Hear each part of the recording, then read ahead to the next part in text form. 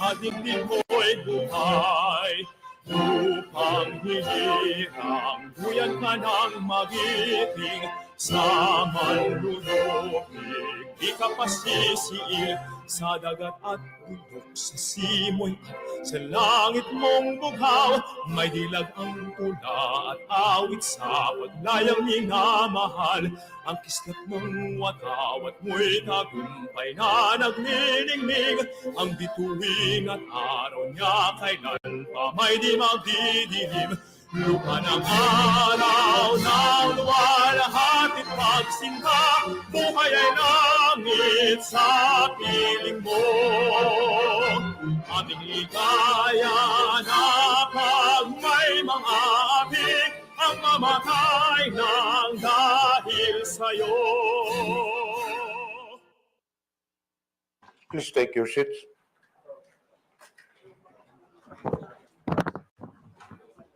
The first item on the agenda is the reading and approval of the minutes of the March 21 TRICOM meeting. Any motion from the members? Mr. Chair, Yes, Congressman Ako.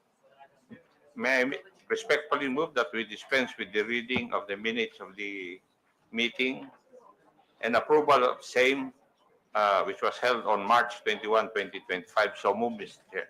Second, Mr. Chair. Is there any objection? There being none, motion is approved. Good morning to everyone, Morning. to my co-chairs, to the resource persons, members of the committee.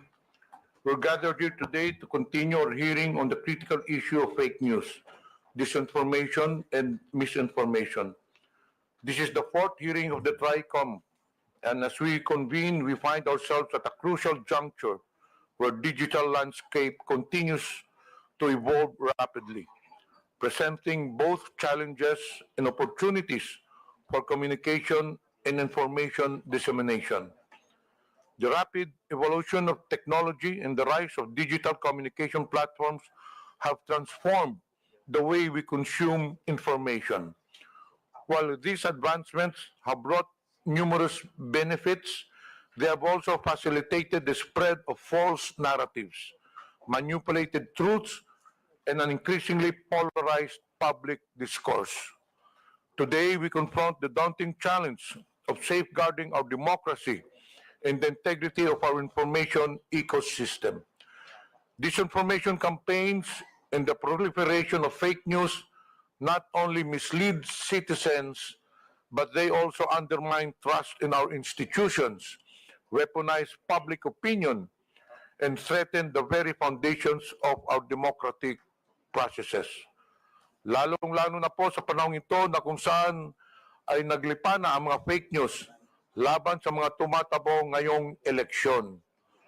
Nakakalungkot isipin na sa pagpapakalat ng mga maling impormasyon, hindi lang ang taong kanilang sinisiraan ang apektado, ngunit pati na rin ang ating bansa. Dapat tayo maging mapanuri. Huwag nating ipagwalang bala at bagkus labanan ang mga ganitong maling gawain. Together, we can confront the challenges posed by fake news and disinformation, ensuring a healthier public discourse. At sa hearing nito, we will continue our exploration of the multidimensional aspects of this crisis, examining the roles of social media platforms, the impact of algorithmic amplification, and the psychological mechanisms that make individuals susceptible to false information. We invited and will hear from experts, advocates, and those on the front lines of combating this misinformation epidemic, as well as those who have been adversely affected by its far-reaching consequences. Our goal for today is not simply to identify the problems, but to forge a path forward, developing actionable strategies for education, policy reform, and technology that can counter these threats.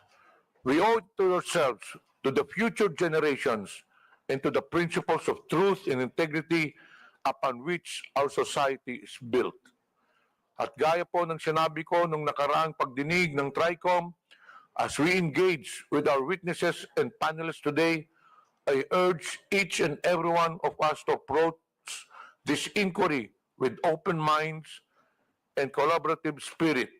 It is only through this kind of thoughtful dialogue and a concerted effort that we can uphold the integrity of information and empower individuals to become discerning consumer of news. I hope everybody will engage thoughtfully and openly as we delve into this pressing issue that not only threatens our present but also shapes our collective future. Let us work together to reclaim the narrative, restore trust, and uphold the values that define us. Maraming salamat po sa lahat.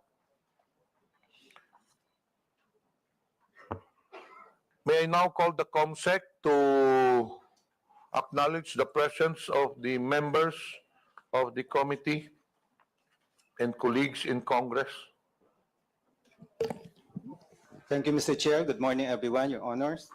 For today's meeting, in attendance are the following members: Honorable Romeo Acop, Honorable Joseph Stephen Caraps Paduano, Honorable Salvador Pleito, Honorable Francisco Pablo Ortega V, Honorable Franz Castro.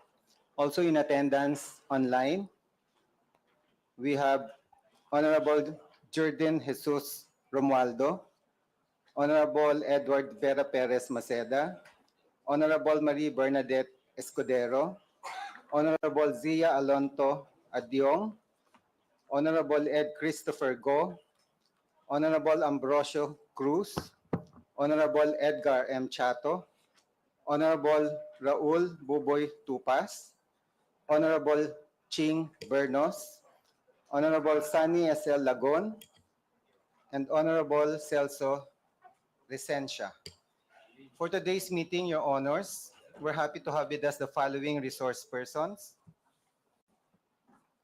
From the Anti-Money Laundering Council, we have Attorney Patrick Arnold Tetanco, the Legal Officer of Investigation and Enforcement Department. And he's accompanying Attorney Adrian Arpon, the Deputy Director.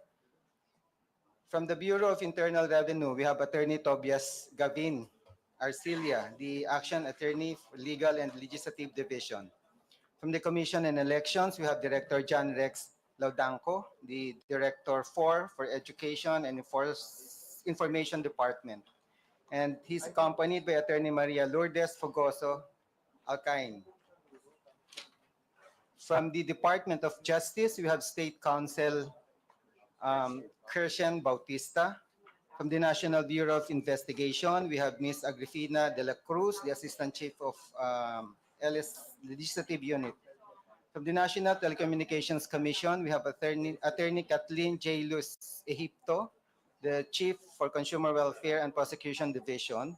From the Philippine Coast Guard, we have Commodore J. Tariela, the Commander, PCG WPS Transparency Group, and Commodore Nelson J. Timbang, the Deputy Chief.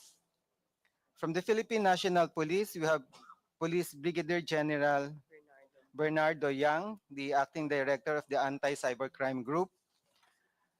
We also have invited several social media platforms. Your Honors, we have in attendance Director Rafael Frankel from Meta and Mr. Rob Abrams. From the broadcast industry, we have Attorney Rudolph Hularbal, the legal counsel for the kapisanan ng mga broadcaster sa Pilipinas, and Attorney Mark Tolentino. From the MBC Media Group, or the Manila Broadcasting Company, we have Attorney Rina Seco, the counsel for MBC. In attendance also are Mr. Miko David, President of the Digital Marketing Association of the Philippines, Mr. Gerardo Sandoval, Vice President of the Social Weather Station, Mr. John Hart Alawigan from the Press 1 PH, and Ms. Lei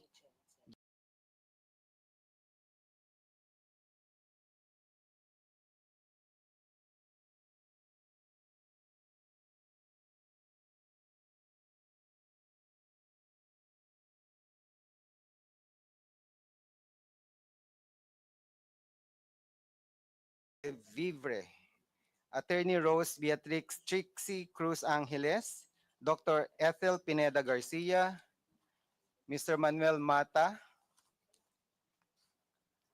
Dr. Richard Tesoro Mata, Mr. Elijah San Fernando, Miss Suzanne Batalla, Attorney Glenn Chong, Miss Maria Florinda Espenilla Duque, Mr. Claro Ganak, Mr. Alvin Montero, Mr. Jonathan Morales, Miss Vivian Zapata Rodriguez, and Mr. Darwin Salceda. That's all, Your Honors. Thank you. Thank you, Comsec. As per our House rules, all resource persons must take their oath. But for those who have taken their oath already during the last hearing, you need not to. But for those who are appearing for the first time on this committee hearing, please rise for you to take the oath. Comsec, please administer the oath. Please rise and raise your right hand. And please respond with I do. Do you swear to tell the truth, the whole truth, and nothing but the truth in this inquiry? Thank you. Thank you. Please take your seat.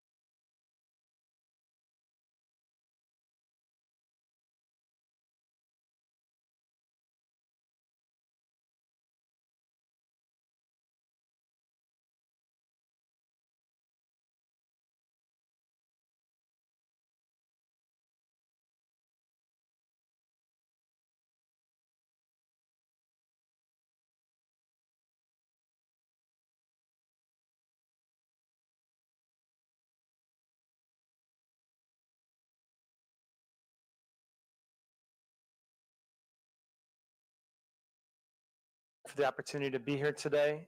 We look forward to talking about our content policies, how we moderate content on our platform, and I know there's specific emphasis today on how we treat misinformation, and I'm happy to walk the committee through that. I just want to also say that we really appreciate the opportunity to be here. We always wanted to be here. We absolutely appreciate the responsibility that Meta has in the Philippines. We know how important and essential our services are to the people, communities, government, and businesses of Philippines. We're very proud of the services that we provide in Philippines and the really wonderful relationship that Meta and the Philippine people have. We're proud of the support that we provide to Philippine businesses, in particular micro, small, and medium-sized enterprises. And so it's really an honor and a privilege to be here today. As you mentioned, Mr. Chairman, we do have a presentation, and I think that will serve really as my opening statement. And if we could therefore proceed to that, I'd be happy to walk the committee through our presentation, and then we're happy to take any questions. Okay, please proceed. Thank you, sir. But before that, may I acknowledge the presence? Oh, is he present or is he in the holding room? Later, we'll acknowledge him. Okay. May I acknowledge the presence of Honorable Arlene Brosas? Okay, please proceed, Doctor. Thank you, sir. Okay. So, Mr. Chairman and honorable members of the committee, this is a briefing on Meta's content policies and our enforcement, and like I said, with a particular emphasis on how we treat misinformation. Next slide, please. To begin with, I just want to emphasize some of the investments that Meta has made in the Philippines. Since 2017, we have been heavily involved in promoting digital literacy and digital entrepreneurship in Philippines.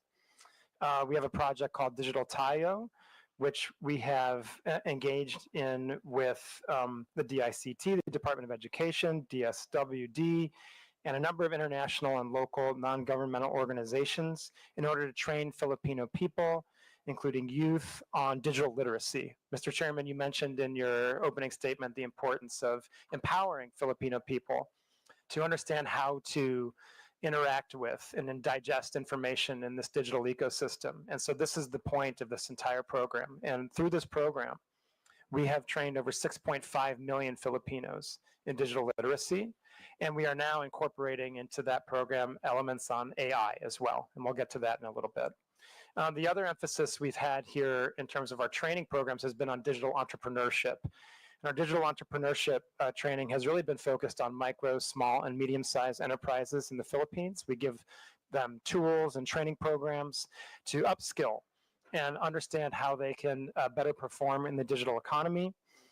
We have worked in this regard with DTI, BSP, PCW, DSWD, DA, a number of NGOs. And in this program, we've trained over 60,000 micro, small, medium-sized enterprises in the Philippines since 2017. We're very proud of that work as well. And again, we are now incorporating generative AI and AI into those skills and upgrades. Next slide, please. The second area where we have made significant investments in Philippines is in digital infrastructure connectivity. These are mainly the subsea cable network, which we have built to connect Philippines both back to North America and further in other places in the Asia-Pacific region. There are 4 main subsea cables that Meta is involved in that touch in the Philippines. The first is the Pacific Light Cable Network. This came online last year. Indeed, there's a picture of myself at the honor of launching the PLCN with President Marcos a year ago. And like many of our other subsea cables, this provides a lot of digital connectivity and infrastructure to the Filipino people. We also have the Jupiter cable system that connects the Philippines with Japan and the United States. This was completed in 2022. We have our Apricot system, which will connect Philippines with Taiwan, Japan, Guam, Indonesia, and Singapore when that's completed. And we also have our Bifrost cable system, and this is going to connect, again, Singapore with the Philippines to Singapore, Indonesia, Guam, and the United States, and again, when that's completed. And so through these cable projects, the best estimates are that this is going to produce an additional $34 billion of GDP in the Philippines and can create more than 380,000 jobs on top of just the tremendous benefits that'll bring to Filipinos who are trying to access the internet all over the country. Finally, I want to mention our most recent investments in Philippines, and this is really around AI. Only over the weekend, this is next slide, please. Meta launched our Llama 4 model, which is the most advanced by many metrics, open source AI, generative AI model that's ever been released. And there's two main parts to these investments. In terms of Llama 4, what this means is that as an open source model, this large language model is free for people to use. Researchers, developers, academics, engineers, companies, they are free to download our Llama 4 model and use it so that they can create their own AI tools and their own AI systems. And this is absolutely true the world in the Philippines. And for this release, so for Llama 4, it's worth noting that this Llama 4 model specifically has capabilities in Tagalog, in Philippines local language. This was a significant investment of resources in Meta's part to make this available and capable in local language here in the Philippines. But we recognize that this was a very strategic investment for us. Philippines is a wonderful market for Meta. We have a very vibrant and substantial community here, and we believe in our AI tools being tools of economic empowerment for the people of the Philippines, and that's why we invested these resources in making this most advanced open source model available in Tagalog. We're very proud of that investment. And the second part is Meta AI, which is our own generative AI chatbot, which is embedded inside Meta's services like Facebook, Messenger, Instagram, and WhatsApp. And this is also available in Tagalog. And so, and Filipino people have been able to use this since October. And Mr. Chairman and members of the committee, I just want to emphasize this point again. All of these services are being rolled out in Philippines in local language for free, for the Philippines people to use, and for the economic benefit and further educational advancement of the Philippines people in this digital age where generative AI and AI capabilities are going to be so important for the future and for the future of digital economic growth and economic growth in general.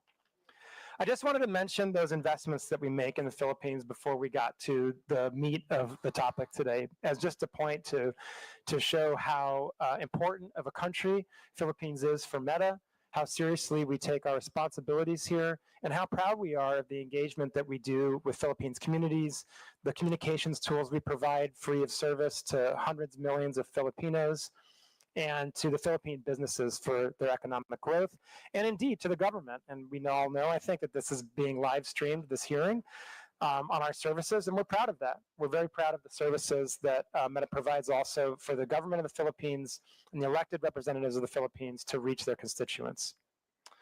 So now turning to the meat of the matter in terms of our content policies and how we moderate misinformation. If you could, next slide, please.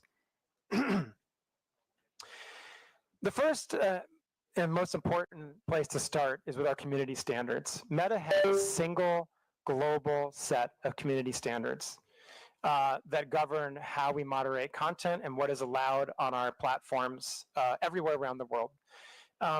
As you might imagine, it is difficult sometimes to balance the goals we seek to achieve in our community standards, which are to protect and encourage freedom of expression, connection, but also, on the other hand, make sure that this is a safe, that our platforms are safe, and that they're places that people want to be. We want, obviously, for all the people that are using our services and our platforms to have positive experiences. That's extremely important to us. And so that means doing the very difficult work of balancing freedom of expression, the ability for people to have their voice with community safety. As it is probably clear, that comes with some real trade-offs and some difficult questions that we have to answer sometimes about where we draw lines on what kind of content we allow and what kind of content we prohibit. And this is also very, very different in some cases, depending on cultural context, depending on legal context, right? Certainly, certain types of content that might be viewed as totally fine and legitimate in places in Europe might not be viewed as totally fine and legitimate in Philippines, and vice versa, right? And so when we draw up our global standards, we have to balance all those different perspectives from around the world and do the best we can to balance that into a set of rules that we can globally implement for a community of people that use our services at the range of more than 3.2 billion people every single day. Right, and so that's the kind of task that's before us when we try to think of how we both develop our community standards and then go ahead and enforce and implement our community standards. Next slide, please. This slide is really about how we enforce them. There's a few different ways that we enforce our community standards, and that revolves user reports, human review on behalf of, that we under a single piece of content on Facebook, Instagram, and the services that we provide has the ability for a user to report it to us as a potential violation of our policies, right? So that's a really important piece to note there right now, that any content that anyone sees on Facebook can be reported to us. And we do the best we can to look at those user reports and weigh and check them against our community standards. The next is we have human review by our own internal people, right? And by a number of 40,000 people around the globe that are reviewing content that's reported by users and that also we flag ourselves proactively. The people that review this content are looking at content that can be, in some cases, rather easy to make decisions on. If you're talking about content that is involving terrorism, graphic violence, child exploitative imagery, those kinds of things, you can get to decisions pretty quickly and pretty easily about taking those down. When you're talking about content that is more political speech in nature and is a little more blurry in terms of a certain nuance, then we're talking about content that really needs a larger and more specific focus, and we really try and make sure that there are people reviewing those that are very highly trained in our policies, and also, of course, the local context of the content and where it's coming from and where it's being delivered to. The same type of speech in one country, as I mentioned before, could be benign, but in the context of a different country in a different situation, it might be malevolent, right? And so we balance those very clearly by having humans review content that is flagged by different sources. And the kind of way that we really moderate content at real scale, because again, we're talking about billions of pieces of content every day, is by artificial intelligence and the machine learning that we've developed over many, many years. People now look at Meta as an artificial intelligence company, but the truth is that we have been an artificial intelligence company for many, many years already. And one of the ways that we've used artificial intelligence for a long time now is in order to moderate content at scale. And so what we do is we train what we call classifiers to look at our community standards and look at the content that's posted on our platforms and weigh those pieces of content against our community standards. And that's how we tend to moderate content really at scale. And like I said, for things like imagery that's clearly graphically violent or clearly includes terrorism content or child exploitative imagery, those artificial intelligence systems are very effective and work very well to proactively remove content that can be dangerous and illegal in many countries around the world. And so we have these three ways that we moderate content, right? We have the artificial intelligence that's operating in scale and very much again, and I want to stress this, in local language, in Tagalog. It absolutely has that capability. And then we have a series of, 40,000 people around the world that are humans that are trained in our community standards. And then we also rely on user reports. And it's those three main pillars that help us enforce our community standards. Next slide, please. Now, it's also important to recognize that there are a couple different ways you can moderate content. You can look at individual pieces of content, and that's very important, especially when it comes to user reports and anything that our machine tools are catching. But there's also the ways that we can look at disrupting entire networks of abusive actors, right? And so what we might look at when we talk about abusive networks are networks of people that are distributing child exploitative imagery, or like I said, terrorism content, or more recently, we've looked at scam networks, right? We've looked at misinformation and disinformation networks. And in these cases, what you're talking about are a group of people that are intentionally coordinating their behavior to violate our policies. Often, in many cases, doing so by lying about who they are or being dishonest about who they are in the process, right? And so when we look and we see and we find evidence of these types of abusive networks, we have special policies in place that can also remove content at the network scale, right? And so when you think about that, then you're looking at removing content not just on a piece-by-piece basis, not just on a page-by-page or profile basis, but in a series of accounts, right? And so if you're talking about, examples where we might see a few hundred accounts or a few thousand accounts engaged in coordinated abuse of our platforms, then you're looking at the potential to remove all in one swoop, thousands or even sometimes hundreds of thousands and millions of pieces of individual content, right?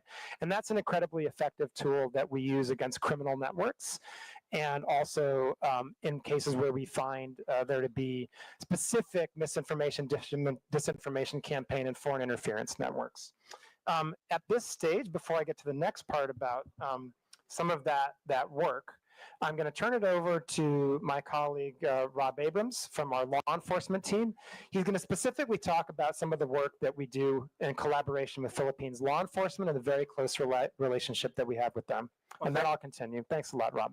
Thank you, Rafi. So I want to talk a little bit in a bit more depth, but not with a level of granularity that would afford our adversaries any sort of unnecessary insight into the obstacles that we put up. But I want to talk in a little bit more depth about the network disruptions that we do.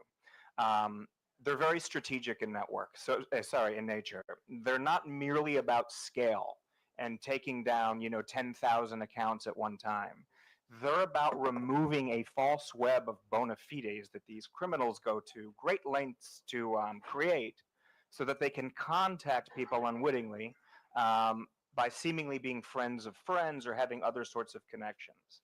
A lot of the work we do, especially here in the Philippines, is informed by the signal sharing and by the data requests we get from agencies like NBI, from the Office of Cybercrime, from CICC, from the Anti-Cybercrime Group at the PNP, and others. So a lot of the work that we've been able to do, I say this under oath, and I say this with a lot of passion. The Philippines has been seriously global leaders when it comes to helping us fight forced criminality and these scam centers, formerly known as POGOs, if you like, that operate here in the Philippines, target not only Filipinos, but are engaged in human trafficking, forced criminality, and are a large part of the scam and increasingly misinformation ecosystem that, again, have a big role here.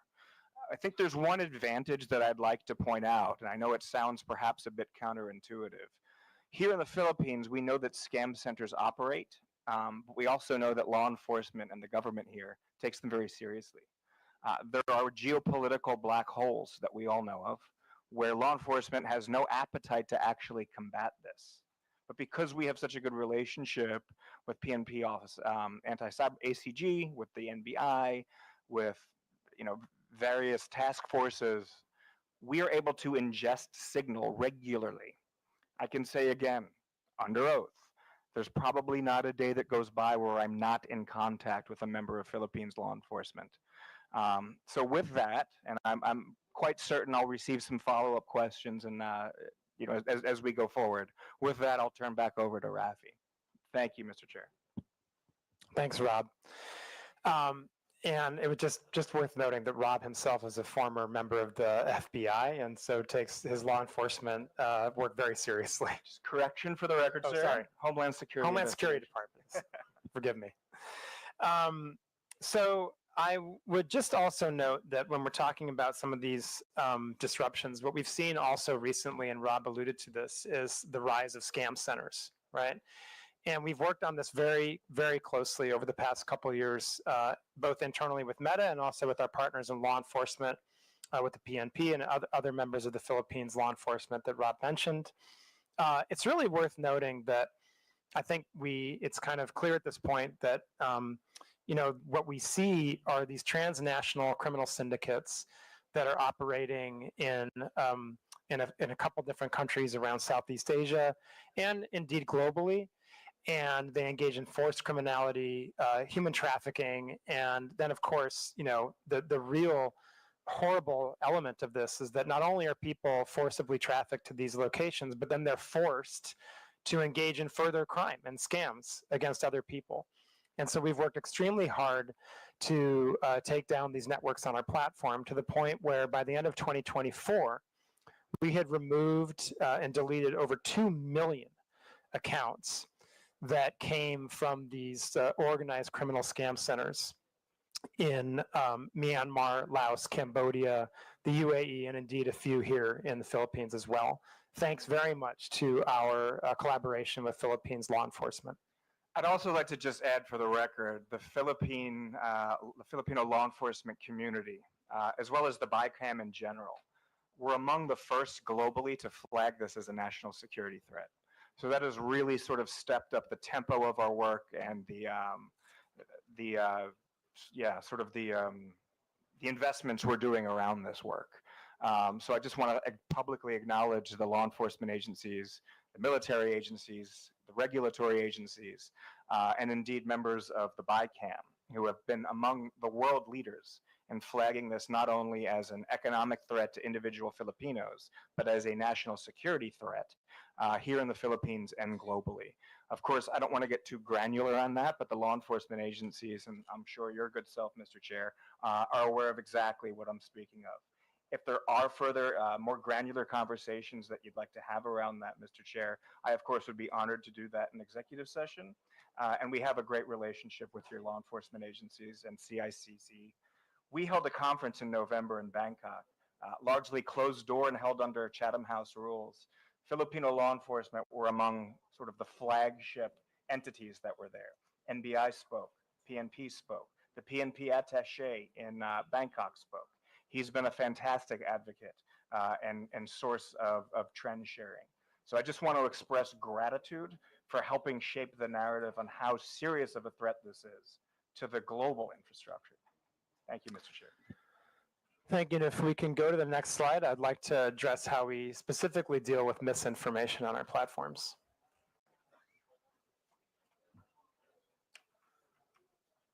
Next slide, please.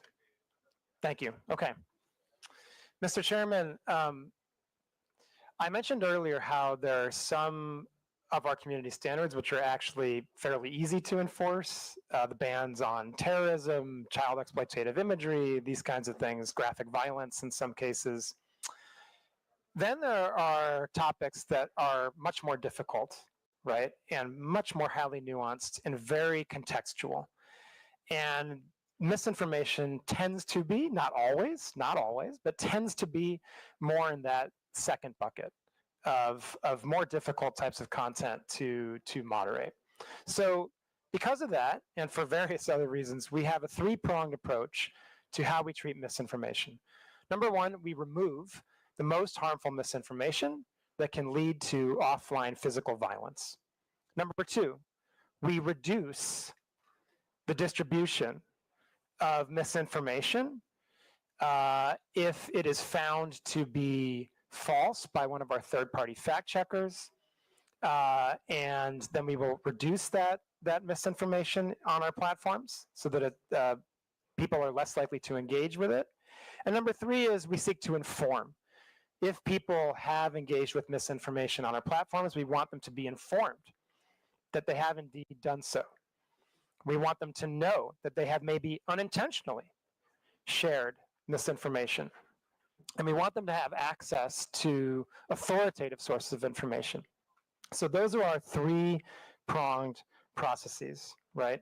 Remove the most harmful that can lead to physical violence, reduce other types of misinformation that may not lead to physical violence, and inform our community. I should also mention, and this is obviously very, very important in the context of the election cycle that we're also in. There's another type of misinformation that we will outright remove, and that is misinformation on elections, right? And so if there is misinformation specifically about electoral procedures, about the date the election is going to take place, the way you cast a ballot, those are other types of misinformation that we will outright remove from our platform. What's important to recognize, and I'll go to the next slide here, is how we determine the differences between what we remove, what we reduce, and how we inform, right? So please go to the next slide. At Meta, and indeed, I think most digital platforms take the same approach where we want to be very careful about being the arbiters of truth, right? In many ways, in many aspects, we feel that that's a responsibility that is too great for us to have, and can lead to situations where we're trying to make determinations that we're just not qualified to make about what is true and what is false. And as you might imagine, trying to police misinformation at the scale of more than 3.2 billion people every day would become practically impossible, right? And so what we do is we work with third-party fact checkers in more than 60 languages around the world. These third-party fact checkers are non-governmental organizations that are certified by the International Fact Checking Network, the IFCN. That is how the fact checkers are chosen, and that's how they are certified. And so what we do is when we are made aware of a potential piece of misinformation, that piece of content will be enqueued to the third-party fact checkers themselves. In Philippines, we work with 3 third-party fact checkers. We work with Verifiles, Rappler, and AFP. And they are very active fact checkers, I should say.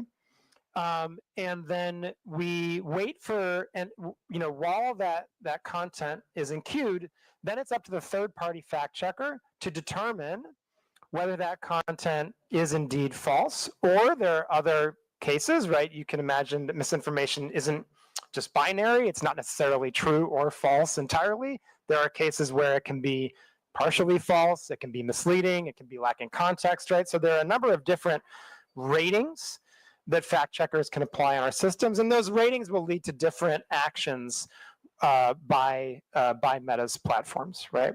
But in a case where a rating is rated false, then that content will be reduced in distribution and will have a label applied to it so that the people who potentially see that content can click on the label and read for truth or for authoritative information from the third-party source, right?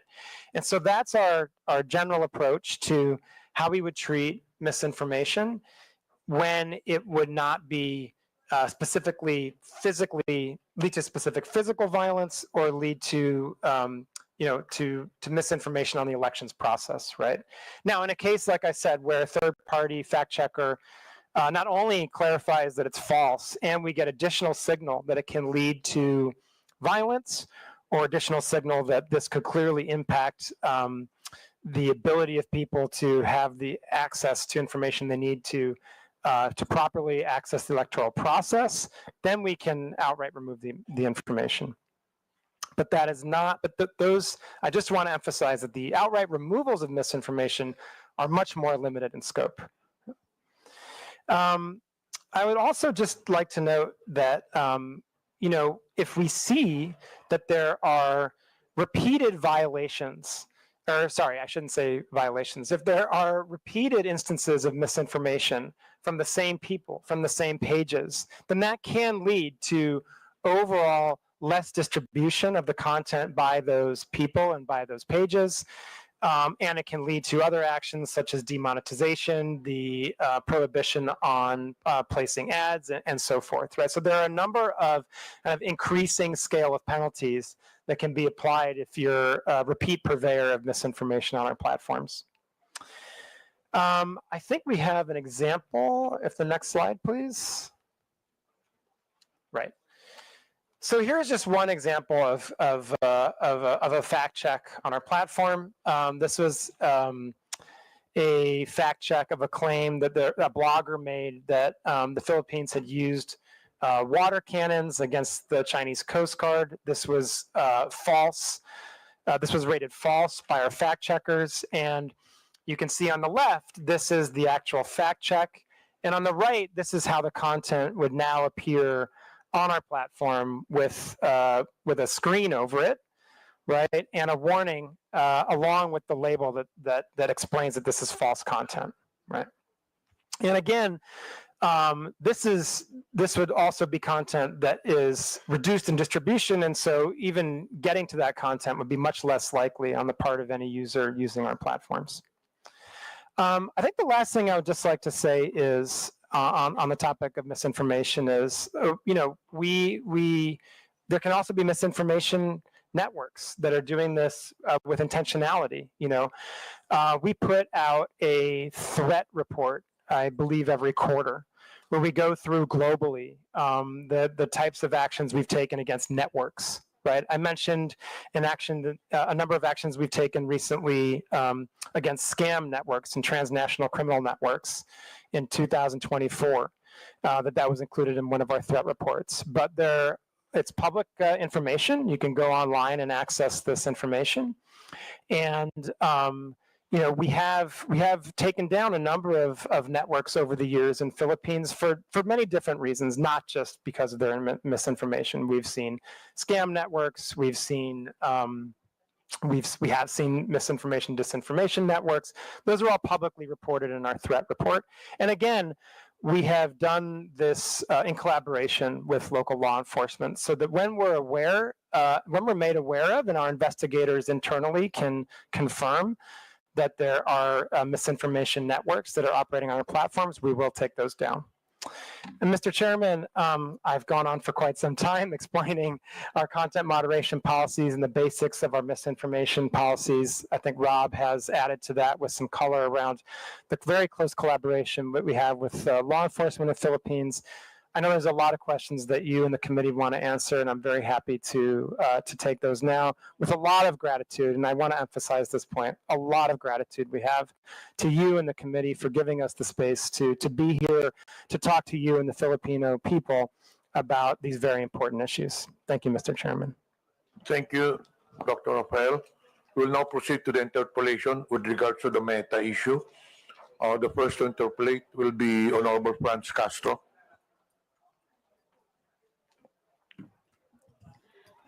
Thank you, Mr. Chair, and I also thank the Meta for coming here after 3 notices. Thank you. I have some specific personal question about how the Meta is detecting community standards violation, or what you call violation of community standards.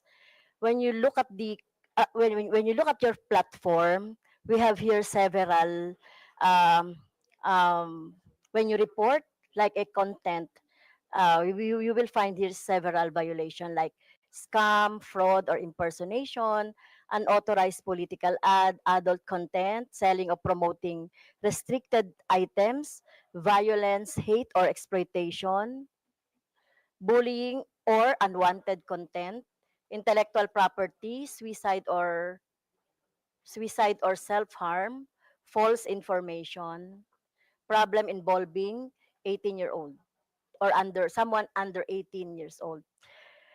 Well, I was a victim of your your platform, where my official um, Facebook account were taken down by your platform due to it said there impersonation.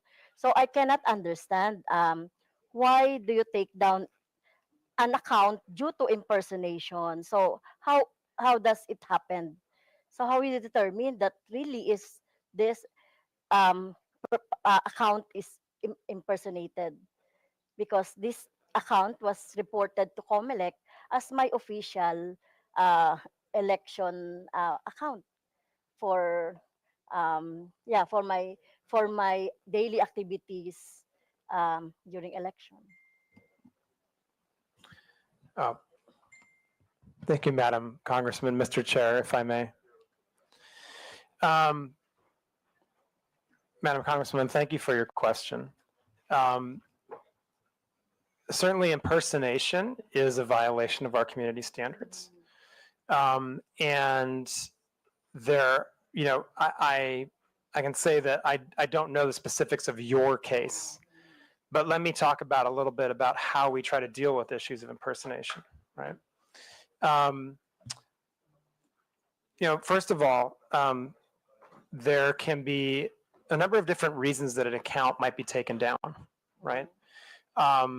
There can be repeated violations of our community standards, or there can be very severe violations of our community standards.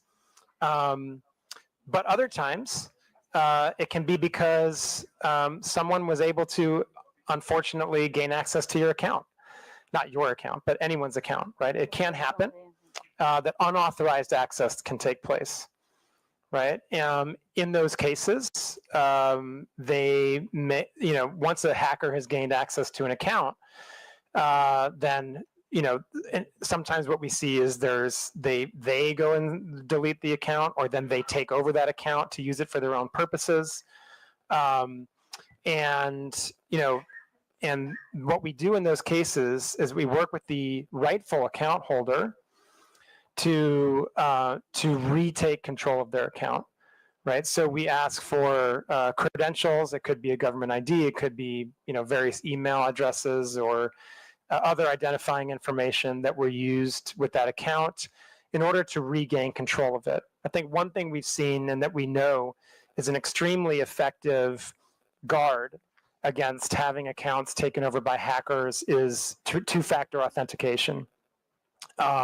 Two-factor authentication is really the first line of defense that any user on Facebook, including members of Congress, have against their accounts being taken over.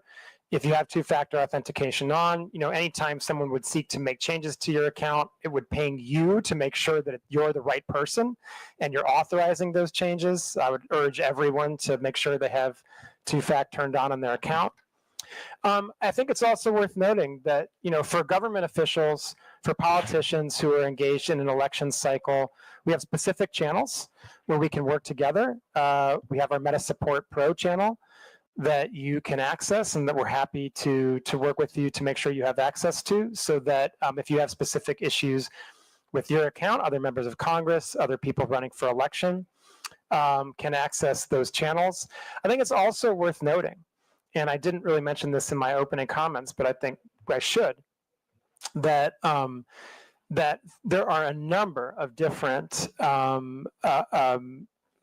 statutory agencies that have specific channels with Meta where they can report community standards violations, account hacks, and any other issues that the government is experiencing with Meta's platforms and our services. In fact, there are 11 different government agencies that have direct channels to us.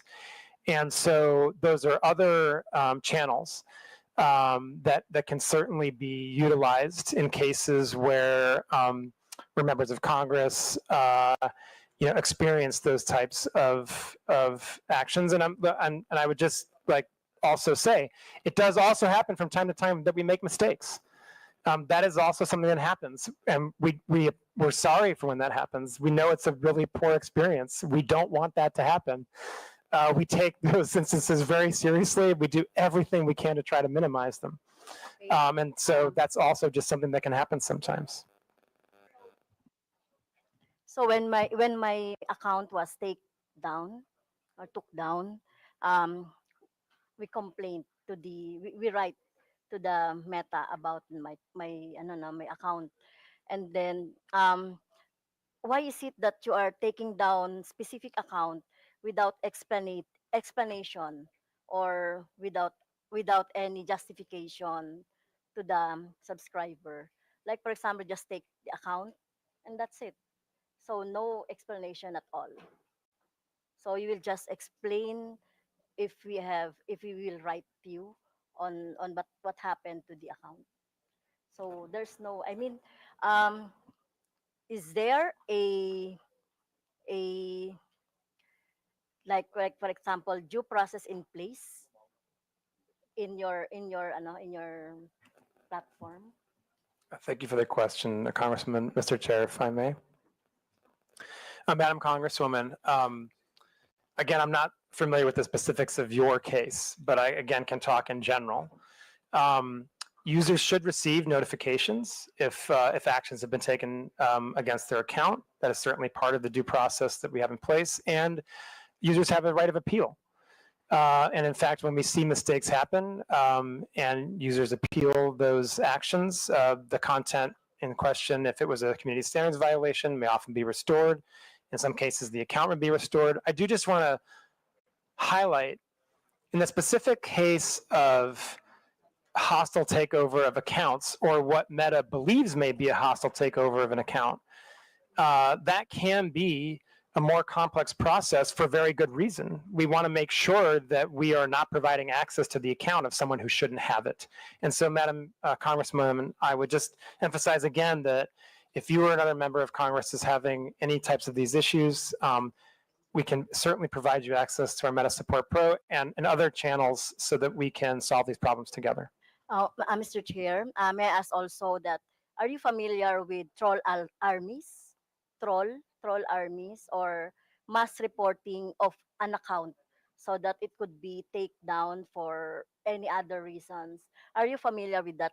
Because I'm suspecting that my personal account was a victim of that scheme by army trolls, or um, by a group who would like to take down my account. Because as I can see here in your process of checking the misinformation and disinformation, it would be if it is mass reported, it goes to your AI, and then after that, human checking, right?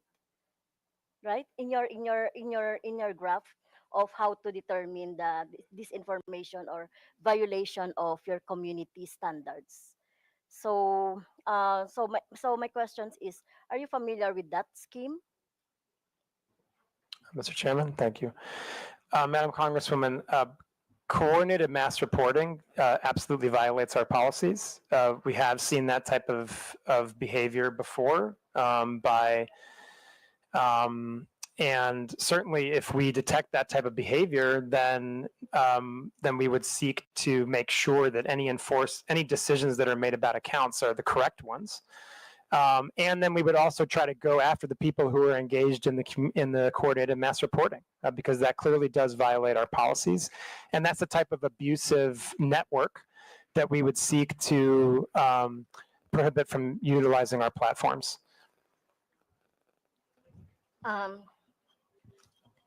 Another question, Mr. Chair, is about the inaction of the Meta on the AI generated images abuse. I was also a victim of that. When I hold a gun, yeah, they are using the AI generated, but still in the platform. But the Meta is not doing anything about that, and many progressive organizations and individuals are victims of that, Mr. Chair. Mr. Chairman, sorry. So the question. So how do you detect, or why are you not taking down AI generated images that you think are not, or inappropriate, or not true, or misinformation? Thank you, Mr. Chairman. Thank you. Madam Congresswoman, and for the committee, I think I would start from the place of our view of misinformation is that that whether or not it's AI generated or not, it would be misinformation, right? And so I think first and foremost, what I would say and emphasize is that our misinformation policies apply to content that is AI generated and is not AI generated. Now, taking a larger look at AI generated content, okay. There's a few different pieces to this, right?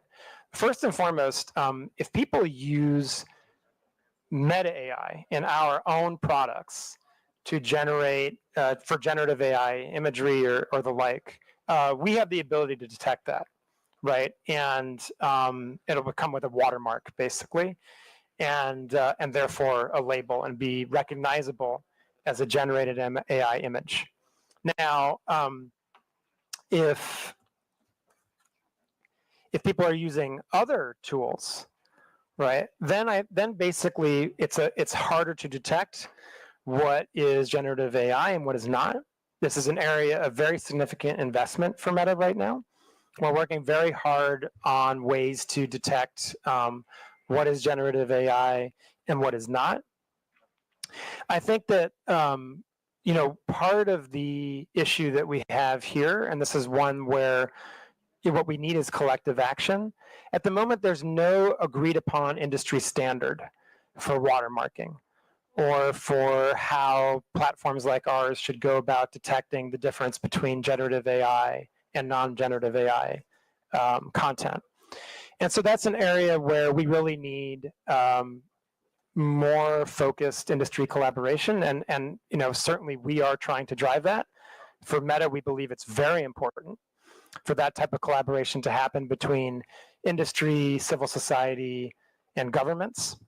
And I think the last thing I would really talk about when it comes to generative AI imagery or other content is really distinguishing between paid content and non-paid content, right? If you are, just generally speaking, at Meta, we take a much more stringent approach to moderating paid content, right? Because obviously we're taking money for it. We believe we have responsibility that's even greater, and the distribution would be increased, right? And so, in the context of anything that is, again, taking out the generative AI component of it, any type of content that is paid for, that is political in nature, that talks about a campaign or a politician or a social issue, right, is subject to our policies on political candidates and social issue paid advertising, right? And according to those policies, you would be required to disclose who is paying for the ad and sponsoring the content. You would also have to go through an authorization process, which would include, in most cases, providing a government ID. Okay, And you would may I have to cut be, you on that. if So I could how, just finish one last Yeah. point, you'd have to be located in Philippines, right? If you want to run a social issue or political ad, you'd have to be located in Philippines, right? And so there's a series of steps that you have to take to cross that threshold in order to be able to run those types of ads. And then in addition to it, if it is AI generated, you'd be required to disclose that it is an AI generated paid piece of content. Thank you.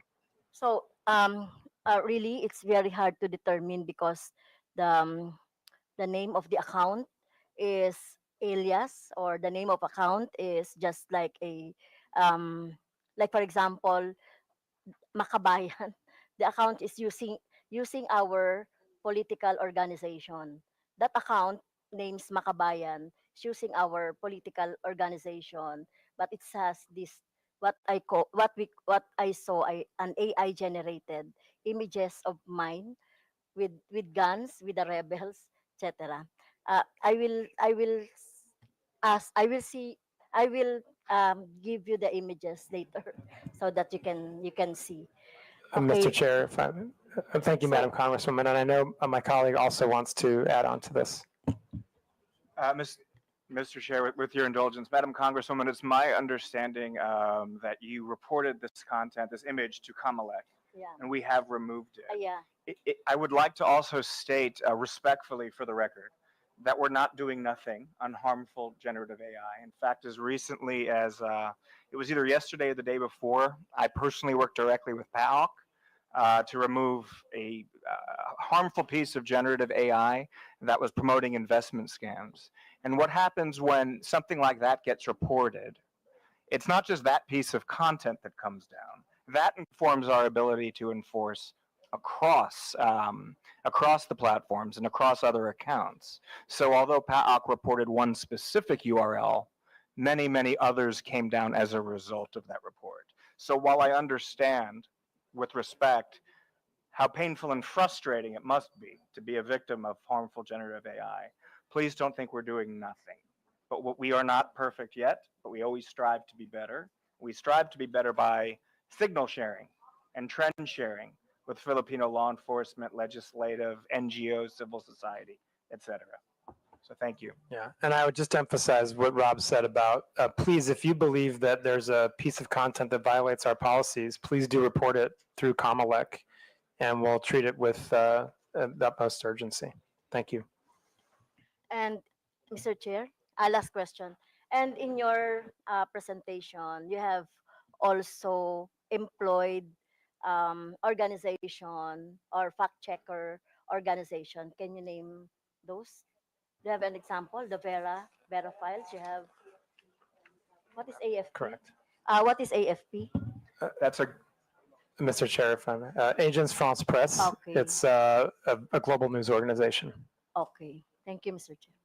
Thank you. Before we proceed, may I inform everyone that this will be a working lunch, so please feel free to have your lunch while the hearing is ongoing.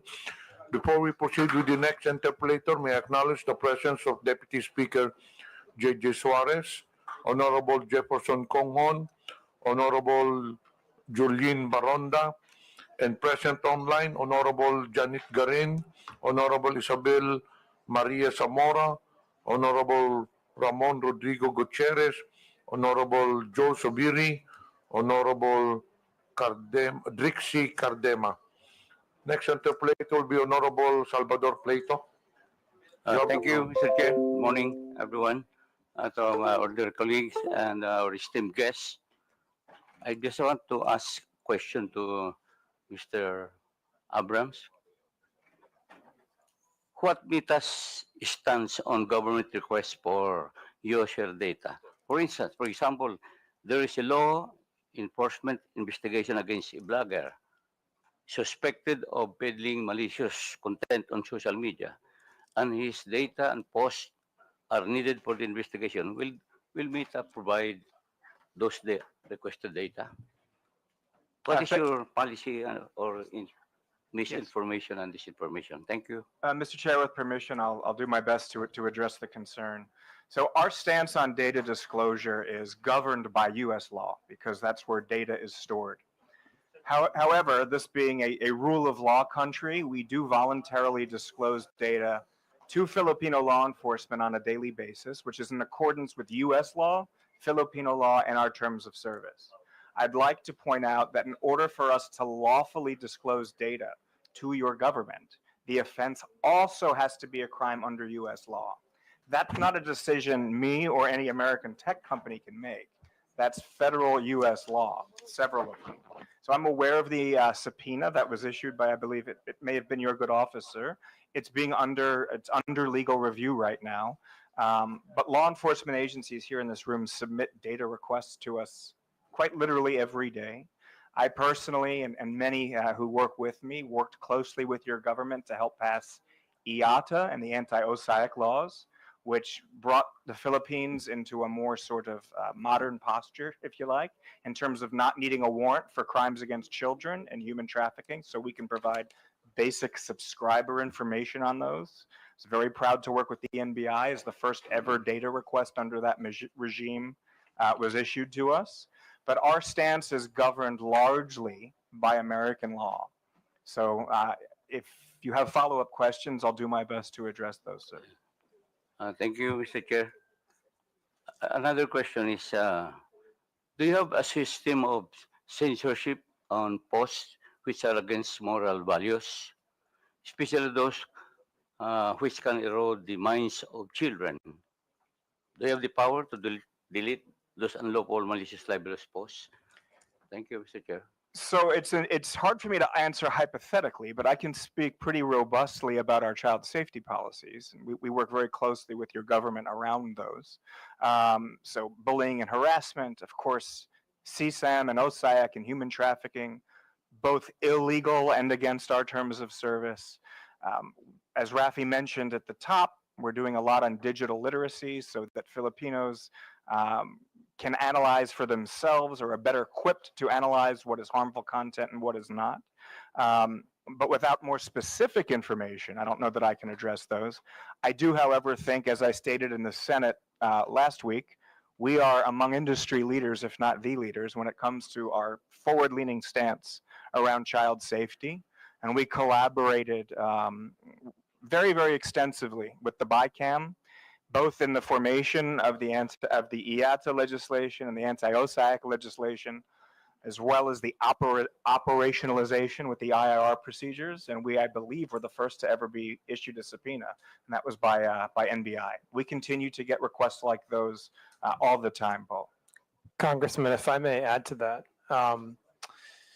just as a sample of the type of content that's not allowed on our platform would be hateful conduct, bullying and harassment, incitement to violence, the sharing of any type of child exploitative imagery, graphic violence, all of these types of content would be prohibited under our policies.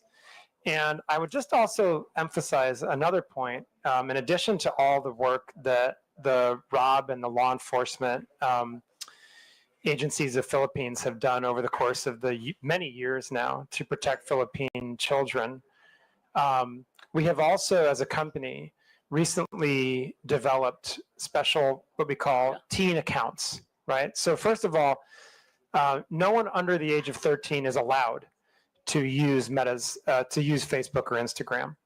But if you're within the age group of 13 to 18, we've recently developed special teen accounts. 13 to 18. 13 to 18, right? Because below 13, you're not allowed on our services. And obviously when you're 18, now you're an adult, right? So we're talking about special teen accounts for youth in the range of 13 to 18 years old.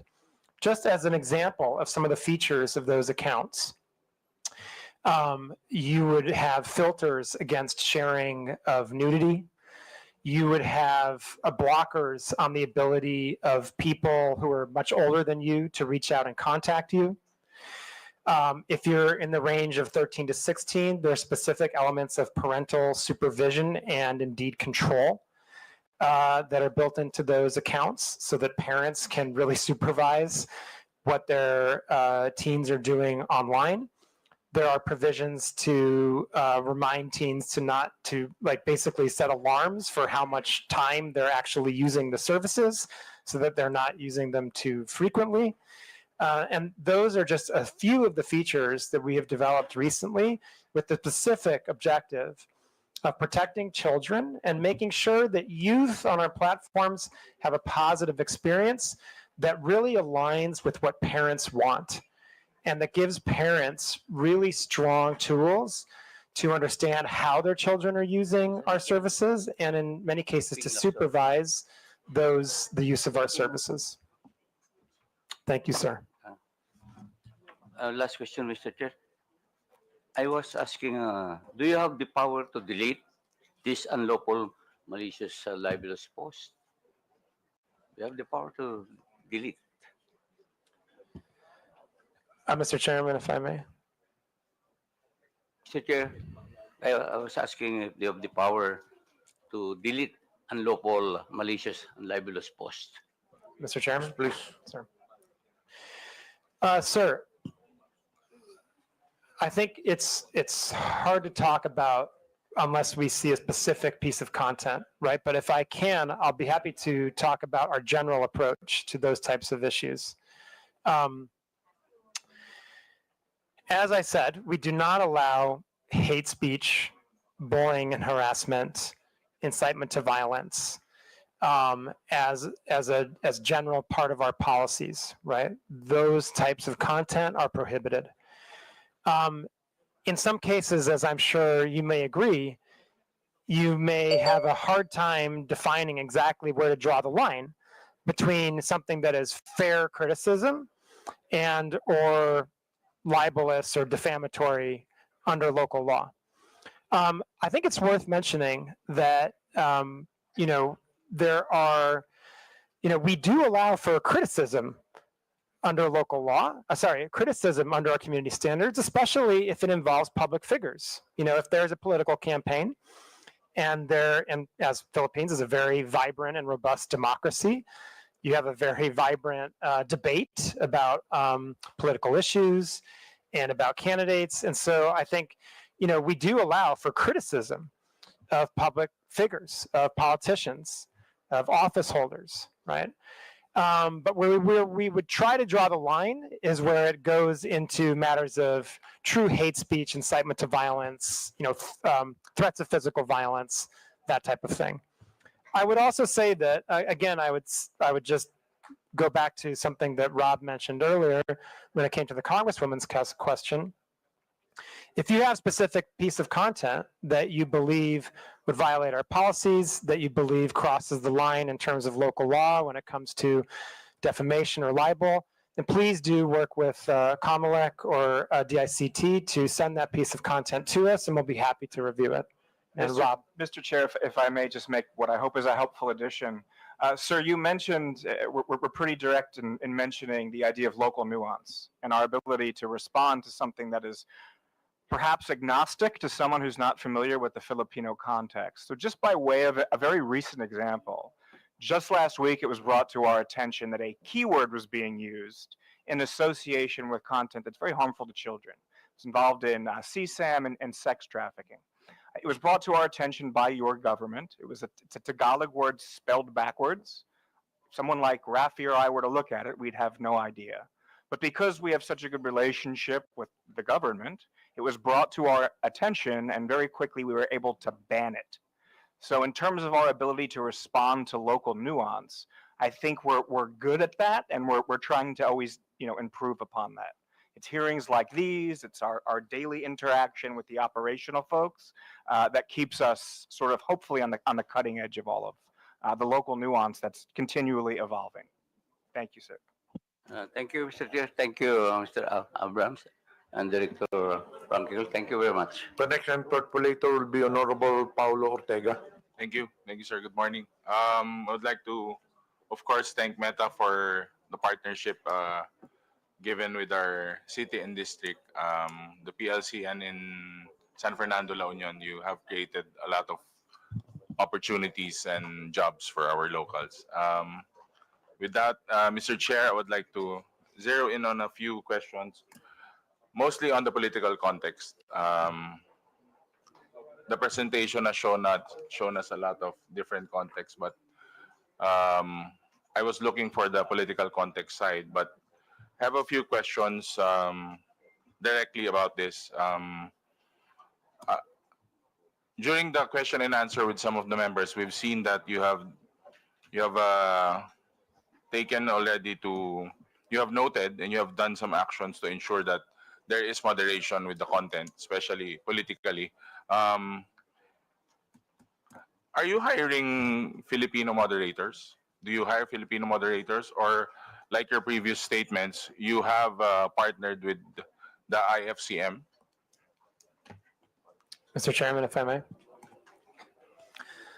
First of all, Congressman, thank you so much. We're really happy with the partnership we have with the PLCN and thrilled for the benefits it's providing to the Filipino people in terms of connectivity. And we only hope to do more. Yeah, and so we really hope that we can continue that type of partnership to bring these types of services and digital connectivity to Philippines, which obviously in the 21st century would be a huge boost. Thank you very much for the question. I think that I would, let me break this down into two different parts, right? First of all, absolutely yes, we very much have moderators that are from Philippines, that are native language speakers, and they're looking at a content in the Philippines every single day. So absolutely, yes, we do have those. I just want to make a distinction between moderators that look at potential violations of community standards versus third-party fact checkers. They're not the same thing. The moderators that we have are really looking at potential violations of our community standards.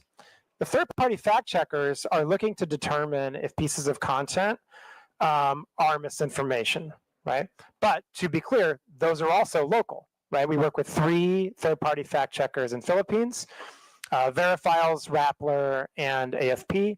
And again, all of them, of course, are local and have the local context, local native language capabilities. So absolutely, very much yes. We have the capabilities to both moderate content against our community standards and work with third-party fact checkers on misinformation in Philippines.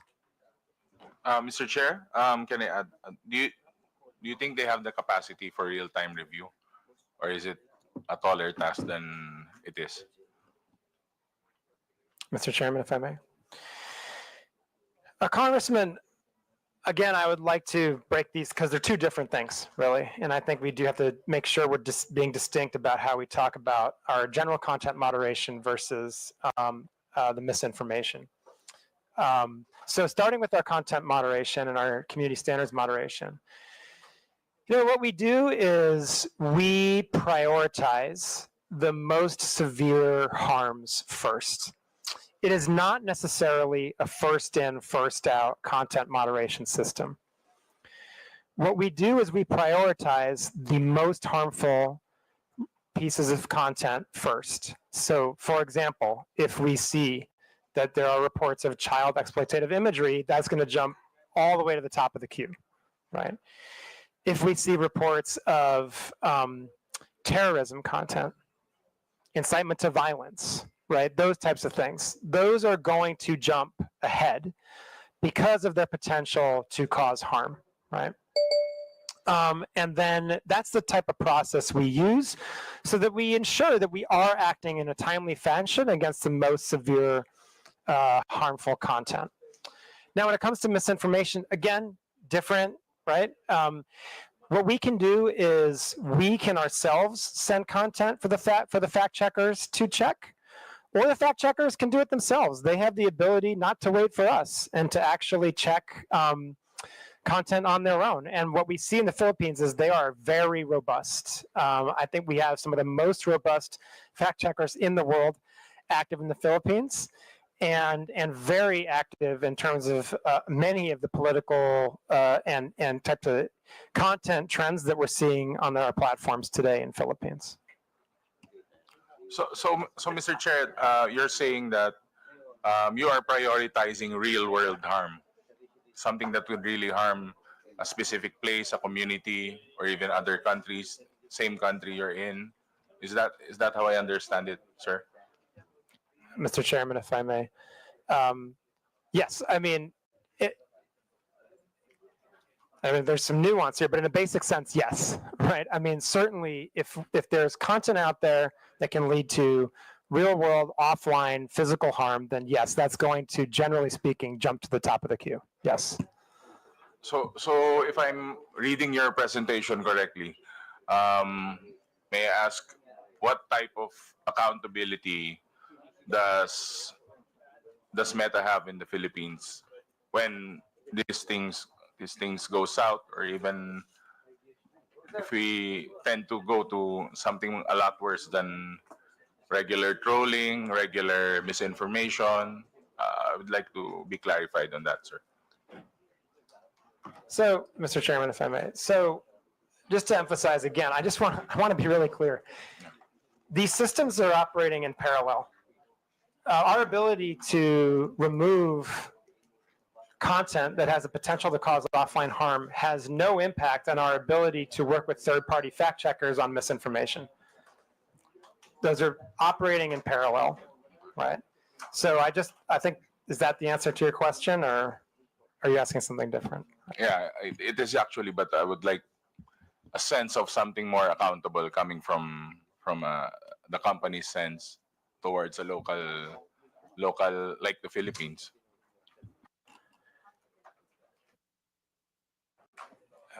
Mr. Chairman, if I may. Yeah, Congressman, I think that, first of all, we're sitting here today, which I'm glad to be doing. I think it's very important that Meta, as a company with such ubiquitous and important services, answer your questions on these really important issues, especially in the lead up to an election. I'd like to point out that maybe we didn't actually show that slide now that I think about it, but we put a slide on our presentation that showed the award that we received from Comelec after the last election for the work we did to protect the integrity of the election.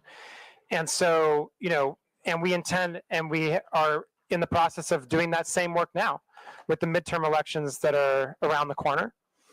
And I would also just emphasize again that there are 11 different reporting channels that various agencies of the government and law enforcement have to come to Meta for accountability, right?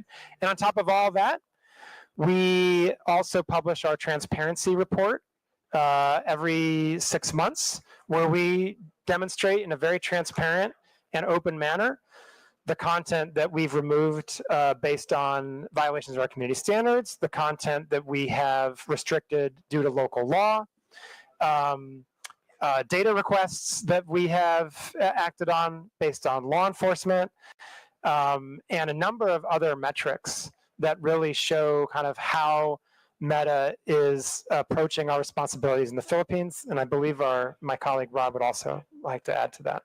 Mr. Chair, with your indulgence, may I add to the response? A very important question when you're talking about accountability. So I just want to speak briefly about real world harm. When there is potential and there's been a crime committed and there's potential for real world harm, law enforcement agencies in this room know how to lawfully request data from us. So we've helped mitigate innumerable threats here in the Philippines, from terrorist threats to kidnapping threats to child exploitation threats. We proactively escalate suicidal users. So when it comes to accountability, I think from the perspective of the law enforcement outreach team, we want to make sure that the Filipino law enforcement agencies present can probably speak to this as well, but we have a very robust data disclosure policy that's in line with our terms of service, American law, and Filipino law. And it's used each and every day by Filipino law enforcement so that they can go after the actual bad actors that are operating off-platform and coordinating off-platform harm. Thank you, sir.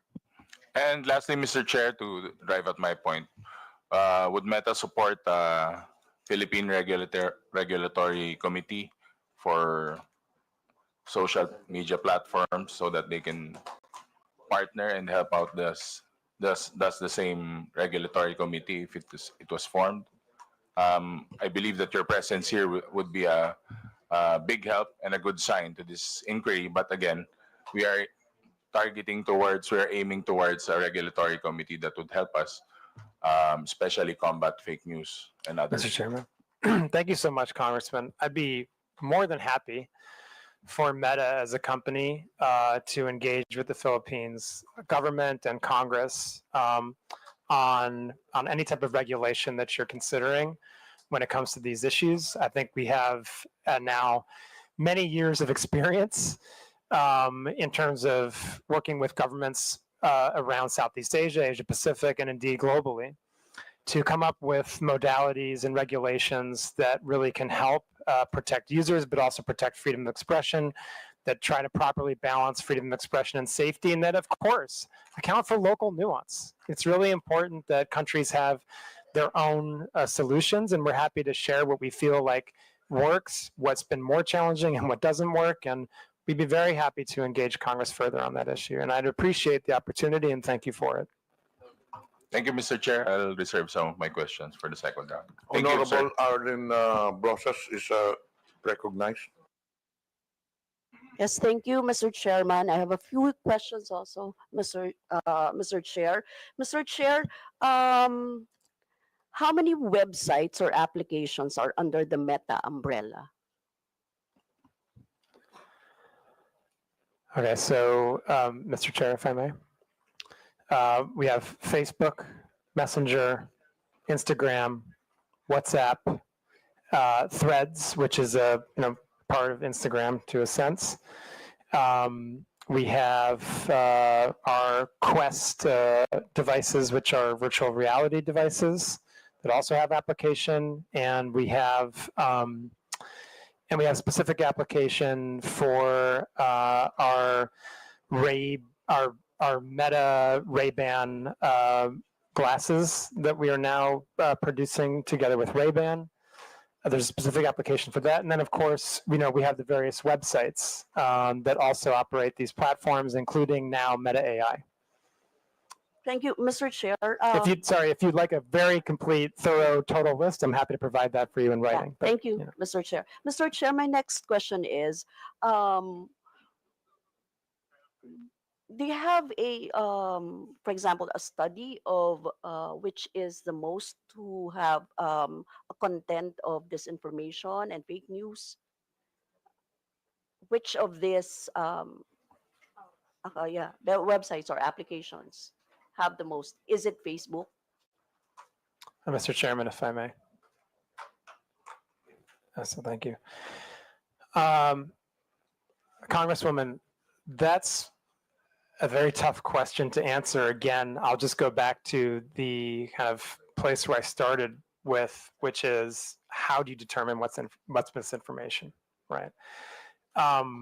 that is not an easy question to answer. But what I would say is We can the fact. qualify it Well, as what's reported right now. Yeah. So if Is it you Facebook? Can so you give us? Oh, yeah. So if you look at the fact checks that are reported, and now, but I just want to be clear, just speaking of Philippines, right? I believe, and I can check this to make sure that it's accurate after the hearing, but I believe that the most fact checks we see in Philippines are on Facebook. thank you, Mr. Chair. Mr. Chair, my question is, how do you ensure that there are no disinformation or fake news that are being disseminated in, for example, in the Facebook platform? Um, Previously, my colleague said that she reported the fake news, the AI generated no, content. Um, do you have a mechanism of removing a content if it's a disinformation or fake news motu proprio? For example, if it's not reported and it's being generated, so those are two different things, right? One is reported and one is not reported. If there's no report of that, but it's an AI generated and it's a disinformation or fake news kind of news. Mr. Chairman, thank you, Congresswoman. The fact checkers that we work with, the third-party fact checkers, have the ability to, and they do very often, fact check content even if we have not reported it to us. So the answer is yes. And I would say, I just reiterate, from earlier in my presentation, that whether a piece of content is AI generated or not, we would still treat it the same as misinformation. So there's a form to if there's no report, you can actually flag it as a disinformation or fake news, right? Mr. Chairman, if I may. Yes. So let me talk about all the different ways that this can be done. Right. First of all, as your colleague showed earlier, a user that's scrolling through Facebook can report something if they believe it's false information, and that would flag it for our systems so that we would have a look at that and potentially pass it on to a third-party fact checker. Also, we ourselves have the ability to look at content that we see going viral, and if we have reason to believe that that would be a potentially harmful piece of misinformation, we can send it to the third-party fact checkers. And also, the third-party fact checkers can and very much do fact check misinformation on their own without any prompt from us or anyone else. Yes, and I would just like, sorry, and I would also just stress that the government also has its own reporting channels to us. So if we get a report of misinformation from COMELEC or DICT or other agencies that are onboarded to our channels, we will also review that and pass it to the third-party fact checkers.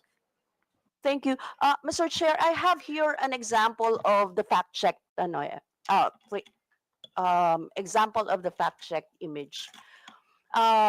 This is from Digsan. If you think this is normal, then you are abnormal. Hashtag Quadcom, hashtag Duterte, hashtag NPA, hashtag HOR, hashtag Philippines. And there's an image of the three of us. It is alarming to see our leaders being questioned by NPA affiliates. The House of Representatives tolerates this, and it is very disturbing. So, Mr. Chair, it was fact-checked by Rappler, and the claim was it's false. No, so this is an example of how the Meta does it, right? I don't know how you fact check, for example, how you take down or what is your standards on taking down the AI that is not being fact checked by this by Verifiles, by Rappler, by those that you've actually mentioned. before. Mr. Chairman. Congresswoman, in the presentation I gave, I highlighted that we have a three-pronged approach to misinformation. We remove the most harmful misinformation if we believe that it can lead to, and independently confirm that it can lead to offline harm and violence in the real world. We will also do that in the case that it violates certain types of elections law. With misinformation that does not meet that threshold, we will use our third-party fact checkers to check if indeed that misinformation is false or partially false or missing context or any of those kind of labels. And if the third party fact checker does confirm that it's false, then we will reduce the distribution of that content on our platforms, and we will put a label on it so that someone who sees that content understands that they are looking at content that has been determined by a third party fact checker to be at least false or partially false, or as I said, there's a number of other labels they can apply. I showed an example earlier about what that would look like on our platforms. And so when it comes to AI, I think the important thing to reiterate is, number one, that whether a piece of content is AI generated or not, the misinformation policies still apply. Right? They apply across the board. So if there is a piece of misinformation that's generated by AI, it's still going to be the same misinformation policies. Now, there is one additional point to make, which I mentioned previously, which is that if it's a paid piece of content, if it's sponsored, if it's an ad, then there are additional checks that we do, and we require that whoever has placed that ad or boosted that content disclose that it is AI generated, right? And then you'll also be able to go into the ad library and see the details, and these are all publicly available, of who placed the ad, how much was spent on it, and so forth. And if these ads are politically, if they're political in nature, if they are about the election, about a campaign, about a political candidate, if they're about social issues, then they have to go through our authorization process for running political and social ads. That adds another layer of authorization and verification, so that means that, I mean, my question is, how do you control this? Diba? You have the controls, you have the technology. How do you control this kind of an? I am asking this, Mr. Chair, because we are always the victims of red tagging, and it is a danger to our life, liberty, and property. And we all know that those are actually false contents, but it keeps on proliferating in the internet. Right now, even right now, as we are speaking. So I'm asking the Meta, how do they do that? Is there, actually my next question is about how many disinformation have you had banned or removed, or how do you control this fake news or disinformation? How many are based on complaints? How many are initiated by your platforms, for example? Those are questions that I would like to be, answered. Mr. Chairman, first of all, Congresswoman, I think the issue of red tagging is one that we take very, very seriously, and I would express my sympathy to anyone who's been the victim of that. That's obviously a very, very, very difficult experience, and one that I would certainly not wish on anyone. I would just like to emphasize that red tagging violates our policies. We view red tagging as a form of coordinating harm on our platform, and that is prohibited. When we're made aware of it, and we confirm that it's red tagging, then we will remove that content. We've done that in many, many cases for a number of years now.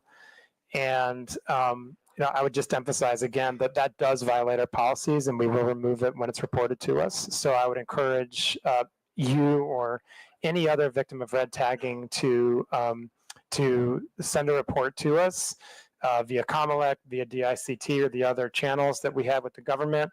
And we would review that with the utmost urgency, given the potential for harm. Your second question was about fact checking, I believe, right?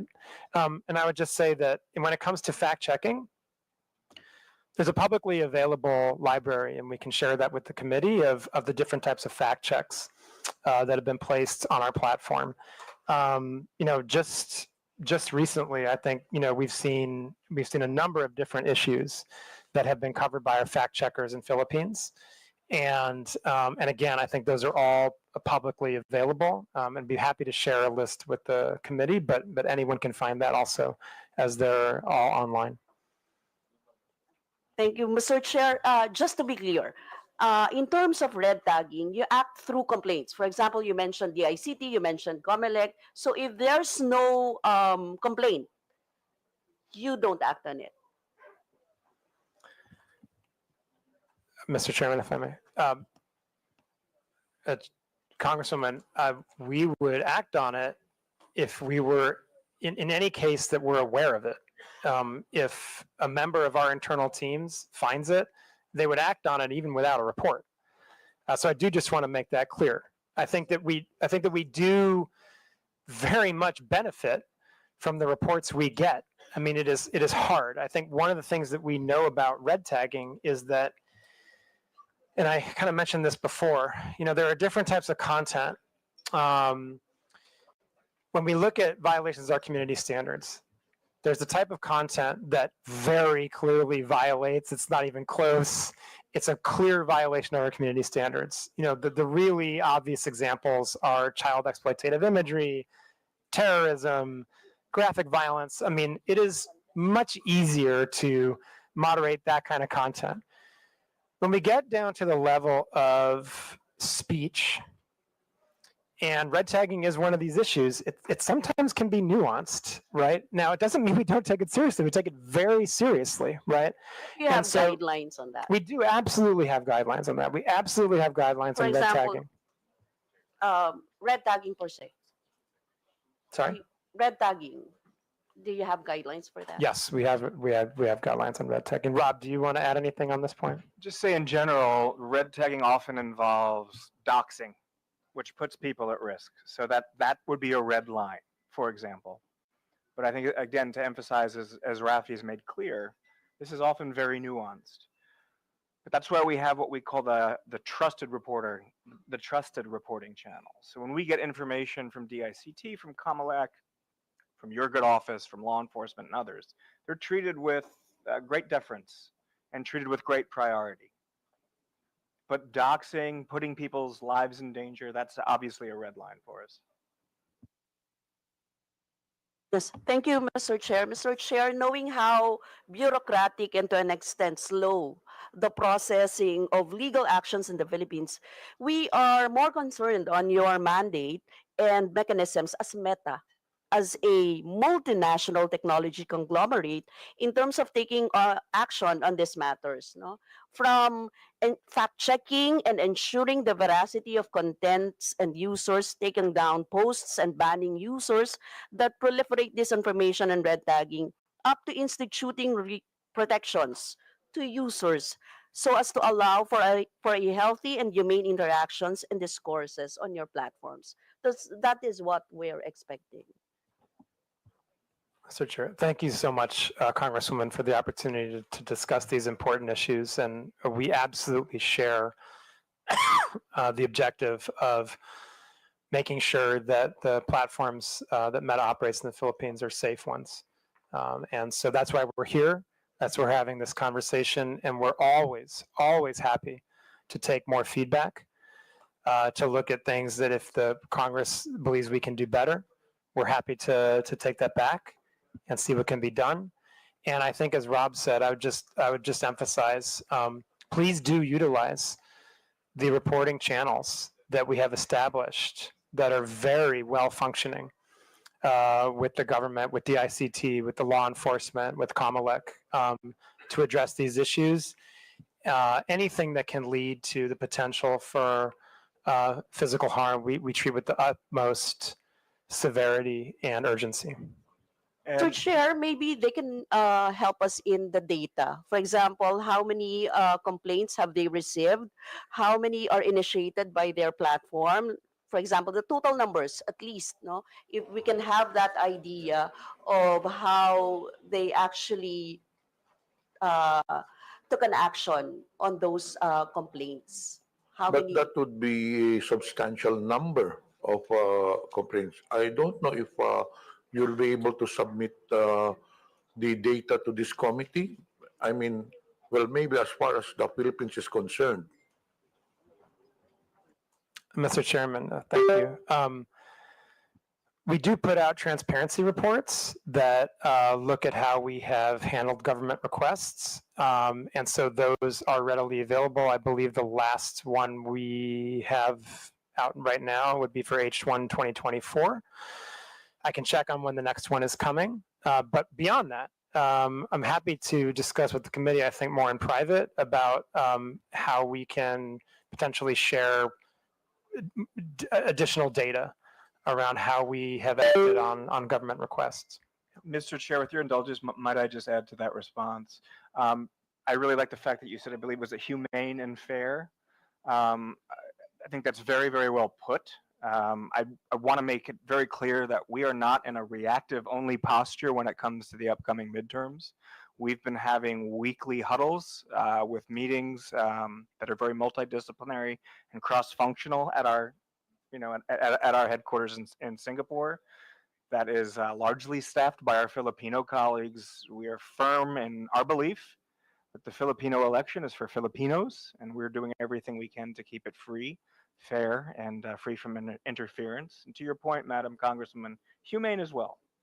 But as the chair and I were discussing along with Rafi, we've seen firsthand, and this is now my second or third round of elections here in the Philippines.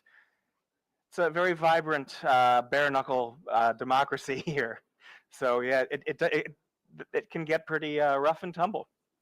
Yes, Mr. Chair, but we would like to lessen the fake news and disinformation. So we need those data that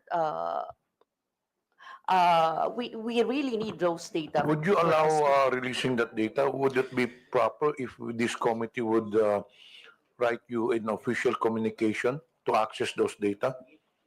Mr. Chairman, thank you. Yes, I think it would be helpful if you could, as a committee, specify the type of data you'd like to see, and then we can take that under advisement and share what we can, and have a discussion about what type of data we share and kind of what's most helpful to you. Yeah, okay, we will send an official communication for that data. Last question, Mr. Chair. Do you have ways to ensure that the same people, for example, if an account is banned or removed from the platform, or the account holder, they can simply make a new one, right? So how do you ensure that the same people will not be able to make a new account? For example, like banning their IP addresses instead of just removing their Facebook accounts. Do you have that power? Mr. Chairman, if it's yes, so we do have policies against this, which we call recidivism. We can and do, in many cases, try to ban IP addresses. I would say that this is difficult.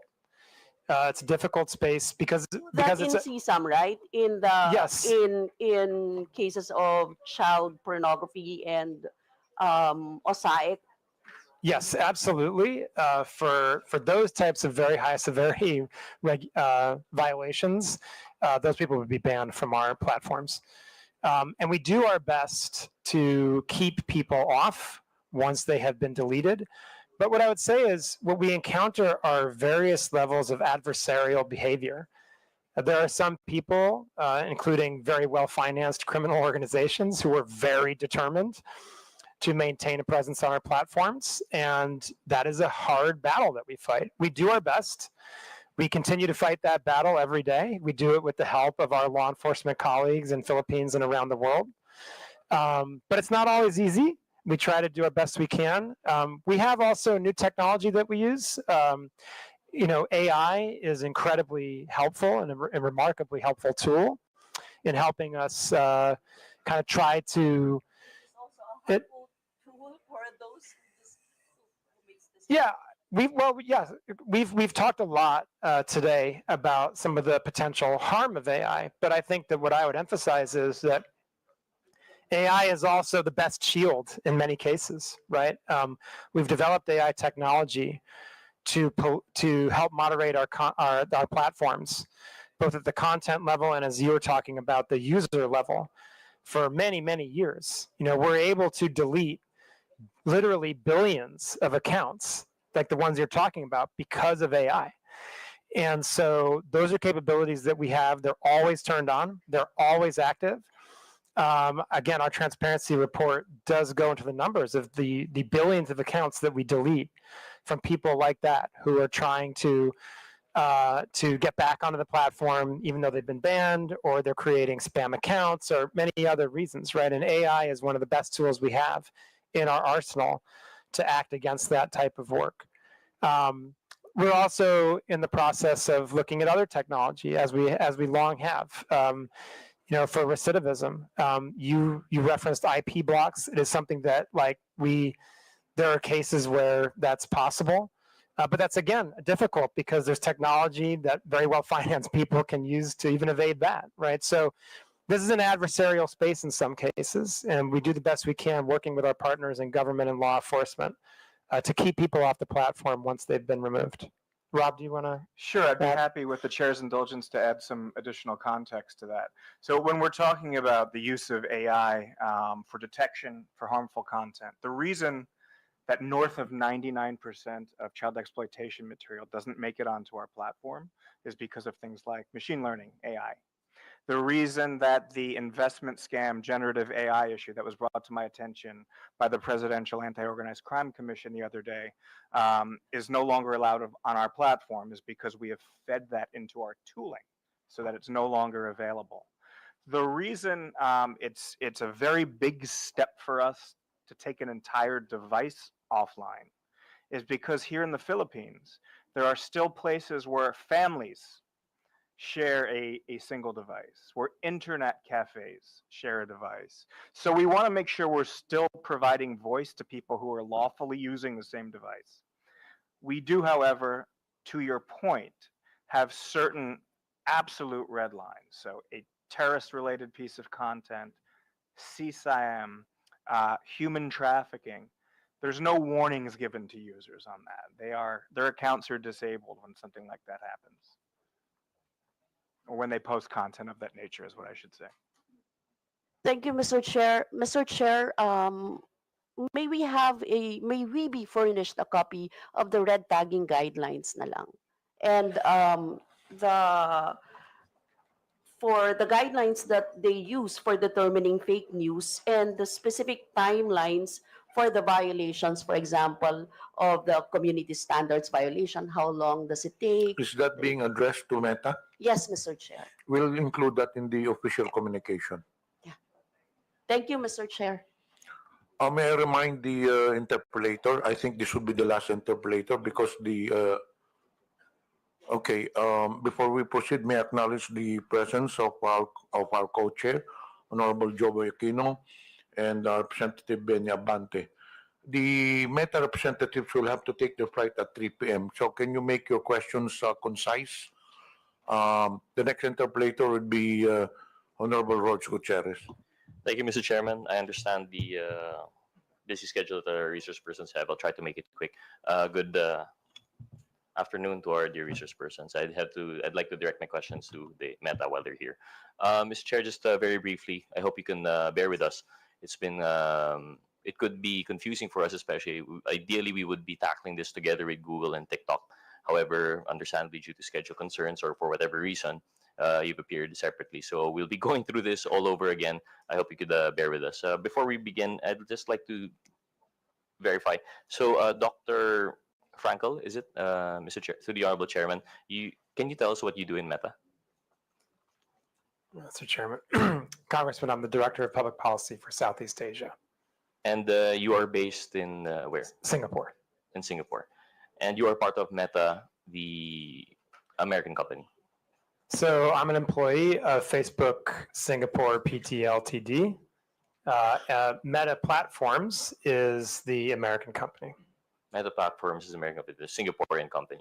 And Mr. Abrams, to the Honorable Chairman, may we know your position in Meta? So I'm one of the heads of law enforcement and national security outreach, handling large chunk of Southeast Asia. My employer is the same as my colleague Rafi's. So likewise, based in Singapore. Also based in Singapore. Here in the Philippines quite often. Here in the Philippines quite often. And generally for Meta, although Meta Platforms, the American company, when they operate in Southeast Asia, they would do so through Facebook Singapore. Is that correct?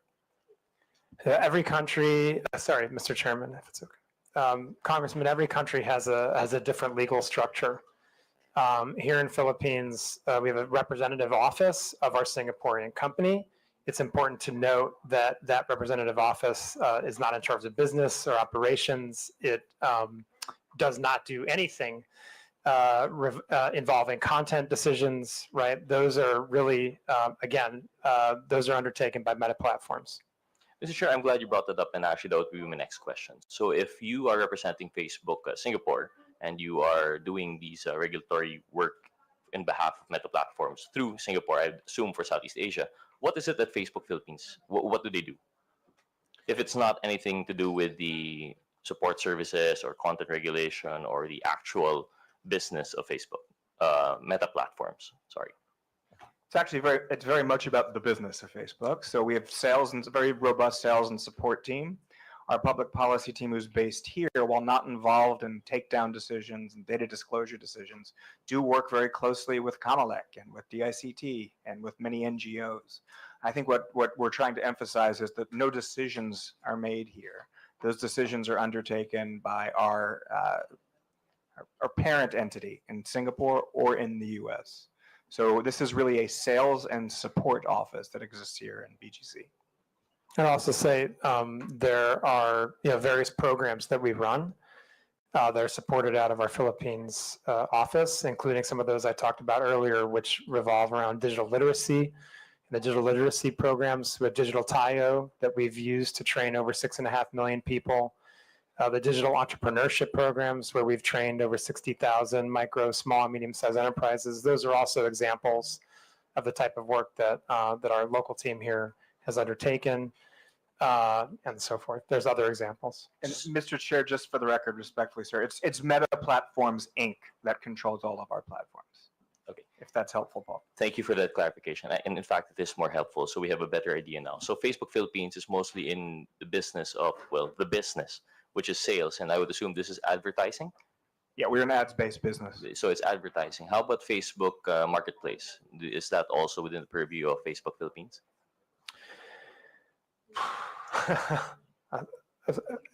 Mr. Chairman, if I may, I want to check to make sure I get you the totally accurate answer, but I believe the answer is no. I think that Facebook Marketplace is, again, operated by the parent company in the United States, but I do want to qualify that by saying I definitely do want to check to make sure that's correct. Thank you. So I hope you understand where our confusion is coming from. So I would assume that Facebook Marketplace would be part of the business end of Facebook. So we would assume that that would be something within the purview of Facebook Philippines, considering that there would be regulatory requirements under the DTI and such. Mr. Chairman, if I may, this is where it does get a little complicated, right? I mean, to be clear,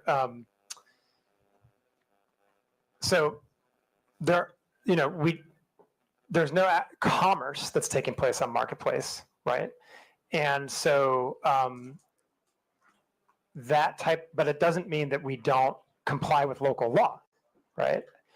We, as a global American company that lives up to the best legal standards in the world, we always want to comply with local law. So just because any of the platforms are being operated by an American company doesn't mean that we still won't comply with local law.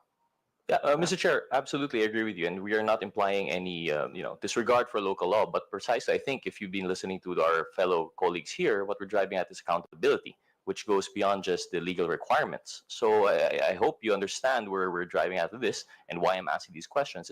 We aren't implying that you aren't following local law, and in fact, we do appreciate all of these efforts that you've done above and beyond the legal requirements that we may have, such as your public outreach programs that you may have, and your facilitating the requests of some of our stakeholders in government. However, I hope you understand that what makes it very difficult for us is that when we have problems, it's very hard to reach Meta Platforms Inc. So understandably, we are of the position that if we have any problems or anything that we have to relay, we have to go through Facebook Philippines. But as you can see from our previous hearings, they've been tossing us around left and right. We go to Facebook Philippines, they tell us to coordinate. They have no involvement with Meta Platform Inc. We go to Meta Platform Inc. and they say that, no, we're an American company, we won't be going there. So we're now trying to understand, for our purposes in crafting legislation, what legislation can we make given the very specific, special structure that social media corporations tend to have. I can understand because generally what we're trying to regulate here now is within the purview of publication, for example, media. But unlike media, which would operate specifically within a country, we're talking now about a foreign entity that would now be in the business, not just of public expression, but also the commercial side of it and advertising. As you said, you're a ads-based business, so now we'd like to just differentiate. So going back to my question, I hope you'd bear with that. So Facebook Marketplace is not with Facebook Philippines. Facebook Philippines deals with the public outreach programs that you mentioned and the business side. So anything that has support for the Meta Platforms Incorporated in relation to content regulation and, for example, double checking terms of use, if compliance with terms of use, these are not within the purview of Facebook Philippines. That much is clear, correct? Mr. Chairman, if I may. Okay. Thank you, thank you, Congressman. And now I understand where you're going with these questions. So let me just clarify again. The platforms, whether it's Facebook, Messenger, Instagram, Marketplace, they are operated by Meta Platforms Inc. in the United States. So for the purposes of these hearings, we are the people that can come and address them. And I just want to clarify, and by the way, also, if you would like to have further discussions on regulation that you're considering, we're happy to do that. And I also just want to really, really clarify and emphasize a specific point. We always intended to come to these hearings. I really do want to make sure I say that and repeat it because it's very true. We always intended to come to these hearings. We needed a little bit of time to make sure that me and Rob could get here. The other times, the dates we were given, there was just very short notice and we had other commitments. We both have profiles that are regional. And so there was always an intention to come to this hearing and answer your questions and demonstrate the accountability, which we absolutely agree you deserve. We know how important our platforms are. We know that they service the vast majority of Filipino people. We know that they're used for commerce, for social connection, for business, for government affairs. We know how important they are. And we believe that we do have the responsibility to show up and answer these questions. I would also just point out there's a lot of other various forms of accountability that we have. We publish transparency reports that look at how many government requests we've acted on. We have 11 different channels for the government to report to us community standards violations or request data or any other problems that they're having, if there's account hacks or anything like that. There are 11 different channels that we have set up with various agencies of the Philippines government and law enforcement, we're accountable to every single one of those channels and agencies. And beyond that, I think that, we try to do the best we can to answer the questions as forthrightly as we can, to explain, frankly, very complex and sometimes nuanced issues the best we can. And I'm always happy to do more of that. And if there are additional conversations we need to have on these topics, on regulation, we're happy to do that. I also just want to point out, and my colleague Rob has already done this, but I'll reiterate it. We know the election's coming. We have been preparing for this for a very long time. In the 2022 elections, Kamalek gave us an award afterwards for the collaboration that we had, and for the work that we did protecting the integrity of the elections on our platforms. We absolutely are doing that work again, and I just want to assure the committee that that's the case. Do you have anything you want to add? Mr. Chair, with your indulgence, yeah, I would just add, sir, with a little bit of humor, but this is absolutely fact-based. My WhatsApp says otherwise in terms of an inability of Filipino agencies to get a hold of me. I think my last message last night before going to bed was a conversation I was having with NBI. If you're having an issue getting a hold of us, I think that's something we can pretty easily remedy. The point being, however, that MPI, Meta Platforms Inc., operates the platforms. Our office here is happy to help coordinate with Rafi and I, others based in Singapore. It occurs to me, while I have the privilege of being in this chamber, I've appeared in the Senate many, many times. So I am grateful for the opportunity to be in the House today. To your point, it is my first time here in the House, but I've had the privilege of representing MPI, previously Facebook, here in the Republic of the Philippines for over 6 years now. And I hope that our relationship simply continues to grow stronger. Thank you, Mr. Chair, respectfully, and thank you. We appreciate those responses, and we do not doubt that you had the intention to attend. But I just wanted to point that out as an example of how difficult it would be for us to demand accountability. Now, on that question, on that point, that you have 11 different avenues to coordinate with your law enforcement. I hope you understand that's our point. These 11 different avenues are going straight, I'm assuming, to either Facebook Philippines or Meta Platforms Inc. Is that correct? You're saying that these 11 avenues are going directly to you, right? Through your WhatsApp personally, and you are No, sir. I apologize. Mr. Chair, if I may, I apologize for breaking etiquette there. The daily sort of informal interactions that I have with the many alphabet soup agencies here represented, and I say that as someone who 6 years ago would be on that side of the table, your side of the table. Those are not the formal reporting channels. Right. The formal reporting channels go to our content review teams based either in Singapore or the United States. Which is, through you, Honorable Chairman, precisely our point. The content regulation is not being done by anyone legally accountable in the Philippines.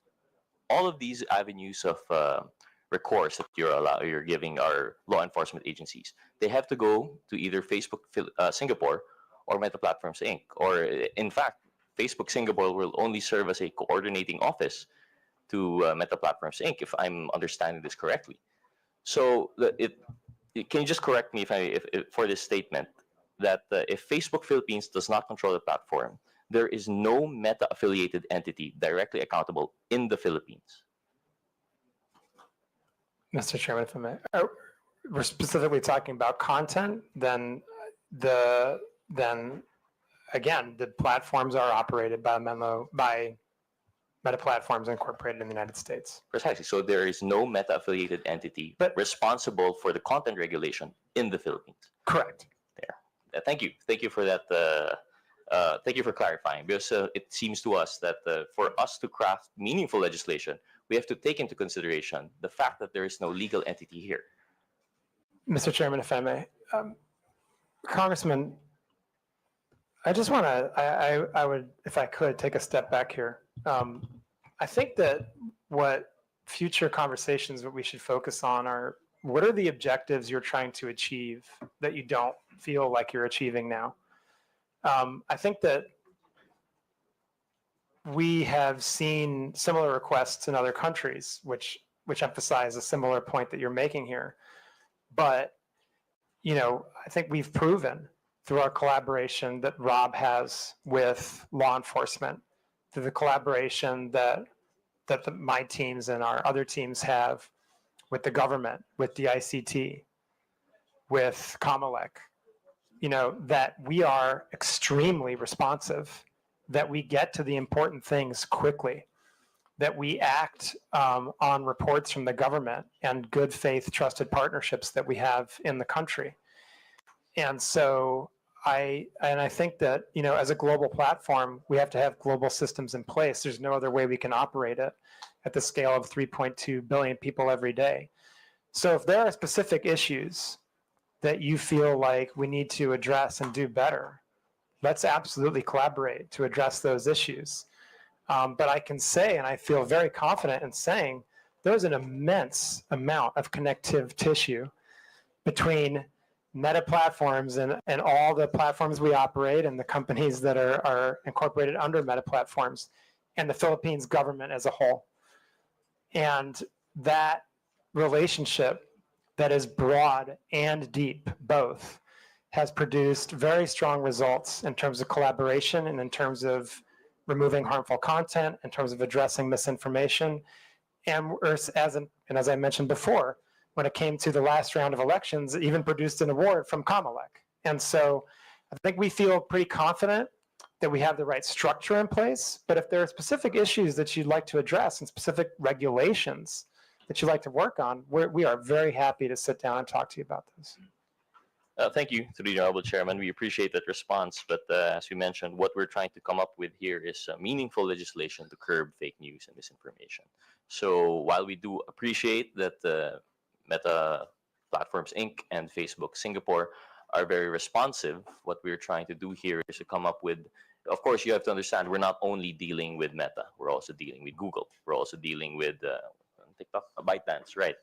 So we're trying to come up with meaningful legislation that can consolidate our issues with all three.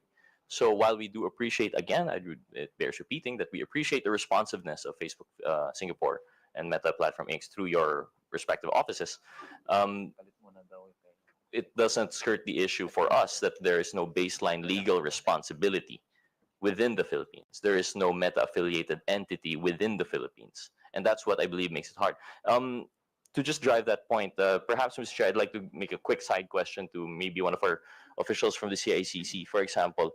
To our CICC, when we have requests for takedown from Facebook, what is the general turnaround time? First and foremost, do you acknowledge that Facebook is very responsive in your requests? Yes, Your Honor. So they are very responsive, and that again, we do not doubt that. But what's the turnaround time? Is it fast? Is it slow? Usually it will be from 6 hours to 24, most of the time. And in 6 hours to 24 hours, that would be sufficient time for something to go viral, correct? That's very correct. And by then, usually the damage is done, especially when we're talking about public reputation. Yes, Your Honor. So I think, thank you for that. So I think that's what we're trying to drive at here. We're trying to work with a system that would make it easier for coordination, but that's besides the point right now. Moving on, since we're beyond already the structure, we understand that the Philippines, there's an acknowledgement that there's no Philippine-based entity. I just want to go back to something you were discussing with Congresswoman Castro, that you said that there was a side-by-side, these working in parallel. You have the fact-checking, and you have, what was the other system that you have in place? Sorry? Community standards. Yes. Community standards. So community standards would be the more general approach, right? This comes into the general terms of use of your platforms, while misinformation is more specific. Is that correct? If I may, Mr. Chair. Okay, so the community standards, yes, you can look at them as they're not exactly the terms of service. That's a different legal term. But the community standards are the policies and the rules by which we moderate content on our platforms, right? They're the rules that say this is allowed on our platforms, this is not allowed on our platforms. The rules we have around misinformation are part of the community standards. I think the distinction I was trying to make with the Congresswoman earlier is that when it comes to misinformation, because we believe that it's really third parties that are the ones that are most capable and most appropriate to determine the veracity of information, there is a parallel system that we have in place, which is the third-party fact-checking system, right? And that system is in place, and those fact-checkers can proactively act even without any action on our part. They can act if we send them content that we want them to review from misinformation, but they can also act on their own if they think that there's a piece of misinformation that's going viral and could potentially cause harm. That's what I was trying to distinguish between. Whereas the other community standards violations, such as hate speech, incitement to violence, bullying and harassment, terrorism, child exploitative imagery, those community standards, those would be looked at by our content moderators, right? And who will make a determination about whether they violate the community standards or not, and therefore are removed or not. And I think Rob would like to add to that. Your point, Mr. Chair, if I may, your point is very well taken in terms of how the internet works and virality, and we've all seen how that works. The upside to that is when we have a piece of content that's violating, I'd like to just underscore once again that feeds our ability to prevent its future proliferation. So just by way of example, for something that's a very non-controversial sort of content subset, so terrorism-related content and child exploitation-related content, every piece of video or every photograph that's uploaded to Instagram or to Facebook is compared against an enormous bank of hash values, digital fingerprints, if you like. So once we identify one of those and it's added to the bank, so to speak, it can no longer be spread on our platforms. And as members as the GIFCT, the Global Internet Forum to Counter Terrorism, we share those with our partners. We don't compete when it comes to safety, we collaborate. But to your point, yes, 6 hours is enough time for something to go viral. When you're operating at a scale that we are, a little bit south of 90 million users here in the Republic of the Philippines, just on Facebook, 6 hours we think is pretty good. We would love to get it down to 30 seconds. I don't know how realistic that is, but I do want to thank Director Hesolios for the acknowledgement of the progress we've made on turnaround times. Thank you for that. Thank you for the response, and we appreciate that point. And I stand corrected. It's not just the terms of use. It's terms of use and community guidelines, which are two different things. But in general, these are the two pillars on which you would base that one part of the parallel operation in screening, and then the other, the misinformation, would be more specific, if I understand it correctly. So in relation to that, if we're talking about response times, and going back to the question of the representative process, I believe, so is there a pre-posting screening mechanism? Because, for example, what we've learned from ByteDance is that when you post a video, there's like this buffering, which isn't actually required to post their videos. But during that time, they're already screening it amongst, like you said, it's probably a digital bank of other prohibited content before it gets posted. So is that the same with Meta? Mr. Chairman, if I may. Yes, we proactively screen content. Every piece of content that's posted on our platforms is going to go through some type of automated screening. Yeah. Every piece of content will go through some type of automated screening. It does not mean that our screening is perfect, and I do want to emphasize that, right? And as I kind of pointed out previously, our accuracy rates on really clear violations are very high. If we look at our proactive removal rate on, again, issues like terrorism, child exploitative imagery, we're talking above 99%, approaching 99.9%, right? When we get down to other issues that are more nuanced, that are more contextual, that are borderline, then those proactive systems, they may flag it for a human to review, right, as a next step, because it's just kind of too difficult for a machine to make that determination, right? So the review process is complex, but it involves like many different layers. The first one very much would be an automated one as a proactive measure.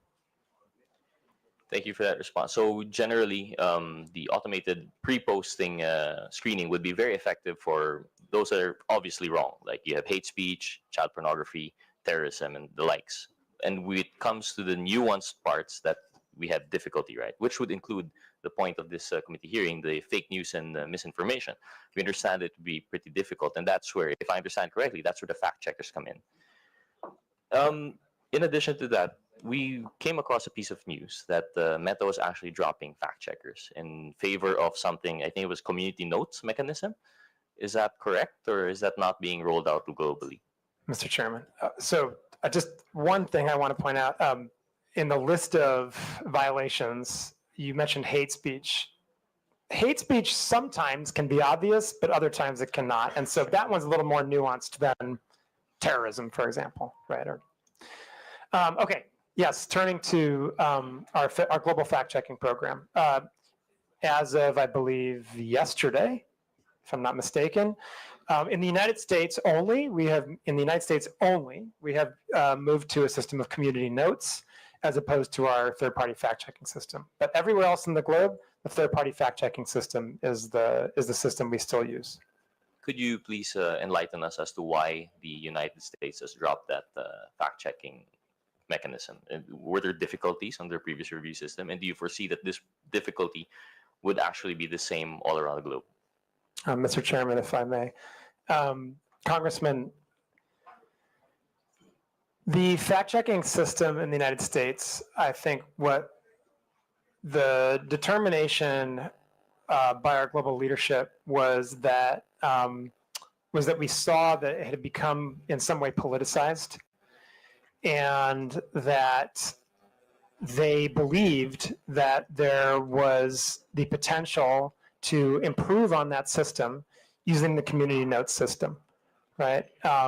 Which companies like X have already developed and implemented for quite some time, which relies on many, many, many more users and many, many more diverse points of view to determine whether content is false in some way. And that system has now been implemented in the United States only. As of now, there's no plan to change that globally, but I think that I would just always say that whether it's our fact-checking system, whether it's our generative AI products, whether it's the user experience in some way, we're always looking to improve everything we do. We're always looking at innovation. And so, the community notes that are now rolling out in the United States, we're obviously going to be looking at, are they effective? Do they make sense? And testing like the capabilities there. But as of now, and there's no plan to change the system other than in the United States.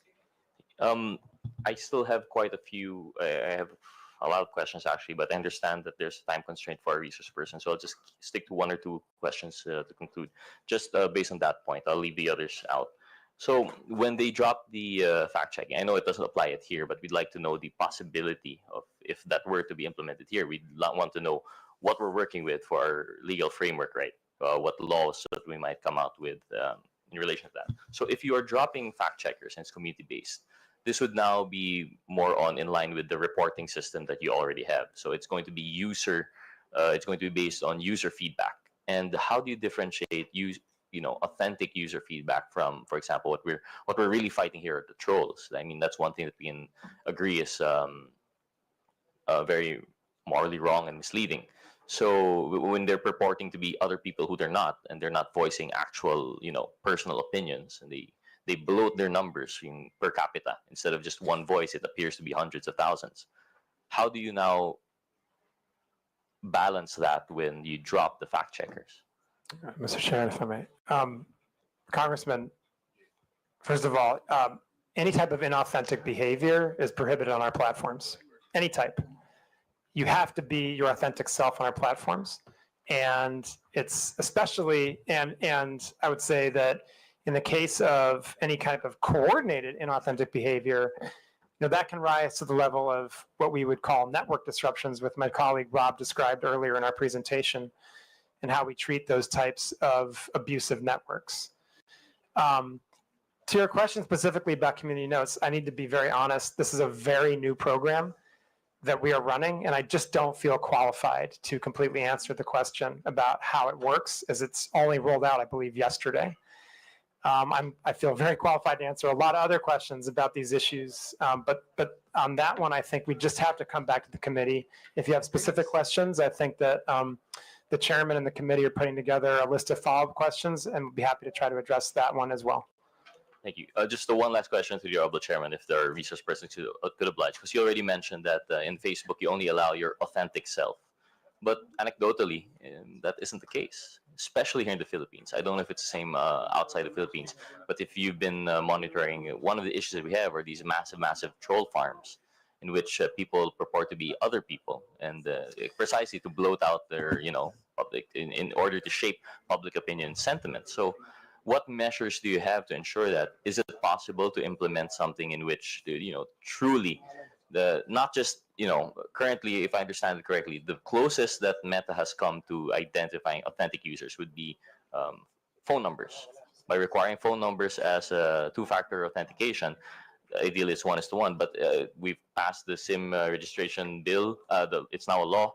It hasn't curbed the number of SIM cards being registered to, being used by one person but registering other persons. So how do we go about it? I see Mr. Abrams doesn't agree, and I know I agree. It isn't the best way, but from my understanding, SIM registry, the phone numbers was being used by Meta to sort of validate whether a person is not. You have verified accounts in which you require them to submit IDs, but not everyone's verified. So what steps is Meta taking? What steps could they take to curb these inauthentic users? Mr. Chairman, if we go ahead. Mr. Chairman, may I respond? Actually, I actually am agreeing with you that SIM card registration was probably the way to go. That way you're getting at the bottom of the pyramid. Over 80%, I believe, and I want to go on the record as saying that's my belief right now. I don't have the actual numbers in front of me. Over 80% of our Filipino community of users uses phone numbers to register. But to say that phone numbers are our sole way of checking for authenticity is not the case. There are many back-end engineering cues that our analysts look at to determine the authenticity of an account. To that end, that's probably what flagged the Honorable Congresswoman's false positive, and that's why we were able to restore it as well.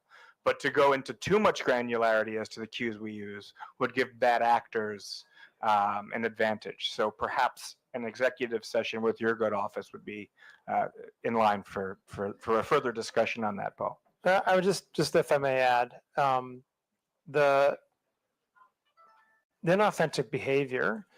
I think in our latest report, but again, we can go look up the exact figures, but we've used AI, for example, to remove, I think, 2 billion accounts in the last transparency report for inauthentic behavior. And so again, we can get you the exact numbers there. We report those transparently. But what I would also just emphasize, and I think this is really important because I get your question is about troll farms. So I just want to address that head on. We would view that type of behavior, generally speaking, under our coordinated inauthentic behavior policy, which prohibits exactly what that sounds like. Any kind of coordination by people not being honest about who they are for the purposes of spreading misinformation, right?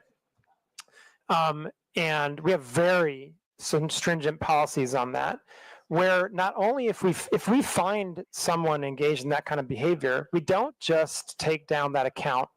We do what we call fan outs, and we investigate what other accounts that account is coordinating with. And that is what leads us to undertake much larger network disruptions of accounts that are coordinating in abusive behavior on our platform. We've undertaken, I believe, 9 different types of those actions in Philippines over the last, since 2017 or 2018, I think the numbers are. Again, these are all public, we can get them to you.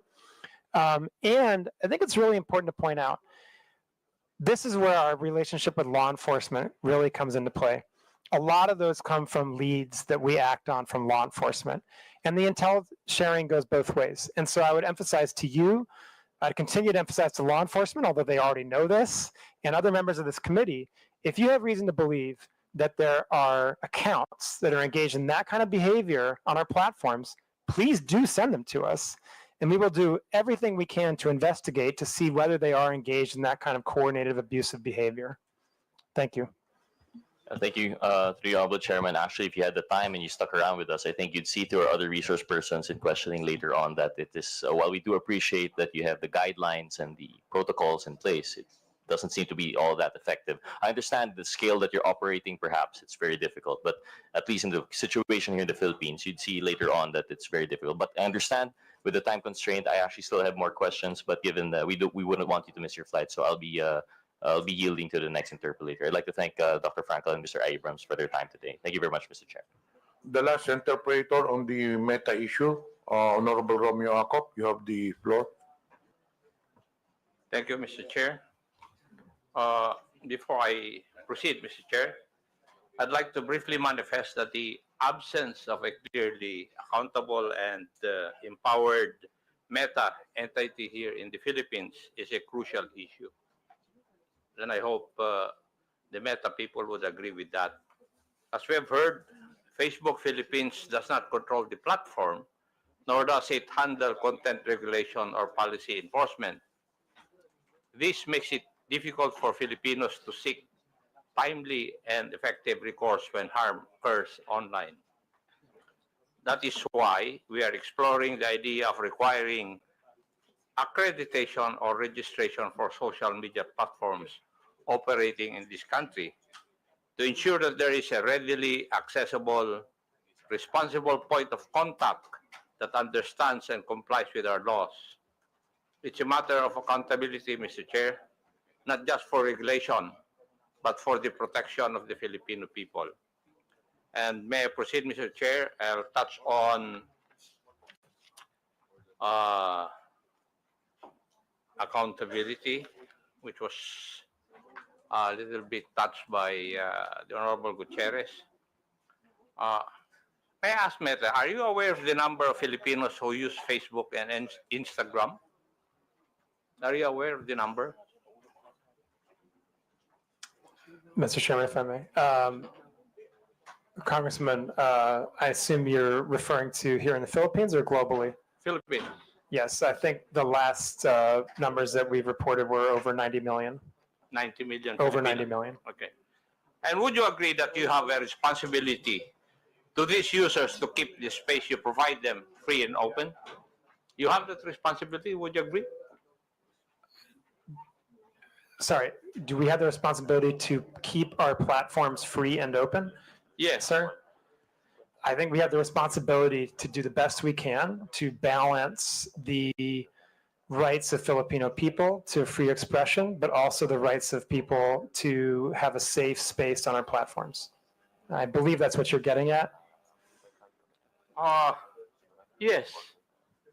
And because of such, the posting of false information and misleading news, the content that harms not only the subjects of the questionable post, but also the public trust in state institutions should not be tolerated. Would you agree with that also?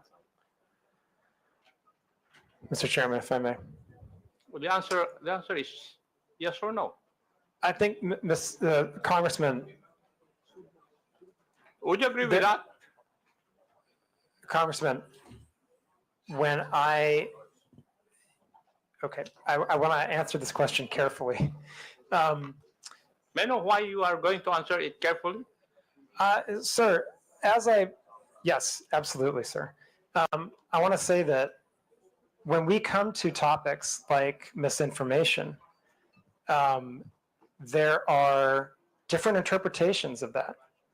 And this is why we rely on third-party fact checkers to be the authoritative sources of what is true or false and to make those determinations so that we, as a neutral platform and one that is committed to providing, again, the best we can do to balance freedom of expression and safety, are not the ones making the determination about what is true and false.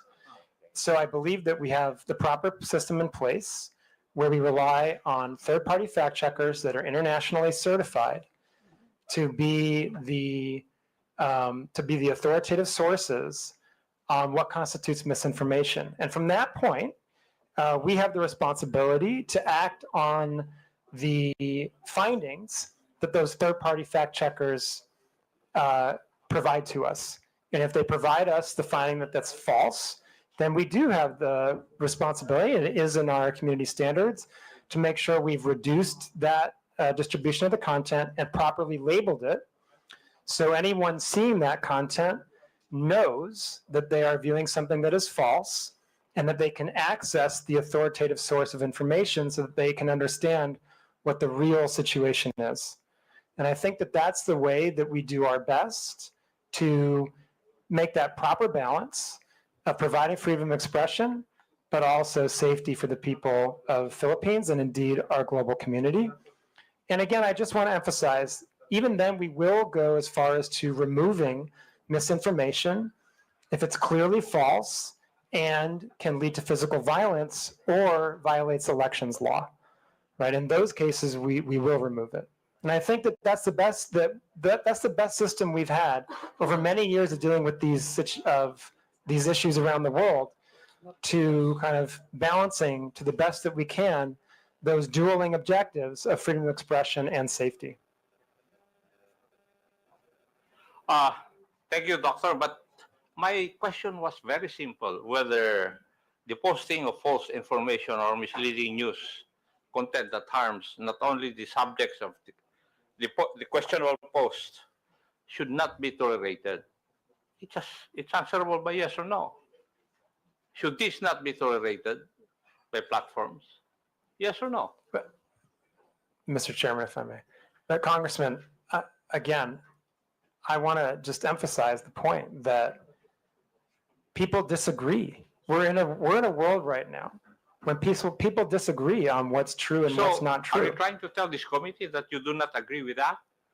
I'm trying to explain to the committee, Mr. Congressman, that the approach we have is based on remaining a neutral platform that tries our best in very difficult circumstances, in very robust democracies like the Philippines, where there are very charged political debates going on.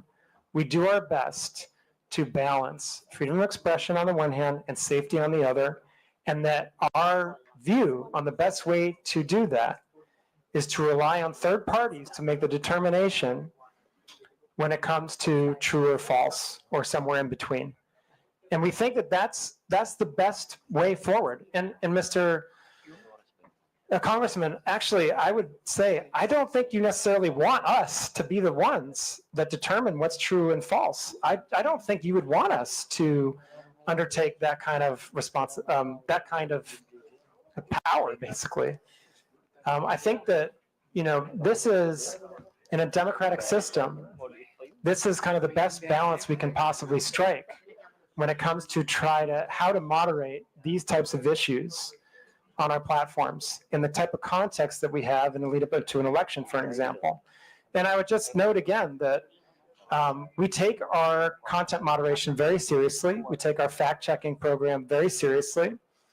We have 11 different channels between the government and our platforms to address any type of misinformation or other harmful content.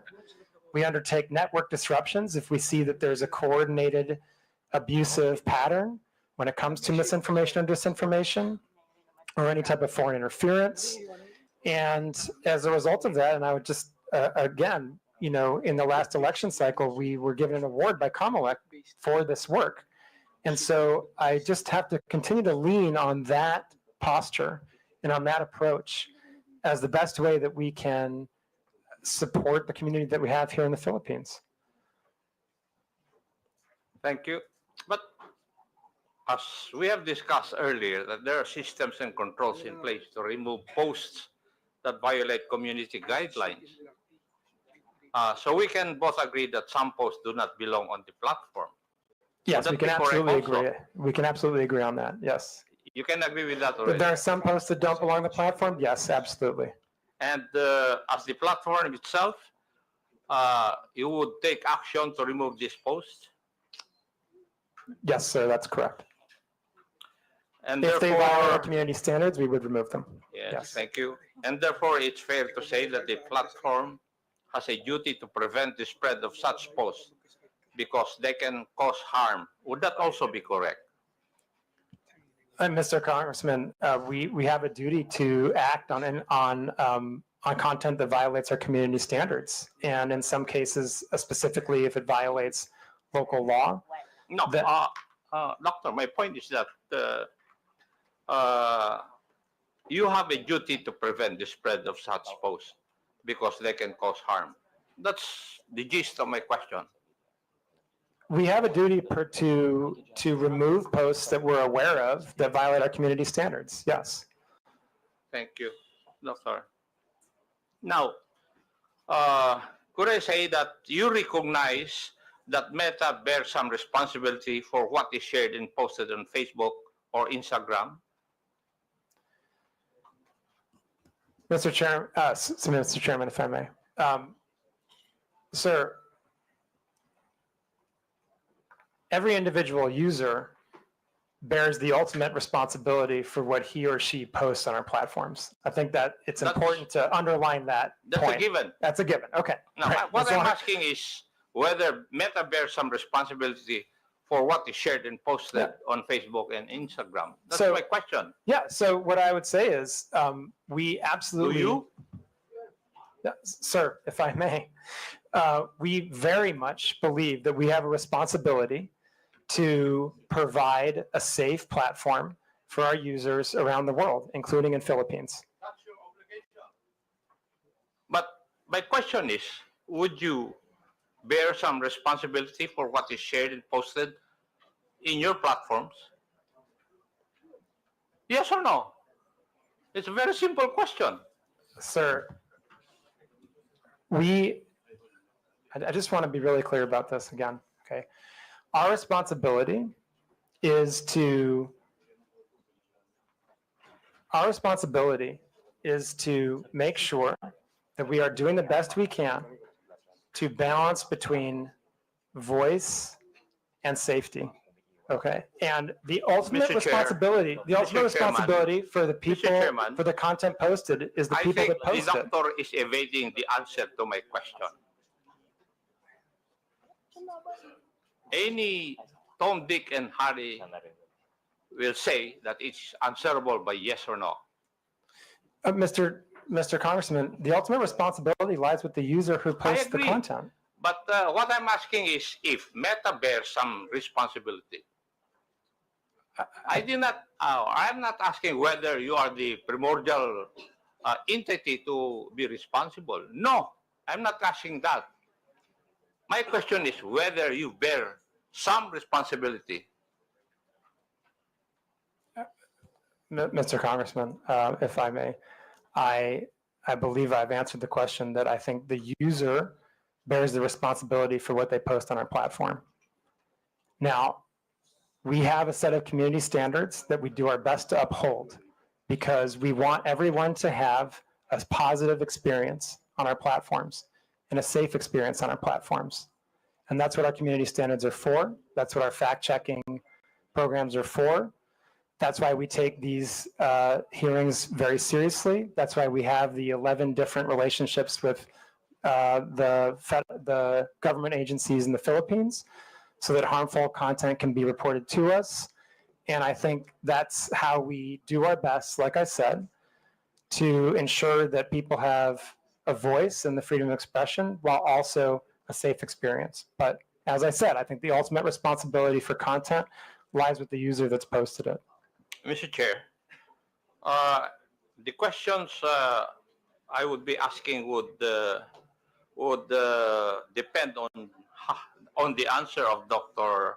Frankel insofar as whether Meta bears some responsibility, and therefore, since he has said that he cannot answer me directly, I will not ask the other questions. But may I make a manifestation, Mr. Chair?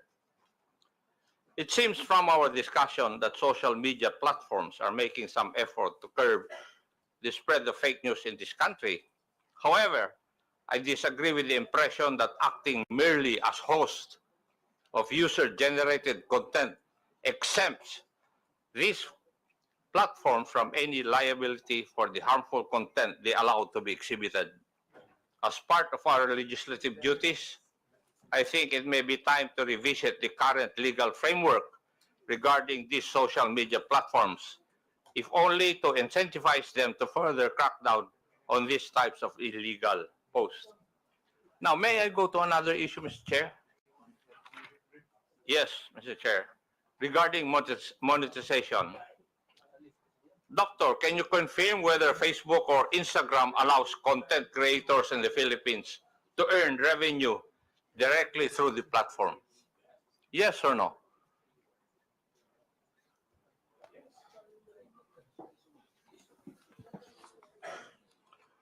The Congressman, I believe the answer is yes, but I want to make sure to check on that. I believe we have content creators that can monetize on our platform in the Philippines, yes. Thank you. And would this mean that Facebook directly pays users upon fulfillment of certain requirements and upon reaching specific targets? Would that be correct also? I'm not familiar exactly with the modality of payment, but again, I believe, yes, we do provide content creators with the ability to monetize here. Thank you. And what are the means of earning through the Meta platforms, Facebook and Instagram? I'm sorry, sir, what? What are the means of earning through the Meta platforms, Facebook and Instagram? There's different ways. You can monetize your content using something we call stars. There's ways that we can have partnerships. I think there's 2 or 3 different ways that creators can monetize. Thank you. And are there specific content guidelines that monetized accounts must follow? And Yes, if so, absolutely. how are these enforced in our country or in the Philippines? Yes. Yes. Yes. So there are content guidelines.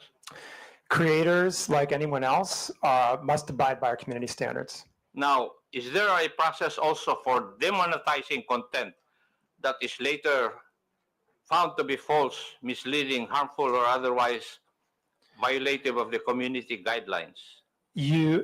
Any user that is monetizing on our platform can be demonetized if they have repeated violations of our community standards, including repeated violations of misinformation. Yeah. No. Can you describe to this committee the revenue sharing model? How much of the ad revenue goes to Facebook and how much goes to the content creator? Sir, I honestly don't know the answer to that. I'm happy to provide that if we can take that under a question to come back to the committee. And who would be the proper authority from your group to answer that question? We can come back to you on that. There's a few questions I think that we're going to put together as part of the follow-up to this, and we can happily add that as one of them. Thank you. Now, my last question. How does Facebook ensure that creators don't exploit the algorithm by posting inflammatory or misleading content just to gain more views and earnings? Mr. Chairman, again, if I may, as you pointed out, sir, we have policies that will demonetize pages if they engage in repeated violations of our community standards, or if they engage in repeated instances of misinformation. For curiosity's sake, can you provide data available on how much content creators in the Philippines have earned through Facebook's monetization programs over the past years? Mr. Chairman, I'm sorry, I do not have that data. And who would have that? Again, we can take that question under advisement and see if we can come back with something, but that may also be subject to privacy. And so I would have to see what the exact question is and see if we can come back to you on that. Thank you. Thank you, Mr. Chair.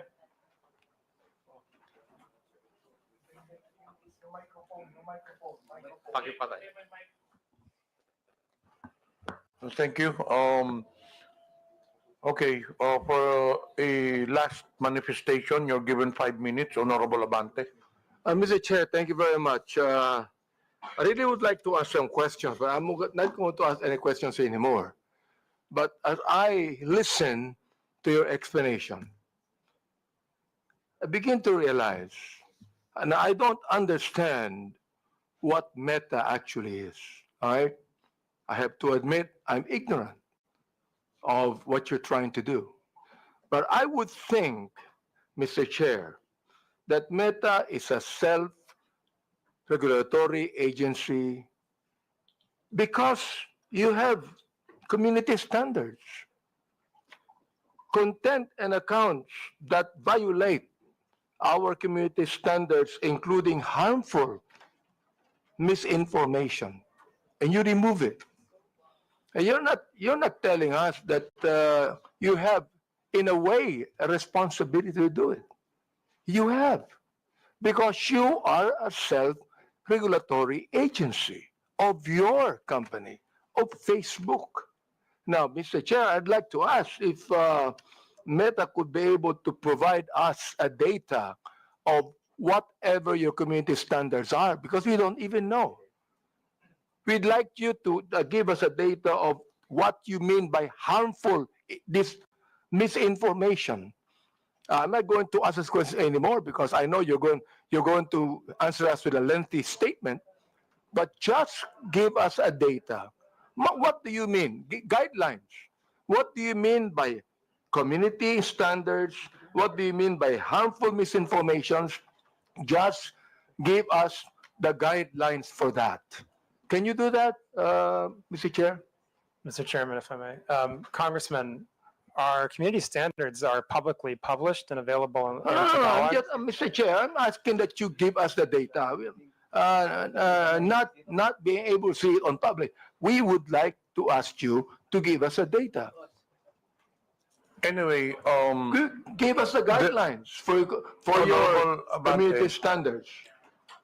there are many requests as per interpellation from the different congressmen. So we will incorporate all these requests, requesting data. Thank you. Including your Guidelines. request regarding the community's standard guidelines. There was a request also from Arlene Brosas. So we will incorporate this on our official communication, and hopefully you'll also to give us a feedback. Just one thing, Mr. Chair. Comparing the Philippines to different countries, do we have more misinformation here and violation of community standards? Do we have more of that than any country in the world? Do we have more? Mr. Chairman, if I may. Congressman, I think that I would have to go back and look at the statistics, but we publish our transparency report on community standards enforcement every 6 months. And our fact checks, again, are also very transparent. That information is publicly available, as is our community standards. All the information that you've just requested is publicly available information. So, Rob, Thank did you. want to add Thank you. anything? You're asking, with your indulgence, Mr. Chairman, you're asking, obviously, Congressman Abante, a very important set of questions. The first thing I would say is just to reiterate, our community standards are readily available online. Number two, they're iterative. So in our consultations with your government and many others, they're revised with a lot of regularity. A lot of what we do is self-regulation, to be fair. But here in the Philippines, sir, if I may, we not only consulted with, we agreed to lots of legislation that has placed on us turnaround time burdens when it comes to certain types of harmful content, data disclosure burdens, not burdens, but obligations that we've agreed to. We're beating turnaround times. We are largely compliant with data requests.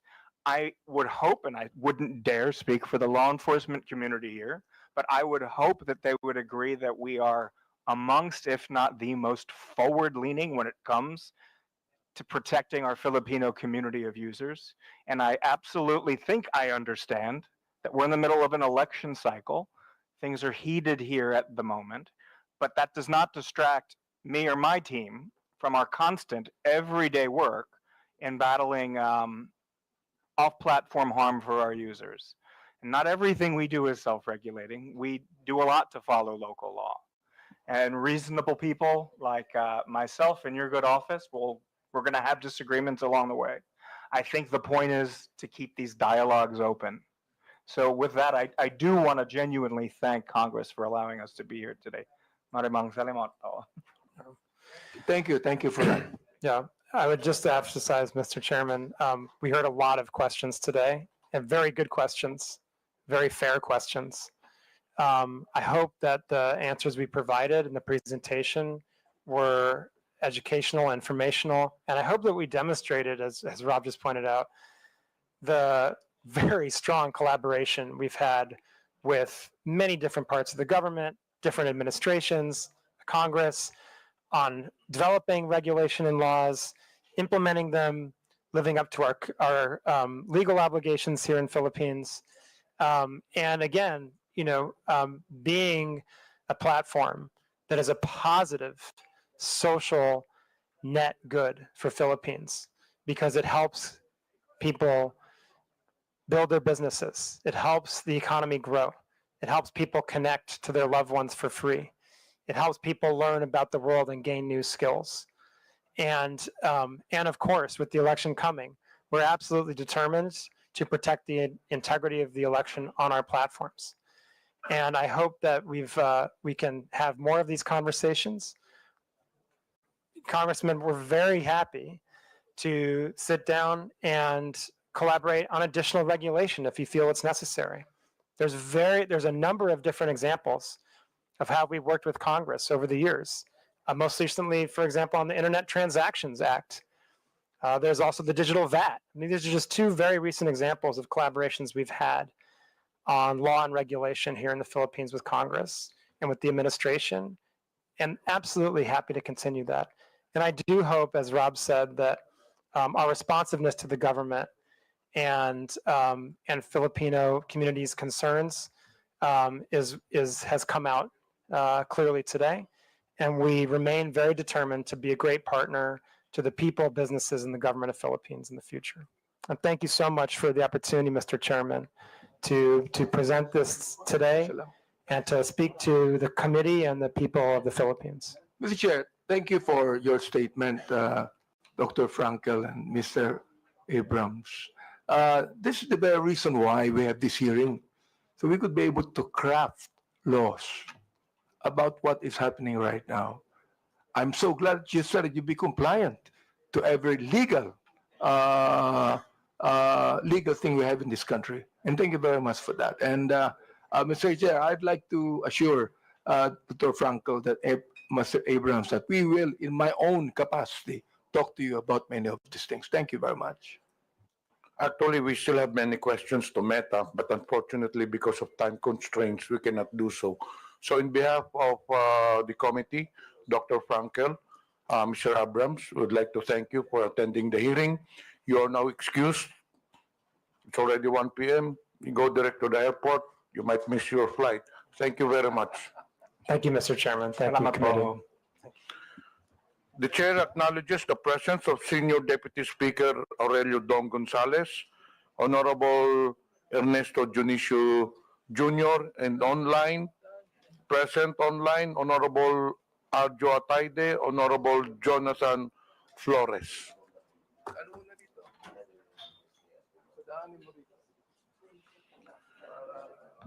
We have 5 issues to be discussed in today's hearing. 1, social media platforms. 2, celebrities. 3, testimony from Commodore Tariela. 4, testimonies from social media influencers. And the last one is testimonies from government agencies. So for celebrities, may I understand Kabayan Noli de Castro is present, so may I request the COMSEC to invite Mr. Noli de Castro.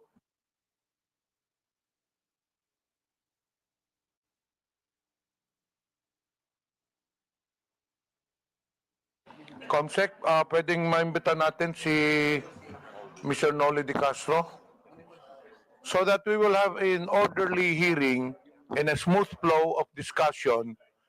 We will tackle the issues as mentioned earlier by the chair one by one.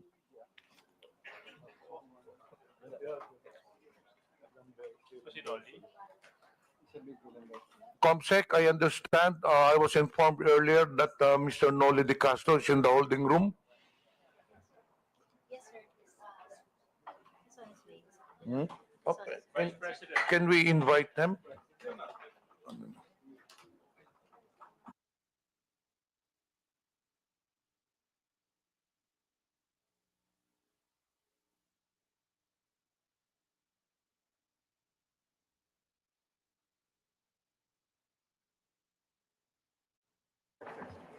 Comsec, paki-escort lang sa upuan si Mr. Noli Di Castro.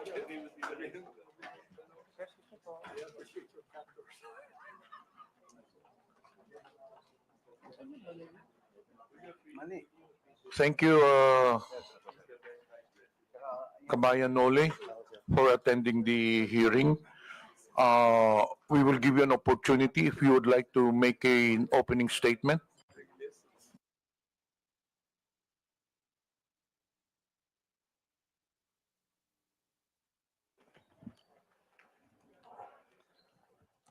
Good afternoon po, Mr. Chairman and mga membro ng committee at ang ating mga invited guest. Kanina po nanonood ako doon sa loob ng hearing ho ninyo.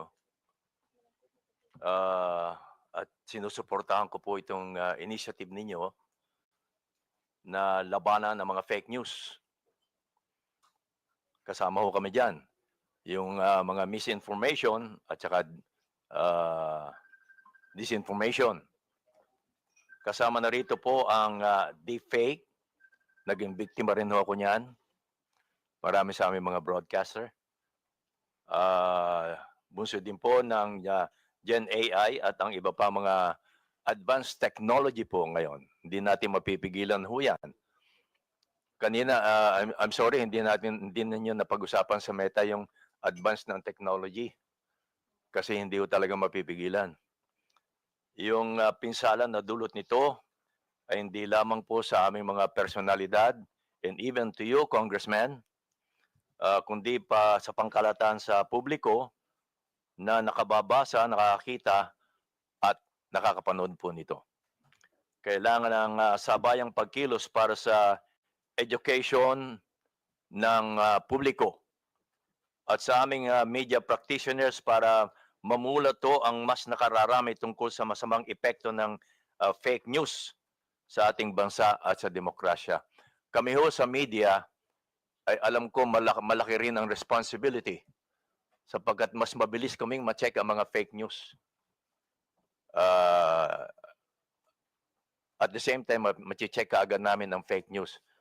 Although sana po ay naka-ready din ang mga government agencies na sagutin yung mga lumalabas na fake news, especially sa mga congressman din po. Thank you. Thank you po. Thank you, Mr. Noli Di Castro. As per our House rules po, all resource persons will have to take their oath. So, can you please rise? Comsec, please administer the oath. Comsec, please administer the oath. Please raise your right hand, sir. Do you swear to tell the truth, the whole truth, and nothing but the truth in this inquiry? Before we proceed with Thank you. Please take interpellation, your the chair acknowledges Honorable Geraldine Roman. The first to interpellate, Representative Kunghon, you have the floor. Thank you, Mr. Chair. Magandang hapon po, former Vice President Noli Di Castro. Good afternoon po. Gaya nga po ng sabi ng ating chairman, ni Kong Johnny Pimentel, ang peking balita ay walang sinasanto. Lahat nabibiktima, lahat pwedeng maapektuhan. At bilang public personalities, isa sa madalas na nagiging biktima ng fake news ay ating mga local celebrities at sikat na media personnel. Mula sa peking iskandalo hanggang sa maling impormasyon, lagi silang nadadamay ng di makatarungang paghuhusga. Dahil dito, may inimbita tayong mga ilang sikat na media personality para magpahayag ng kanilang karanasan bilang nabibiktima ng fake news. Mr. Vice President, I think it's fair to say na madalas po kayong nagiging subject ng fake news. Tama po ba? Opo. At dahil din po dito, nagkaroon po kayo ng pampublikong hinaing regarding sa mga fake news. Lalong-lalo na nung nakaraang linggo. Tama po ba? Opo. At base sa preliminary research na isinagawa po natin, isa sa mga peking balita na kumakalat tungkol sa iyo ay ang nausong quote card na pagkatapos na pagka-aresto ng dating Presidente Rodrigo Duterte, kung saan sinabi mo daw na the former President Rodrigo Duterte, Tatay Digong, did not start the war to kill. He started, nasa ano po yan, meron po tayong, pwede po bang pakilabas? Yan po Check. ba? Tama po ba ito yung isa sa mga code card na bigay po sa inyong kaalaman na peke na sinabi niyo raw po ba? Sinabi niyo raw po, tama po ba? Medyo hindi yata ho masyadong malinaw ho ito, Mr. Chairman, tungkol dito.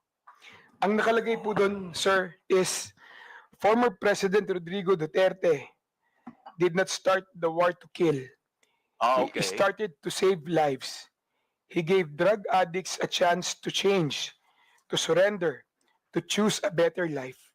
But many refused.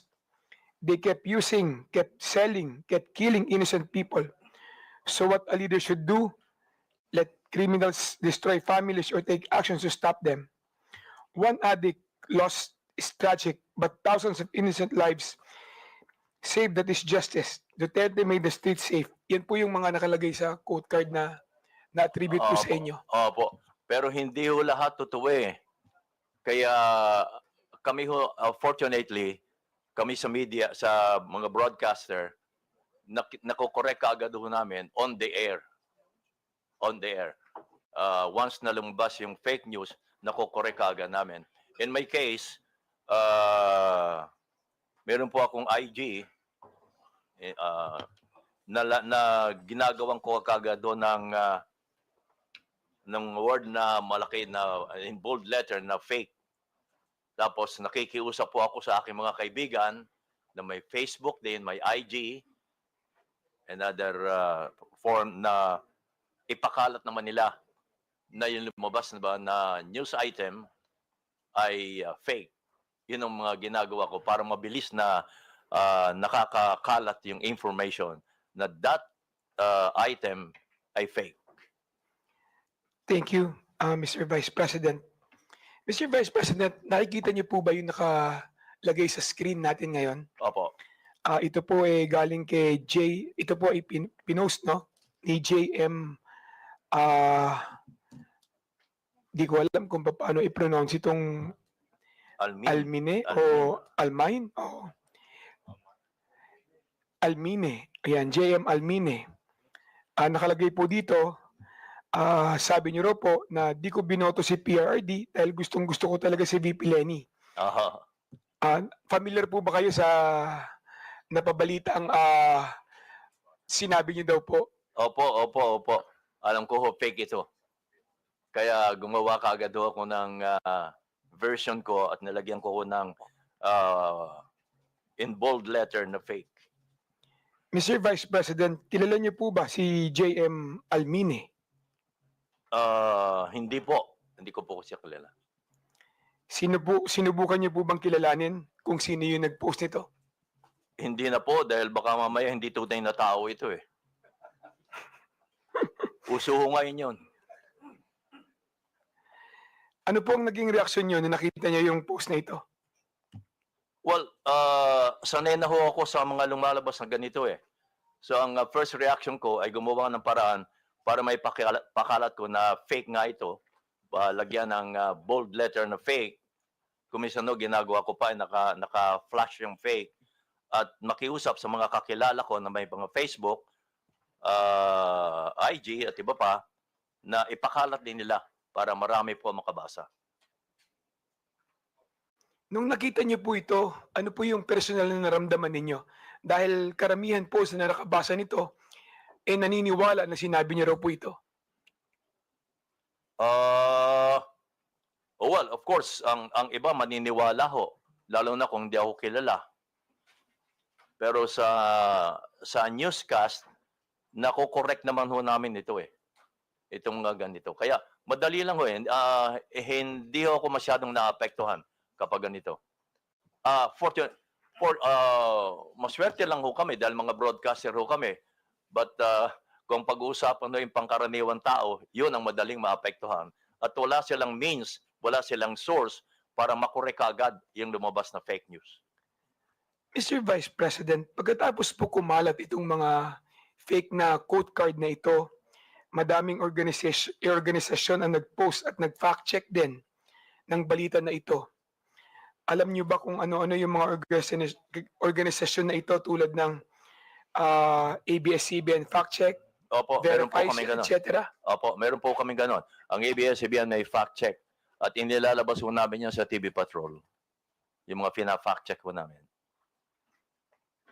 Sa inyong personal na opinion po, Mr. Vice President, nakakatulong ba sa pagtigil o pagkalat ng fake news ang pagpa-fact check ng ABS-CBN, Rappler, Verifies? Nakakatulong po ba ito? Well, nakakatulong ho, pero hindi ko alam kung ilang porsyentong naitutulong nito. Pero nakakatulong ho. Thank Definitely. you. Thank you. Sir, isa na naman pong balita na kumalat sa inyo ay yung pagkakadulas ninyo. Naalala niyo po ba ito noong 2021? Dadulas. Meron pong fake news na kumalat noon, yung pagkakadulas ninyo, pagka-coma at pagkamatay umano. Opo. Noong October 26, 2021. Opo. Naalala niyo po ba ito? Opo. Kung saan kayo po ay nag-post katabi ng inyong koi pond ng magandang umaga bayan, pagpalain sana po ng Diyos ang inyong umaga mga kabayan. Naalala niyo po ba yun? Kasunod po nito, yan po yun kabayan, nasa screen po natin. Kasunod po nito ay nag-post kayo ng isang video na may caption, miss ko na po kayo mga kabayan, abangan. Opo. Naalala niyo rin po yun. Pati po ang inyong anak na si Madam Kat de Castro ay nangangailangan pa mag-post upang patunayan na ang balita na yon ay fake news din sa inyong pagkamatay. Kaya ang sabi niya, "Hi everyone, my dad's absolutely fine. We just had dinner." Ang post ni Madam Kat de Castro. Opo. Ano po ang inyong reaksyon nung nakita niyo na may kumalat na kayo ay pumanaw na? Oh, well, sabi nga ho nila, kapag kayo nabalita na patay na kayo, eh masahaba ang buhay nyo. But isa pa ho, sabi ho namin kami mga personalities, bad news or good news ay publicity pa rin ho. Kaya kung may ganyan, ay pag-uusapan pa rin kayo. Pero may mga news naman na medyo masakit na. Lalo kung affected ang ating bansa, Kung ako lang, okay lang 'yon. Pero pag affected na ho ang bansa, iba na 'yon. Mr. Vice President, yung mga tao sa paligid nyo, yung pamilya nyo, naapektuhan ba sa fake news na ito? Medyo ho, mas una silang naapektuhan kapag may mga fake news na involve ako. Naniwala ba sila agad nung nakita nila yung balita na yan? Ay hindi ho, dahil alam mo naman nila ang nangyayari ho sa akin. Kaya hindi sila naniniwala kaagad. Kaya lang, nag-worry lang sila. Sir, yung mga taong hindi mo naman personal na kilala, tulad ng karamihan na yung mga viewers, na yung mga fans at supporters, ano ang naging reaksyon nila sa balita na yan? Well, ang nababasa ko lang ho, hindi rin sila naniniwala. Yung iba naman, nagko-condolence na. No? Lumabas ng balita na ako'y patay na. So, sinasagot ko sila, hindi ho, buhay pa ho ako. Yung mga ganon. Sir, sinubukan niyo po bang alamin kung sino yung nagpalaganap ng fake news na ito? Gusto ko ho lang alamin, pero wala akong means na alamin kung paano Kung ang meta nga, walang masyadong means para alamin Napansin ko kanina.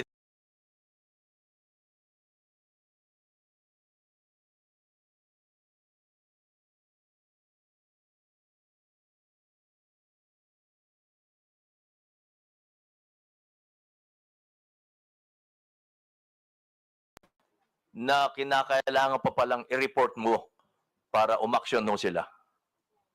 Kailangan pang i-report. Actually, pagkatapos nung kumalat na kayo ay pumanaw na, marami din po ang nag-fact check, no? Na organisasyon para siguraduhin na may tama yung kumakalat sa inyo na balita na kayo ay pumanaw na.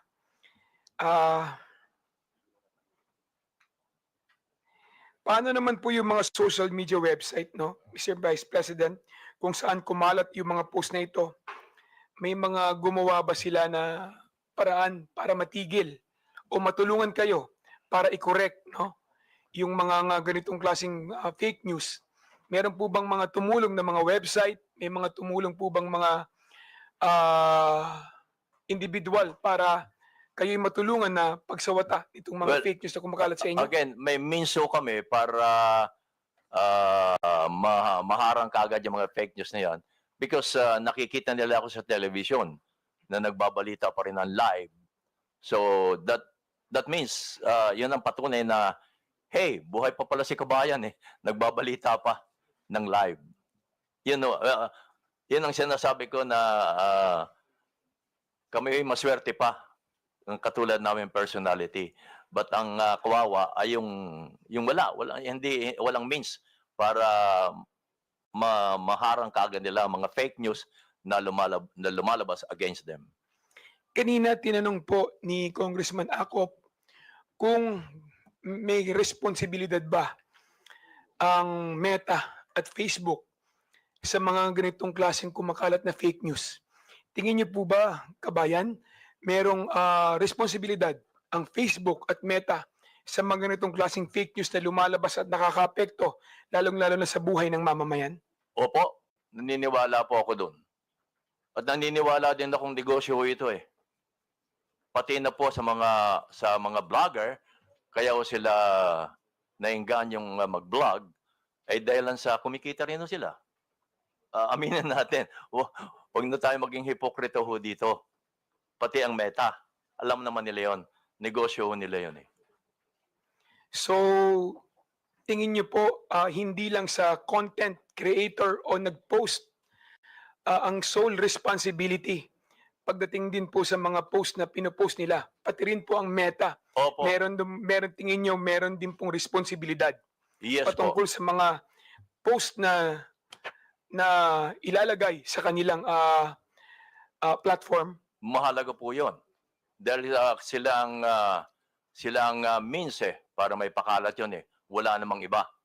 Sila rin kung Facebook, kalimbawa, Facebook lang ang magpapakalat niya, wala nang iba. Facebook to Facebook, yung may mga Facebook. So, naniniwala ako na ang Meta ay malaki ang responsibilidad. Thank you, Mr. Chair. Re-reserve ko po yung aking mga katanungan sa susunod na round. Thank you, Mr. Chair. Thank you. Maraming salamat, Mr. Vice Are there President. any other members who would like to ask questions to the former Vice President De Castro? I understand Honorable Roman is inclined to ask questions. May we know from any...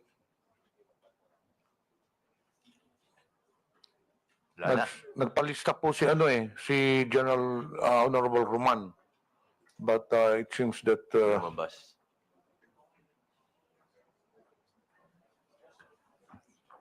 dito po. So the next interpolator is Congresswoman General Din Roman.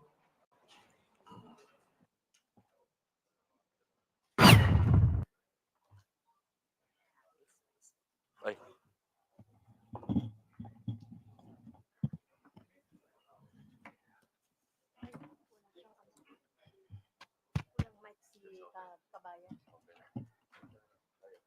Hindi ko naman kayo Magandang hapon po, Mr. Chair, ang aking mga kasamahan sa Kongreso at ang ating mga resource person. Today, we are celebrating the 4th TRICOM meeting, whose aim is to eventually eradicate fake news by means of state regulation. What have we established in these past 4 meetings? What has become obvious to all of us is that the different social media platforms lack a uniform regulation that would require them to, number 1, establish a legal entity in our country. Ito po yung kadahilanan kung bakit ang ilang social media platforms po natin ay walang physical presence sa ating bansa. Wala rin po tayong isang regulation kung saan nasasaad na ang kanilang perang kinikita ay dinedeclare o binabayaran ng corresponding tax. Pero hindi ko na po panghihimasukan yan sapagkat yung aspekto ng taxation ay beyond our objective here in the TRICOM. Also, we do not have a regulation that will actually establish the duties and obligations of the different social media platforms in relation to the other stakeholders, such as the content creators. Paano po ba ang relasyon ng mga social media platforms sa content creators?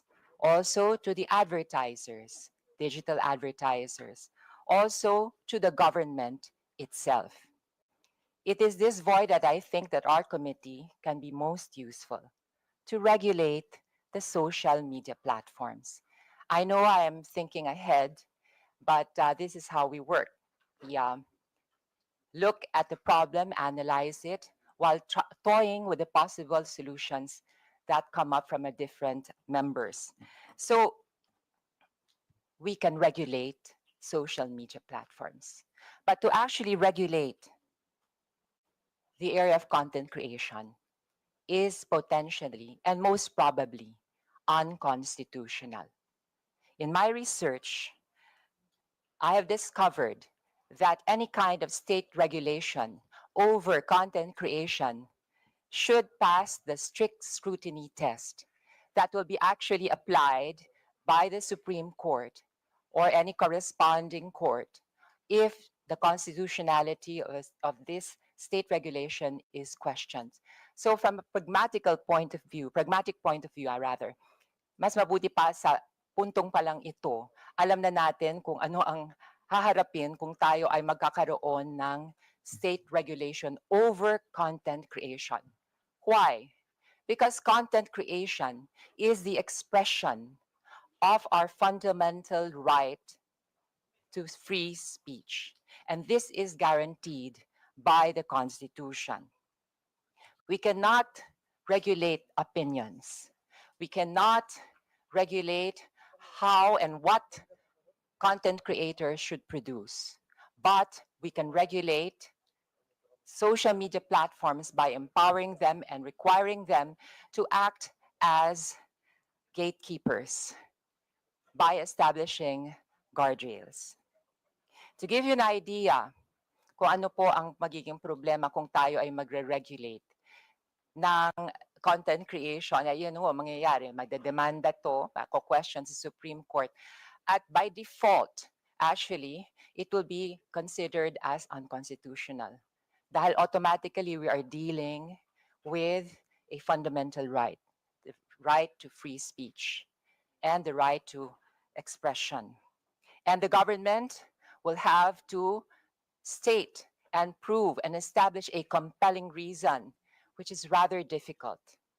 So if you were to ask me, and this is something that I've been wanting to tell my colleagues, if we are to regulate, let's regulate the social media platforms. Mr. Chair, this afternoon, I would also like to report to the committee what has been going on in the past weeks. Actually, in the past TRICOM meetings, I have been proposing the establishment of a Digital Council of the Philippines. To recall, it is similar to the kapisanan ng mga broadcasters of the Philippines, to be formed among the stakeholders themselves by associations and groups of content creators, as well as the digital advertisers, as well as digital marketing firms, as well as the Global AI Council, as well as members of the academe, rather, because the idea was to make the Digital Council of the Philippines a medium by which we can educate the public, in particular the youth, on the responsible use of social media and, most importantly, critical thinking. We also wanted representation from the DICT in the Digital Council of the Philippines, as well as the NBI and the PNP. So the idea is basically self-regulation. It has worked for the advertising world when commercials are submitted to the scrutiny of the Ad Standards Council to see based on their own code of ethics and standards if the commercials are fair and true. So, depende po sa findings ng Ad Standards Council of the Philippines, ay aaprubahan ng isang commercial o hindi. Sa kapisanan ng broadcasters ng Pilipinas naman, sa aking pagkakaunawa, ito po ay hindi government-controlled. Ito po ay self-regulating. And they came up with their own code of ethics and standards, which is to be followed by its members. And they also have their own redress system. And to my knowledge, the Kapisanan ng mga broadcasters in Filipinas also acts as a guild of sorts for its members to give its members legal assessment and counseling, as well as legal assistance in case any of its members encounter, I don't know, a lawsuit or something in that like. Or as a group, as a guild, because there is strength in unity, it could use its position to leverage if there is something they have to negotiate with the government.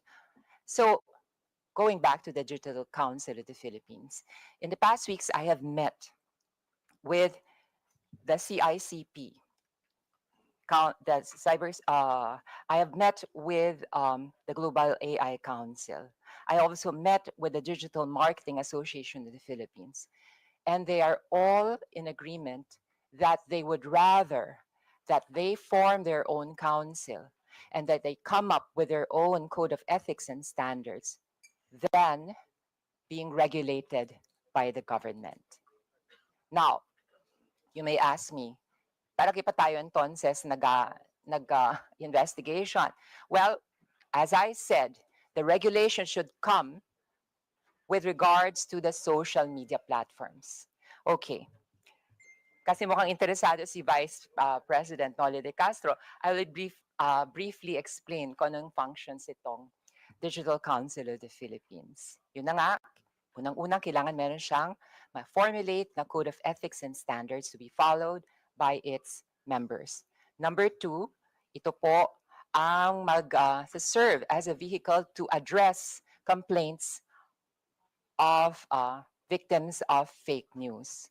It has the technical means. Ito po yung parang konseho na magsusuri at magfa-fact check kung ang isang complaint ay may basihan, kung tunay na biktima ang isang grupo ng isang scam or isang businessman ng isang scam o kaya ng isang government agency, ng isang fake news, and it will come up with its findings. So what do we do with the findings of the Digital Council of the Philippines?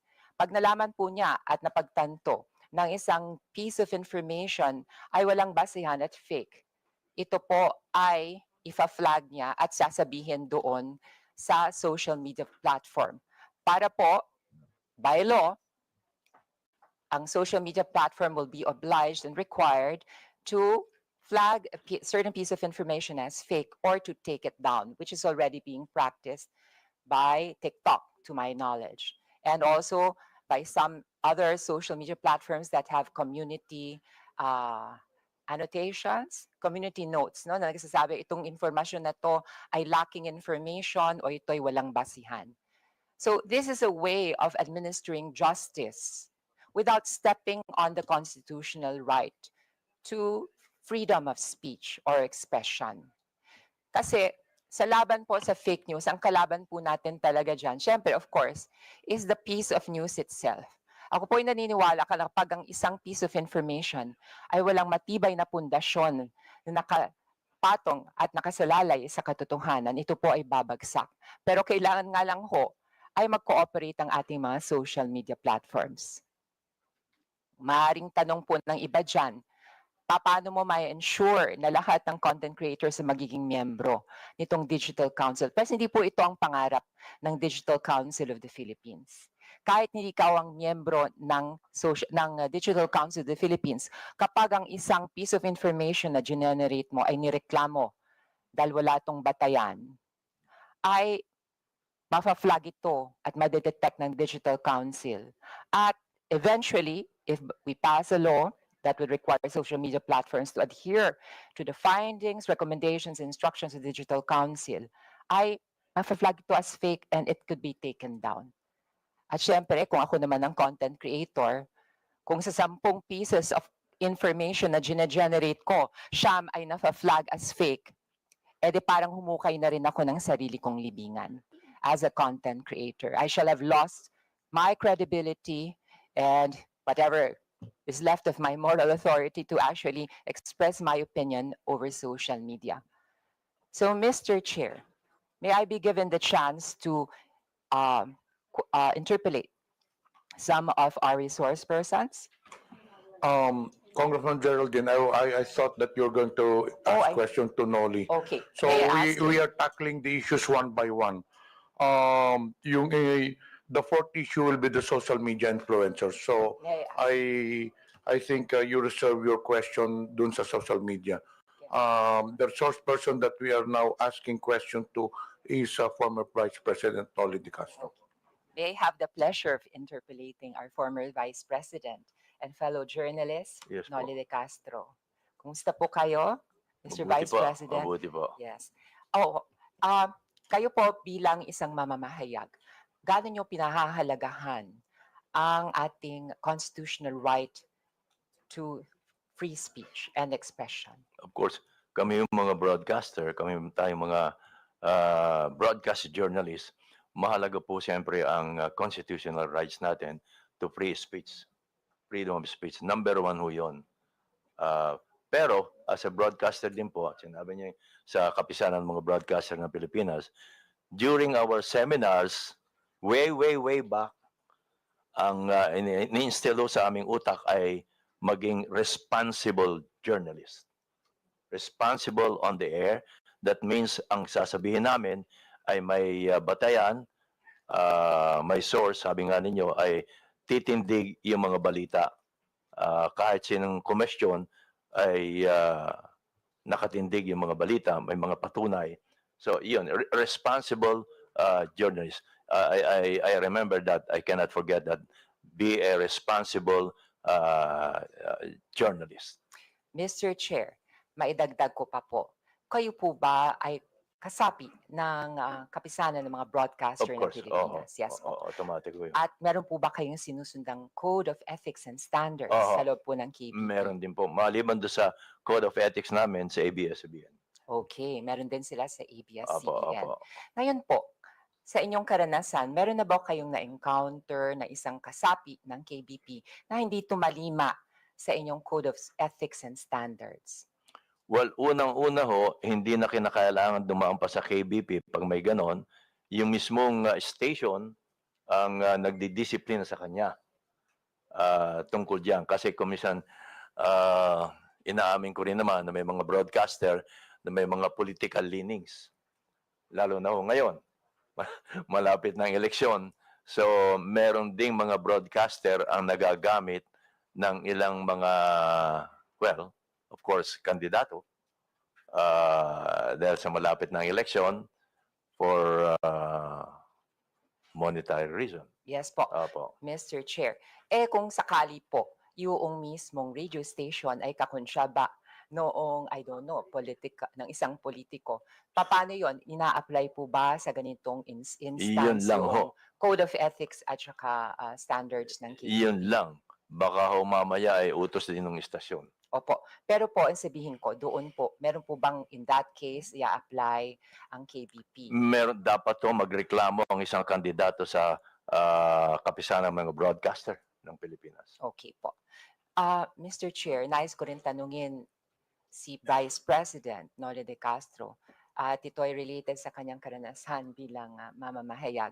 Kung kayo po ang tatanungin, gusto niyo po ba magkaroon ng ahensya ng pamahalaan na magre-regulate ng content o kaya ng balita na inyong binibigay?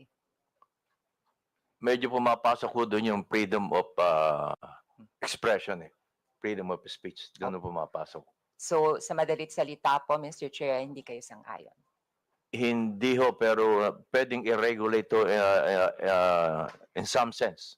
Hindi ho yung pure regulation. Yes, Mr. Chair, for the information of our resource persons and my colleagues, there is already a law that actually addresses the problem within the world of journalism. And this is the 2012 Cyber Libel Act. Basically, we have the freedom of speech and expression. But there's just like any other right, this is not absolute. Absolute. The state can regulate in order to protect public interest. But in regulating the freedom of speech, which is a basic constitutional right, it has the obligation to use the least restrictive means. At may dadagdag ko pa po, pagdating po dito sa pag-regulate ng free speech, it's parang it's a lost cause basically kasi iko-question talaga yan sa Supreme Court. Ganun po ang mangyayari. So maitanong ko po sa inyo, Ms. Kabayan, na pakinggan niyo po briefly yung aking sinasuggest na Digital Council of the Philippines. Kumbaga ito parang self-regulatory pero magfa-fact check din po siya. Tapos yung findings niya ay ipapasa po doon sa different social media platforms katulad ng Facebook, ng Instagram, ng X, ng TikTok, at nakabase po doon sa findings, pwede po nilang i-flag, pwede po nilang i-take down yung content. So, in other words, ang naturang mga platforms ay member din ng Digital Council Yes of the po, Philippines. maaari po silang member ng Digital Council of the Philippines.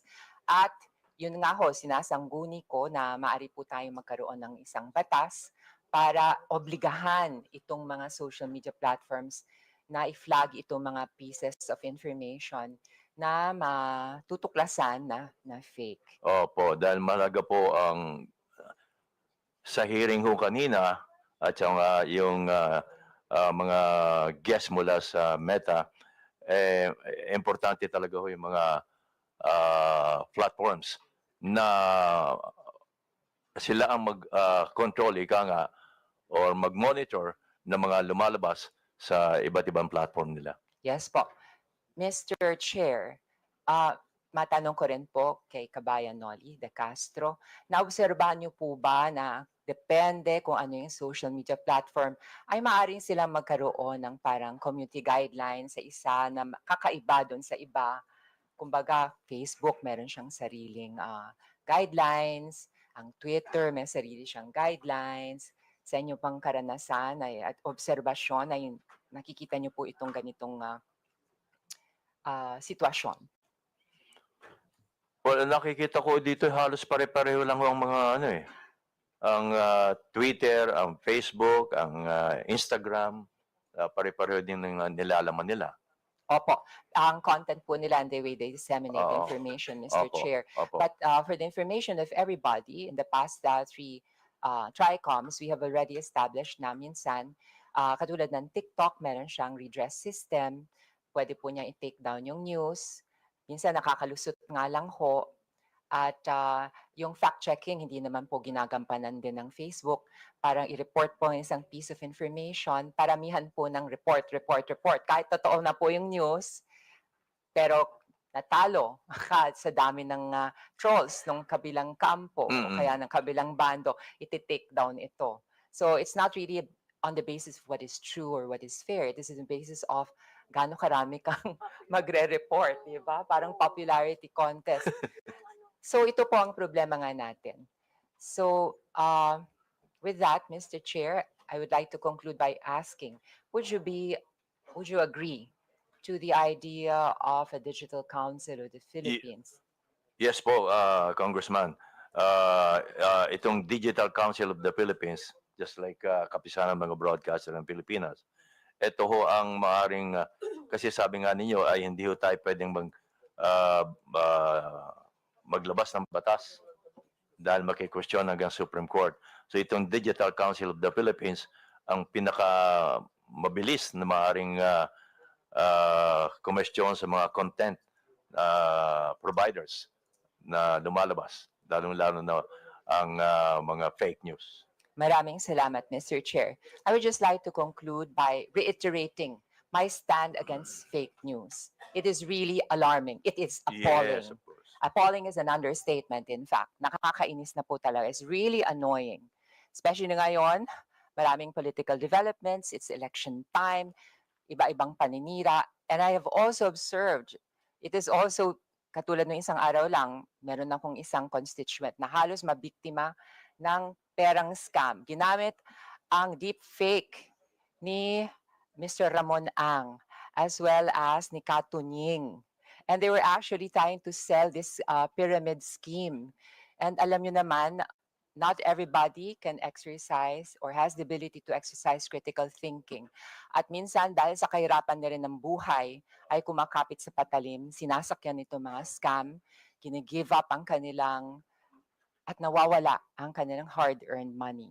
Not only that, itong nakaraang weekend nga rin, marami mga fake news na lumalabas and kahit anong ginagawa na positibo ng ating pamahalaan ay nalulunod sa dagat ng fake news. And this situation cannot be tolerated. This is the hope of this humble representation, that we can come up with regulation that will effectively control the spread of fake news while respecting our basic constitutional right to freedom of speech.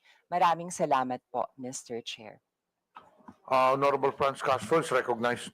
Thank you, Mr. Chair. Magandang hapon, kabayan. So, ano lang, yung iba naman na tanong na ni Geraldine. Yung tungkol doon sa ang mga broadcaster po ay regulated, self-regulation sila, di ba? And regulated din po kayo ng KBP at saka ng station. Kasi meron nung isang hearing, Mr. Chair, na dito vlogger siya at the same time, meron din siyang station. No? Meron din daw siyang parang network na kinabibilangan. So 'di ba, Mr. Chair, may mga broadcaster din, journalist na nagiging vlogger. So paano po ba ito nare-regulate? Kasi itong vlogger na to, halimbawa, broadcaster siya, pero may mga disinformation or fake news. Nire-regulate din ba ito ng station o yung network na kinabibilangan niya, kabayan? Dapat po, kasi kung mga fake news ang sinasabi niya at hindi lang once, twice, or thrice, dapat ay kumilos na ang istasyon or even ang kapisanan ng mga broadcaster ng Pilipinas. Okay. So, nag-a-announce ba ang network na may mga ganitong disciplinary doon sa mga broadcaster at the same time vlogger na nagbibigay ng disinformation? Normally ho, ang aking experience ay sinasabihan lang ho sila Okay. to stop yung ginagawa niya. At nagko-correct. Tama po ba? Dapat i-correct Dapat niya. kino-correct no, yung mga Kasi disinformation. kung hindi niya i-correct, paulit-ulit na siya sasabihan or until isuspindi siya. Okay. Kahit na po ito ay information, dapat po kung meron siyang sasabihin na opinion, ay dapat nakabase pa rin sa facts. Sa tamang impormasyon. Yes, sa tamang information. Opo. Pangalawa, Mr. Chair, ito syempre, kanina sinasabi natin na hindi naman maiwasan na yung isang broadcaster o kahit na kayo po kabayan, meron kayong sariling opinion Opo. sa mga bagay-bagay. So, paano nyo po yun masasabi? I mean, di ba, freedom of expression. Pero kung kayo po ay nakapaloob sa sa isang network na halimbawa may political leaning, paano po nyo ma-express yung inyo pong sa programa ninyo? Well, sa akin pong experience, hindi ko po tinitingnan yung kung ano man political leaning ng istasyon. Ang sa akin po ay kung ano aking opinion, kung ano ang tama, yun ang sinasabi ko. Wala pa naman ako na-experience na sinabihan ako ng istasyon, oy, medyo hinay-hinay ka dahil yung ating boss ay iba ang political leaning.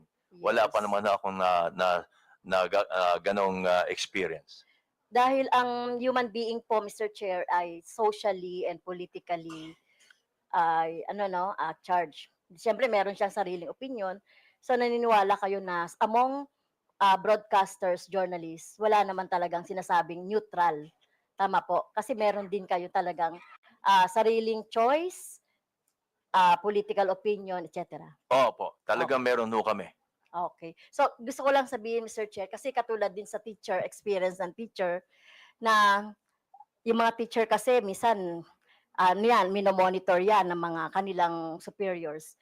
Kaya, syempre, ang mga teachers dapat din nagpapahayag ng sarili nilang experience or sarili nilang pong choices, etc. So katulad din po yan ng mga broadcasters, though meron po silang tinatawag na regulation.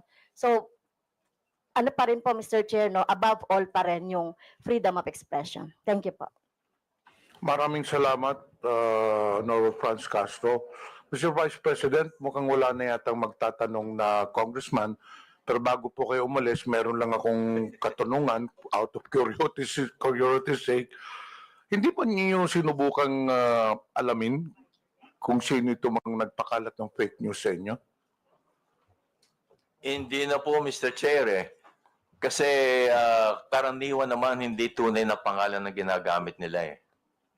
Oo. Although, nag-isip sana akong lumapit na ako sa NBI kung hindi siya hihinto. Pero huminto naman ho nung sagutin ko na sa pamagitan ng paglalagay ng bold letter nga na fake. Madalas po ba kayo ginagawa ng fake news? Well, pag ganito malapit ng eleksyon. Pero pag walang eleksyon, hindi ka na kayo ginagawa. Medyo tahimik ko sila. Pero sa tingin nyo, Vice President, bakit kayo ginagawa ng fake news? Meron ho bang galit sa inyo?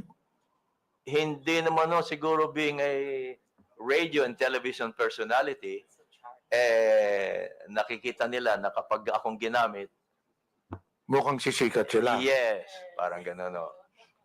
Parang gano'n no. Pati nga, sorry to say this ha. Pati nga yung utot ho binibintang sa akin. Nag-viral ho yun eh. Sikat ho talaga kayo eh. You're well known all over the country. So probably some of these, I would say, bloggers are taking advantage of your popularity. Ika nga ginagamit kayo para naman sila maging popular din po. Oh, well, sabay na ho yun. Sabay na yun. Kaya lang ho, hindi ako kumikita, sila ang kumikita. Hindi, kumikita naman po kayo doon sa broadcasting. Last tanong ko po, yung ganyang fake news, hindi po ba kayo nasasaktan? Hindi po ba kayo nagagalit? Hindi naman po eh. Hindi ako tinatablan eh. Hindi ako tinatablan po. Hindi kayo naapektuhan, kagaya noon, na pinagbintangan kayo na hindi kayo bumoto kay PRD, bumoto kayo o yung sinabihan patay na po kayo, hindi ba kayo nade-depress o nagagalit? Hindi po kasi nasasagot ka agad. Yun ang advantage ho namin, nasasagot namin kaagad bilang isang broadcaster. Oo. Pero sa pangkaraniwan tao nga po, sabi ko nga, baka mahihirapan nung sila dahil hindi kaagad nila masasagot. Wala silang means para masagot kaagad. Alam niyo, Vice President, you're very well known sa broadcasting industry. And I believe that you are liked by the people around the broadcast industry. Pero nakikita mo kahit na magandang ang ikangang image mo sa broadcaster industry, wala ka namang kinakalaban, wala ka nang kinakaway, pero meron talagang mga tao na gusto lang talagang sirain ang isang tao. Hindi po ba? Kahit kayong mga congressmen, ganun din. Lalo na po kami, lalo na po ngayong eleksyon. Kahit maganda ang ginagawa ninyo, dahil sa mga fake news ngayon, iba ipalalabas nila. Sabi niyo kanina, hindi kayo naapektuhan kahit na anong fake news ipalabason ninyo. Ano bang pwede niyong i-advise sa amin? Kasi kami naapektuhan minsan eh. Sagutin ka agad doon nyo. Ganun po ba? Sagutin ka agad. So, kailangan sagutin ho namin. Opo, na may mga kaibigan naman ho kayong may mga YouTube din, may mga Facebook. Gaya ng ginagawa ko nga ho, bold letter, at komisyon nagpa-plus pa, fake. Tapos pinapakalat, pinakikiusap ko sa mga kaibigan na ipakalat. Yan, no? Kasi hindi naman kayo pwedeng o kaya, tumawag ko kayo sa mga broadcasters, sa mga broadcast journalists. At ipakiusap nyo kung pwedeng ma-interview kayo para ipaliwanag nyo itong lumabas na balita. Siguradong tatanggapin naman po kayo. Basta open lagi po. Yan ang pinakikiusap ko sa mga government agencies na open lagi sila kapag may lumalabas na balita. Kasi komisyon ho ay kumakalat na yung balita ng mali, hindi kaagad nasasagot ng mga government agencies. Sa tingin po ninyo, kailangan ng Kongreso gumawa ng batas para mapigilan ang paglaganap nito mga fake news, para naman maprotektahan yung mga reputasyon ng mga tao. Kasi nakita naman ho ninyo, marami yung mga personalidad nasira rin ng reputasyon because of fake news. Tingin nyo, kailangan ho natin gumawa ng batas? Baka ho magandang pag-aralan nitong kay Congressman na Digital Council of the Philippines. Para lahat ng Facebook, YouTube, member ho dito, para kung meron ng reklamo tungkol sa mga post na hindi maganda o hindi totoo, may papasok agad dito sa Digital Council of the Philippines. Kasi po, I don't know, Congressman, Mr. Chairman, baka ho kumisan pag may batas, napapalusutan pa ho eh. Tama po. Pa ho pa sa batas. Umaabot ho hanggang sa Supreme Court. Baka ho dito, baka makatulong itong pag-aralan ho nating mabuti ang Digital Council of the Philippines. Baka ho mas may ngipin ho ito para mapigilan ang pagkalat ho ng fake news. Actually, Mr. Vice President, pagkatapos po nitong hearing na to, meron na ho kaming mga proposed legislations to counter this fake news. So hindi na po ako magtatagal, Mr. Vice President. In behalf ng committee, maraming salamat po sa presensya ninyo. Pwede na po kayo ma-excuse po. Kasi we'll now proceed to the next issue, which is yung kay Commodore Tarriela, and after that, the social media personalities. But before that, I noticed dito sa mga resource persons na inimbita, some of these, I believe, wala na pong question yung ibang mga congressmen dito ngayon. Some of the resource persons were requested to be invited by some congressmen who are not present. Sila po may gustong tanong. So, are there any questions for SWS rating survey company? May question ba, mga congressmen? Wala? So, dito po kaninang SWS, hindi po ba? So, I believe that there are no questions. Actually, there was one congressman, I will not mention anymore, who requested you to be present. Also, Pulse Asia, and then yung ibang mga survey firms. But he's not around. So, the congressmen are not inclined to ask questions to you unless you have a statement to make. None, Mr. Chair. Okay, you are now excused. Thank you. Itong broadsheets din, andito po ba ang Philippine Star, Daily Inquirer? Nandito po ba? Wala. Okay. So we'll now proceed with the next item on the agenda, which is the issue of Commodore Tarriela. Do you have any statement to make? Yes, Mr. Chair. I prepared the presentation. Okay, let us proceed with the presentation. Afterwards, the first to interpolate will be Congressman Ernest Junicio.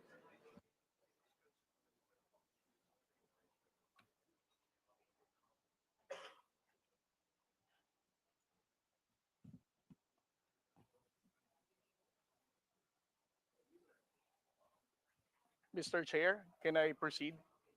Pakilapit lang po yung mikropono. Mr. Chair, can I proceed already? Yes, please proceed. Thank you, Mr. Chair. Isang magandang hapon po sa ating lahat. Sa loob po ng 2 taon, nagsimula po ang ating administrasyon sa pagpapublicize ng mga insidente na nangyayari sa West Philippine Sea, ay nakita po natin ang mataas na bilang ng pagtaas ng fake news and disinformation and misinformation pagdating sa usapin ng West Philippine Sea. Sa loob po ng 2 taon na inanalyze po namin ang mga fake news, peddlers, and trolls na nagpapakalat ng maling informasyon. According to our analysis, we can actually came up with 3 levels of fake news purveyors in terms of social media platforms. The first one is what we call the initiators. Ito po ang mga kilala po nating social media influencers na nagbibigay ng maling impormasyon pagdating sa usapin ng West Philippine Sea. On the later part of my presentation, I will discuss what are those information that they are using to counter the factual narrative of the Philippine government. At the same time, the initiators have high number of followers. Marami po silang followers sa different social media platforms, whether sa X, sa Facebook, sa Instagram, or sa TikTok. Sila po ang kinikilala nating mas known figure pagdating sa pagpapakalat ng maling impormasyon. We call them initiators because if we're going to trace the misinformation and fake news about West Philippine Sea, sila ang pinakaunang mga tao na nagpakalat ng maling impormasyon na to. The next level is what we call the disseminators. Gaya po ng sinabi ni Kabayan Noli de Castro, marami po tayong trolls sa social media na soulless account. Alam po nating wala silang totoong identity, newly created ang account, but these disseminators are being used by the initiators to spread this initiated information na mali. Sila po ay walang kilalang known network, but they are used only to spread this misinformation and fake news about the West Philippine Sea. And then the third one is what we call the reposters. Ito po mga reposters ay kapwa po natin mga Pilipino.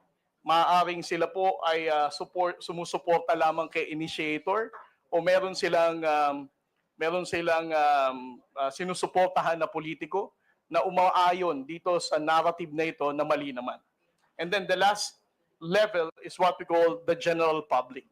The general public is actually the victim of the disinformation and fake news in the social media. Dahil po sa mga maling impormasyon na ito na ipinapakalat sa West Philippine Sea, ay nahahati po ang opinyon ng ating mga kababayang Pilipino. Minsan po naniniwala silang walang West Philippine Sea, minsan naniniwala silang tayo ay inuudyukan lamang ng Amerika, minsan sila ay naniniwala na ang gobyerno mismo ang gumugulo pagdating sa usapin ng West Philippine Sea. Next slide, sir. Ngayon, ang tanong po ay who are these initiators? No? Gaya po ng sinabi ko kanina, the initiators are the ones who start the conversation. They are the ones who spread the initial fake news and misinformation. At ang account nila ay may mataas na bilang ng follower. At most of the time, the initiators are known or recognized na social media influencer. At ang posting nila sa social media are always publicly posted. Hindi po ito nalilimit lamang sa kanilang mga followers or friends. Intentionally, their postings are made public so that it can be easily shared ng kanilang mga disseminators at ng kanilang mga followers. Next slide. The initiator social media lines. Over the course of time and analyzing the lines of these initiators who spread fake news in the West Philippine Sea, it can actually be divided into 6 parts. Ang una sa lahat is yung sinasabi nilang we do not have legal basis in our fight in the West Philippine Sea. Ilang beses na po nating narinig yan. Later, I will discuss all of this, how they make use of these lines as a way for them to mislead the Filipino people. Second, ang West Philippine Sea ay hindi natin primary concern. Ito daw ay hindi dumudugtong sa sikmura ng ordinaryong Pilipino, kung kaya't ang ordinaryong Pilipino ay hindi dapat makialam sa isyu ng West Philippine Sea. Pangatlo, Philippines is one escalating the tension in the West Philippine Sea. Sinasabi po nila na ang Coast Guard or BFAR or other agencies of the government are the ones responsible for the escalation of tension in the West Philippine Sea. At ang pang-apat po is the fear-mongering. Ang pananakot po sa ating mga kababayang Pilipino na kapag patuloy nating tinindigan ang laban natin sa West Philippine Sea, ay magkakaroon po ng gera. At ang panglima po, ang Philippines is only dictated by the United States. Ilang beses na rin po nating narinig ito na ang nangyayari sa West Philippine Sea ay galing lamang po sa pag-uudyok ng Estados Unidos. And the last part is that the West Philippine Sea spokesperson, kasama ko po si Jonathan Malaya at ang iba pong mga akademya na dumidepensa sa paninindigan natin sa West Philippine Sea has always been a victim of disinformation and fake news. Next slide, sir.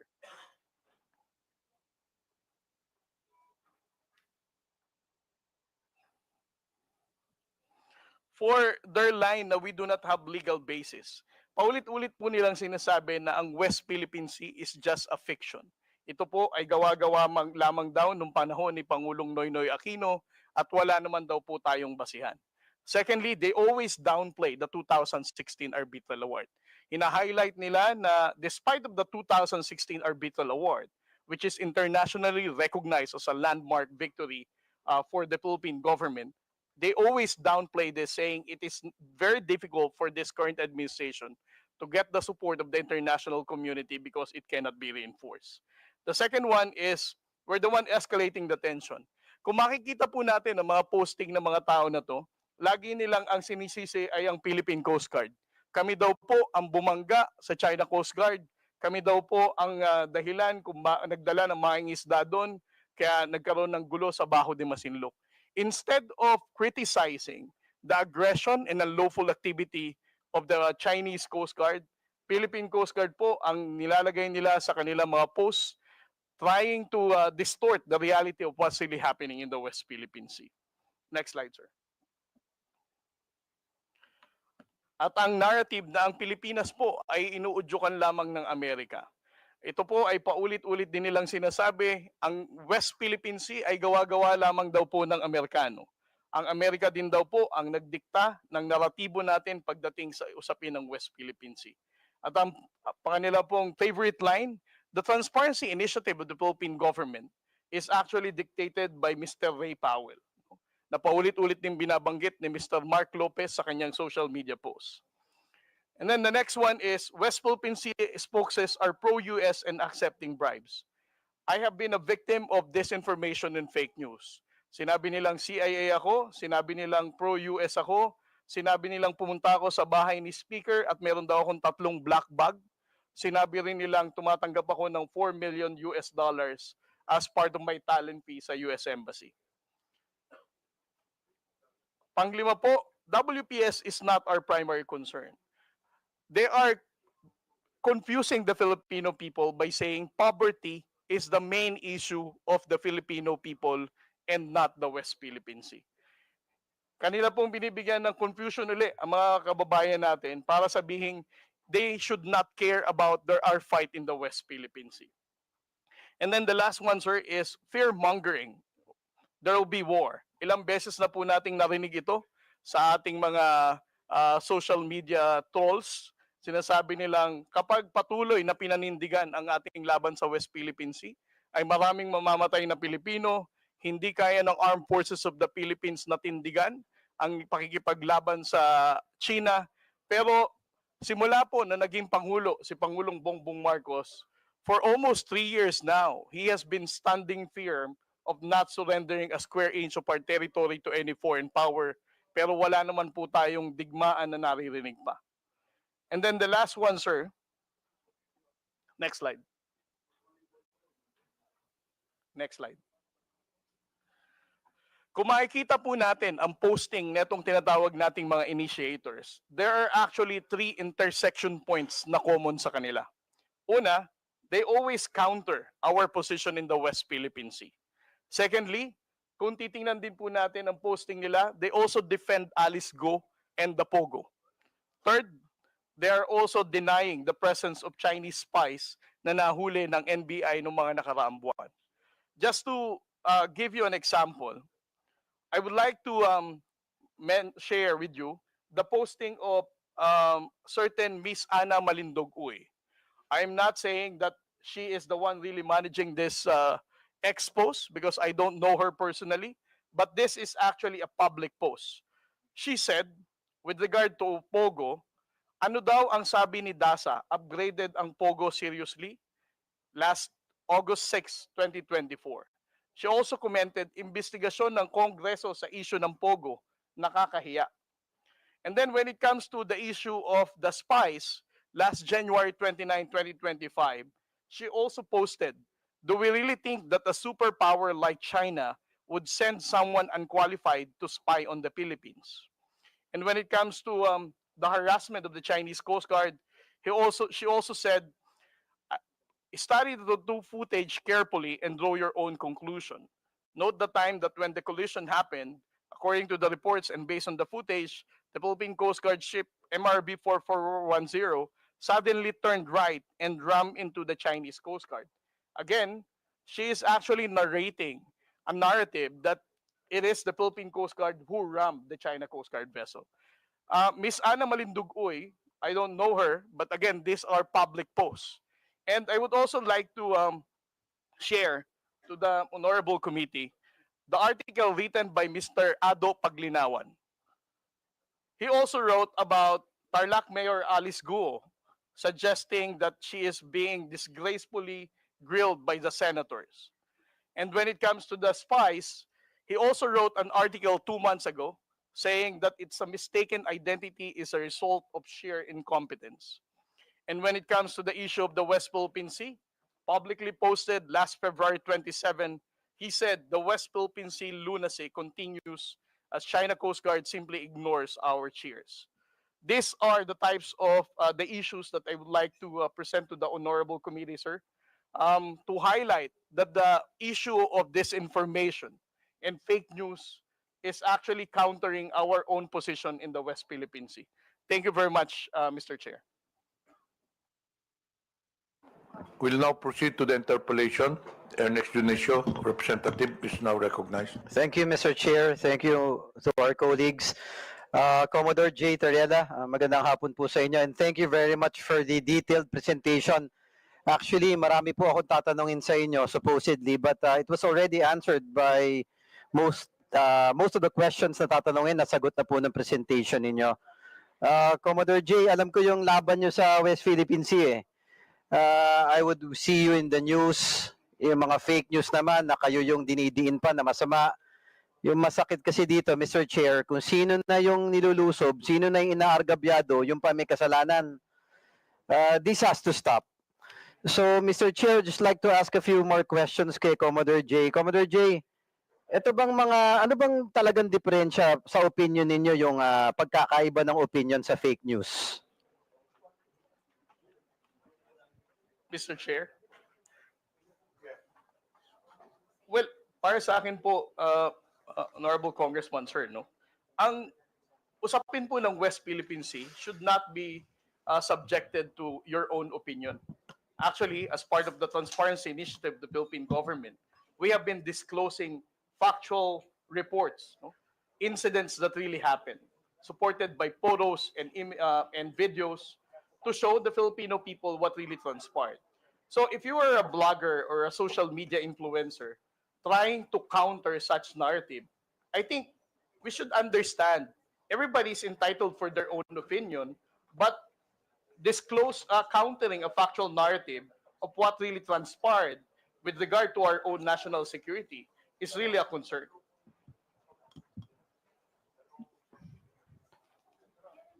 Yes, thank you for that. Mr. Chair, kasi yung West Philippine Sea, in my humble opinion, di lang naman kasi to geographic location, it's a symbol of our sovereignty. If I remember it correctly, Commodore J, di ba, nung last hearing natin, meron pa nga na nagke-claim na lumalabas sa mga fake news na yung Palawan pagmamayari ng China. Tama po ba? Yes, sir. Yeah, it's very alarming, Mr. Chair, lahat ng nangyayari na to eh. So, alam ko nag-imbestiga na kayo dito, Sir Commodore J. Ano po ba mga naobserbahan nyo? You mentioned kanina mga initiators. Ano ba to? Mga Pilipino ba to? Chinese? Or we don't know for certain? Well, right now, Mr. Chair, what we have are only public posting of social media accounts. Just like what the former Vice President mentioned, we cannot really ascertain whether these people are the ones managing those accounts dahil hindi naman talaga natin alam kung sila yon. Mr. Chair, may nabanggit po kanina na si Ana Malindugoy. Yes, Mr. Chair. Do we know, Mr. Chair, does this committee have any information na bisita po ba natin siya ngayon or Filipino vlogger po ba to? Or... Sino? Si Mark Lopez? Hindi po, si Ana Malindoguy, mentioned by Commodore Tariela earlier, Mr. Chair. Comsec, did you invite this personality? Unfortunately, she was not included. Is that a female? Yes, Mr. She Chair. was not included in the invitation to the resource persons. Maybe, Because there- thank you, Mr. Chair. Maybe it would be prudent since Commodore Tariela mentioned some posts that are very detrimental for our sovereignty and for the safety and security for our country, that probably this individual, be it true or not, we can try to find out through the committee and have this person invited and probably shed more light to the posts that was shared by Commodore Tariela, Mr. Chair. Comsec, please take note. This individual will be invited for the next hearing. Moving on, Mr. Chair, yung 2016, as mentioned by Commodore Tariela, yung arbitral award. In my humble opinion, ito napakalinaw na na pagmamayari ng bansa natin, yung kinokontest ng ibang bansa What I don't understand is bakit kinokontra pa to. Commodore Tariela, ang gusto ko lang malaman, meron po ba tayong specific Filipinos identified who are, masasabi natin na pro-China? Well, Mr. Chair, if we're going to base on the social media posting of what they, how they appreciate the 2016 Arbitral Award and how they downplay our fight in the West Philippine Sea, I would say that they are really going against our national security and that they are not pro-Philippines, Mr. Chair. However, I would also like to add that what is difficult for us on the Philippine Coast Guard is that we cannot really identify whether these people who are using such accounts are those actual people named with that social media account, sir.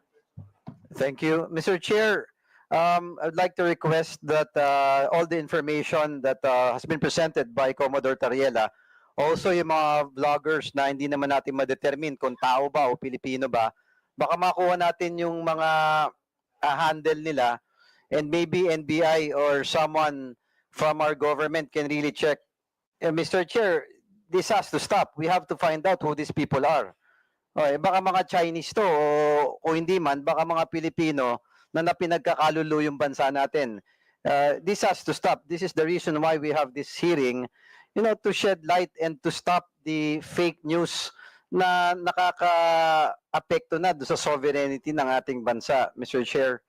Also, nakakabagabag kanina yung presentation ni Commodore Tariela na hindi lang pala West Philippine Sea, na nagduduktong-duktong din to dun sa Pogo, o na dinidepensahan pa nila, na naduduktong pa doon kay Alice Guo, na allegedly na spy, na ang narrative nila all about pro-China So Mr. Chair, na again kay Commodore Tariela, kung hindi naman kalabisan sa inyo, please give this committee a copy of all the information that has been gathered by on your side sa Philippine Coast Guard, and we will try to dig deeper and find out who these people are and put a stop to it. It will also give guidance to us on the laws that we will be making to determine, Mr. Chair. Ito na nga yung pinag-uusapan last hearing tsaka ngayon with what Congressman Rog was saying earlier, na importante talaga na naka-register yung mga tao sa account ng mga social media Anyone can simply make an account, gagawa ng false claims kung ano-ano, tapos ini-influence yung mga Pilipino. But I do believe Filipinos are very smart at walang Pilipinong tunay na magkakalulo. Ang hindi ko maintindihan, kung meron man, ano bang reason nila? Is it political or is it because of monetary gains? But there should be no Filipino na dapat ipagpapalit mo yung bansa mo para sa mga idol nyong politiko o para lamang sa pera, kapalit ang sovereignty at security ng ating bansa. This has to stop. So again, Mr. Chair, may I manifest that we really have to find out who these people are. We will not stop. The committee will not stop. And again, ako lang simple manifestation, Mr. Chair. To Filipino vloggers, minsan nakikarried away tayo sa mga nababasa natin o napapanood.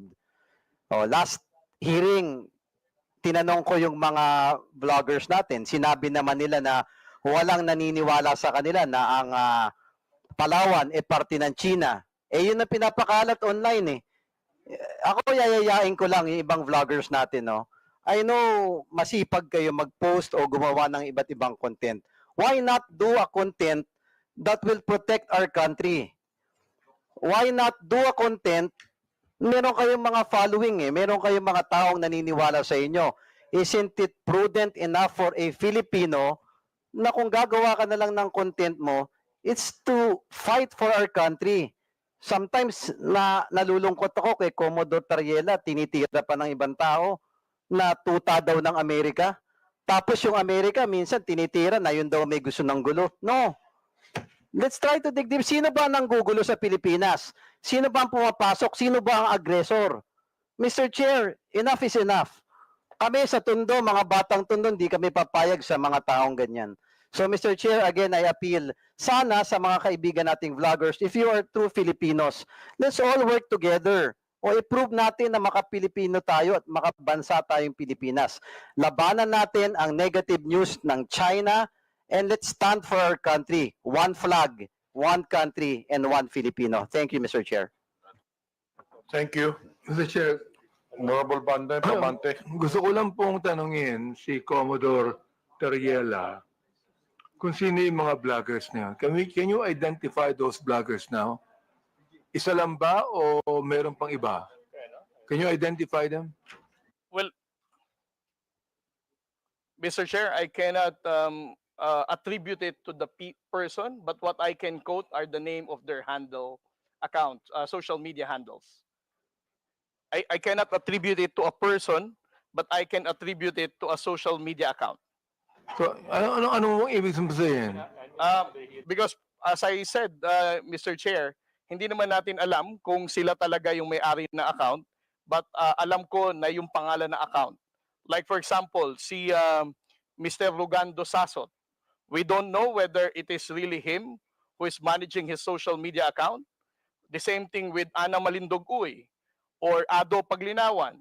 Those names are known to be writing about pro-China narrative. Well, Mr. Chair, why, Commodore, why don't we ask the NBI or the DICT to identify? Why? Why don't we ask them? Now, you keep on telling us about these things, and you're not telling us who the people are. So why don't you ask the NBI or the ICT to identify those people who they are? Because they can be identified. Oh, it's up to you because you're the one being bashed in this case. Perhaps even your statement here can even be treasonous. Why?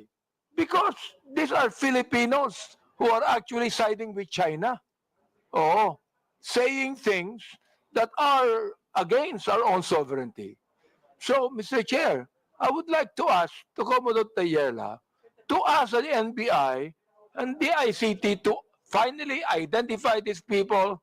And if you do that, Mr. Chair, we're going to invite them here. So they could be able to shed light to what they're saying. And also, let them realize that this committee is now crafting a bill that will regulate these things. Akala ba ng mga vloggers natin, malilibre sila lahat sa mga bagay na yan? No. There should be certain regulations on this, Mr. Chair. Do you know why? Because freedom of expression is not absolute. Are there any further questions with regards to this issue from the members? Mr. Chair, I would like to ask Commodore Tierla if he's willing to ask the NBI and or DICT or the Department of Justice to finally identify these people. Yes, Mr. Chair, on the part of my office, I will be forwarding the report and the post of those known social media influencers that we have identified that are countering the factual narrative of the Philippine government when it comes to the West Philippine Sea. I believe we have the presence of the NBI resource persons. Andito po bang NBI? Ano mo nga yung anong pwedeng gawin doon? Good afternoon, Mr. Chair. Good afternoon to the members of our Congress. Actually, Mr. Chair, some of the personalities which was mentioned during the lecture of Commodore were already verified by our office. So, ang pagkakaintindi ko po kasi during his explanation is that he cannot attribute yung mga accounts doon sa real identity ng mga may-ari. And we can provide some, but for those other accounts po, totally dummy account po siya. And we cannot identify kung sino yung mga ano po niya, totoong nagmamayari. But for some of the accounts that were mentioned, there are real names and identities that were already identified by the NBI, and we could furnish this committee of those identities. Thank you, Mr. Chair. I suggest, Commodore, you coordinate with the NBI na lang regarding this matter. Yes, Mr. Chair. Are there any further questions regarding this issue? Mr. Chair, Yes. thank you very much. Commodore Tariela. So, kamakailan, nabalitaan po namin at nakita namin sa telebisyon na muling nagkaroon ng enkwentro sa West Philippine Sea. Pwede mo po bang maikwento sa amin ang nangyari? Yes, sir. Mr. Chair? Yes. What transpired in the past 2 days, Mr. Chair, is that last April 5, the Philippine Coast Guard monitor the presence of China Coast Guard 3302 at a distance of 82 to 85 nautical miles off the coast of Palawig, Zambales. And because of that, the Commandant of the Philippine Coast Guard, Admiral Ronnie Hilgavan, directed BRP Cabra to challenge the presence of the China Coast Guard vessel. And last April 6, what happened, sir, is when the Philippine Coast Guard vessel was challenging this 99-meter vessel, which is relatively larger than the 44-meter vessel that we have, carried out a dangerous maneuver, attempting to, as if they are going to ram a smaller Coast Guard vessel. But thanks to the seamanship skills and the professionalism of the Coast Guard sailors of the Philippines, we were able to prevent from being rammed by the China Coast Guard.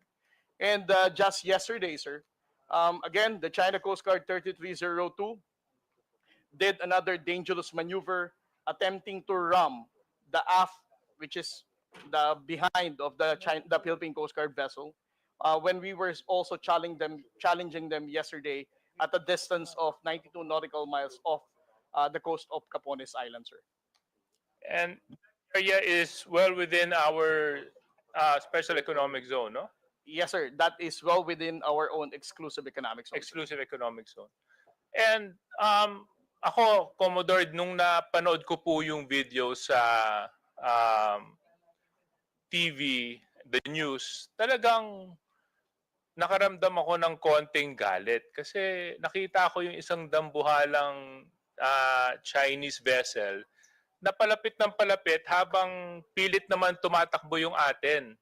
Kasi nga baka mabangga at mukhang babanggain talaga. At buti na lang kamo, magaling yung ating mga seafarers nakaiwas. Kung hindi po nakaiwas, ilang kayang Pilipino maapektuhan kung dumating po sa punto na nabangga? Well, we have to understand, sir, na ang barko na to is almost double the size of our BRP Cabra. So you can just imagine the impact nung bilis nung barko na yon sa pagbangga ng mas maliit na barko natin. Parang to describe it, parang isang Wigo na Toyota na kotse binangga ng isang 6x6 truck. So that is the reason why the Philippine Coast Guard has to run away for them not to be rammed by the China Coast Guard. Kung sakali pong nabangga tayo, definitely ang mga crew po ng Philippine Coast Guard vessel ay nasa harm's way na po. At tayo po ngayon siguro ang nagpapanik, how can we be able to rescue our Coast Guard personnel, sir? At tunay pong nakakakulo ng dugo nung nakita ko po to kasi atin po yung lugar eh. Diba? Atin po yung lugar. At dito po sa hearing natin ngayon, napakahalaga po na ma-address po natin yung mga fake news na lumalabas laban sa issue ng West Philippine Sea. Because what I fear, Commodore, is due to the fake news, this might lead to Filipinos being misguided when it comes to properly understanding the issues of the West Philippine Sea. Do you agree with me when I say this, Commodore? Yes, sir. I definitely agree with you, sir, that we need to address fake news and disinformation. Dahil kung tataas po ang bilang ng mga fake news and disinformation na yan with regard to the West Philippine Sea, mawawala na pong saysay ang paghihirap ng Armed Forces of the Philippines at ng Philippine Coast Guard na itinataya po nila ang buhay nila para po sa West Philippine Sea. So sa isang bahagi, Commodore, would you agree with me when I say that maaaring isang strategiya to na ginagamit ng isang banyaga laban sa Pilipinas para magkaroon ng confusion sa ating mga mamamayan sa paglaganap ng fake news laban sa Pilipinas sa usapin ng West Philippine Sea? Yes, sir. I definitely agree with you, sir, that most likely this is a state-sponsored misinformation tactic para gibain po ang pagkakaisa ng ating pong bansa pagdating sa pagtindig sa issue ng West Philippine Sea. Okay. Thank you very much. Now to our vloggers present. Mr. Chairman, can I get a show of hands kung sino-sino po sila nandito ngayon? Actually, we will proceed on that. Tapusin na lang natin yung kay Tariela. Yeah, patapos na po ako, but critical lang po kasi sa akin yung mga vloggers dito. The social media personality that was mentioned by Commodore Tariela, George Paglinawan, is here. May know where George Paglinawan is? Oh, yan. If you have any questions. He was Sir, mentioned if by I may. Commodore Tariela kanina. If I may, Mr. Chairman, I am George Ahmed Mr. Paglinawan. Chairman, I think I have the floor. Okay. Yeah. So anyway, Mr. Chair, I just wanted to ask first. I don't have any particular questions to Mr. George. Yung gusto ko lang malaman yung mga vloggers na nandito ngayon, pakitaas nga ulit yung kamay ninyo. Hindi ko kasi kayo kilala isa-isa eh. Kanina kung susubaybayan po natin yung takbo ng hearing, makikita po natin na napakahalaga po ng papel na ginagampanan ninyo sa paglaganap ng balita at sa mga pangyayari sa ating bansa. And in a certain way and in a certain form, you influence the manner of thinking of certain Filipinos. No? And I'm sure you agree with me that when I say the Philippines is a sovereign country. Now, I just want to find out from the vloggers present, do you condemn what China is doing in the West Philippine Sea? Yes or no? Can you raise your hand? Can I just, all of you? All of you? Yung mga nasa dulo, hindi ko po masyadong, sorry malabo kasi yung mata ko. Are those vloggers as well at the end? Yes? Do they also, are you also raising your hand? Yes? Okay, so you also condemn what China is doing in the West Philippine Sea. Is this correct? Yes, okay. If so, then Commodore Tariela, you mentioned na maraming mga disinformation, fake news na lumalabas patungkol sa usapin ng West Philippine Sea. Can you further elaborate on this? Yes, sir. Just like what I mentioned a while ago, sir, no? There are 7 types of narratives that they're saying. Una, wala tayong legal basis. Second, dinidiktahan lang tayo ng Amerika. Pangatlo, Pilipinas ang gumugulo sa West Philippine Sea. Pang-apat, ito ay hindi ito priority ng ordinaryong Pilipino. At pang-lima, ang mga spokesperson natin are actually receiving bribe from the government and even the US government. Okay. So, is Mr. Mark Lopez present? No. And Comsec, can we check if Mr. Mark Lopez is present? Because I remember in our last hearing, he was very opinionated about this issue. Comsec?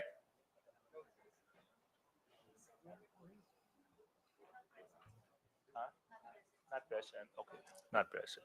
So, Since he's not present, siguro I'll just reserve my questions for him when he decides to present himself. For the vloggers na nandito, dahil kayo naman, inamin nyo rin na kinukondenan nyo yung ginagawa ng China sa West Philippine Sea. Siguro ipapakiusap ko na lang sa inyo sa pamamagitan ng boses ninyo at sa pamamagitan ng kakayahan ninyo, baka pwede nyo lang suportahan ang Pilipinas. Pwede nyo suportahan ang ating pamahalaan. Pwede nyo ipakita sa pamamagitan ninyo na maski ano man ang hindi natin pinagkakasunduan, Pilipino at dugong Pilipino pa rin ang nangangalaytay sa ating lahat. At yun po ay dapat pinaglalaban natin. I think for our armed forces right now, this is very important that we show that the country is in full support in protecting the rights and the sovereignty of our country. That's all, Mr. Chairman. That's the only questions I have for Commodore Tayela. And baka pwede pong humabol ng isang pakiusap. Alam mo, campaign period ngayon eh. Kami mga kandidato nakikiusap. Baka pwede ko ipakiusap sa inyo. Sana maging boses din po kayo sa Twitter, sa Facebook, sa TikTok o anumang medium ang ginagamit ninyo na let's support the Philippines and let's support our claim to the West Philippine Sea. Maraming salamat. Mr. Chair, Yes, Honorable Abante. gusto ko lang po sabihin kay Commodore Tayel, saka yung NBI, no? Because you mentioned na these are dummy accounts, di ba? Dummy accounts po ito. And you also mentioned that it's possible that they are being used by the Chinese, no? To speak against the West Philippine Sea. So, Mr. Chair, gusto ko lang pong i-manifest dito, kung dummy accounts yan, walang pinagkaiba yan nung panahon ng hapon.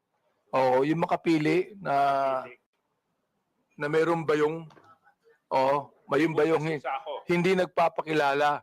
Oo, walang pinagkaiba yan sa mga makapili. Kaya yung mga vloggers natin dito, na mga makapili, palagay ko, merong kalalagyan din yan.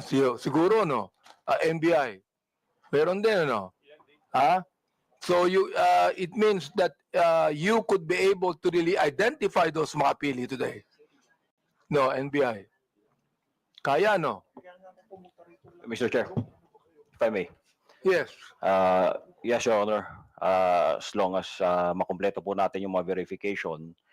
But still, we depend on the information na kayang ibigay sa atin ni Meta as well as yung kaya ibigay ng mga telco sa atin na information. Kasi ang point po natin dito for purposes of identifying attribution is that we could determine kung sino yung gumawa ng account. Yun po ang ating basis po. Well, the fact na, Mr. Chair, that our bloggers are here with us today, hindi po ito makapili. Mga Pilipino po ito that they're appearing with us today to be able to help us craft a legislation finally, to be able to put a stop to this fake news, especially those people who are using dummy accounts. Finally put a stop to it, Mr. Chair. Yun lang po gusto kong sabihin.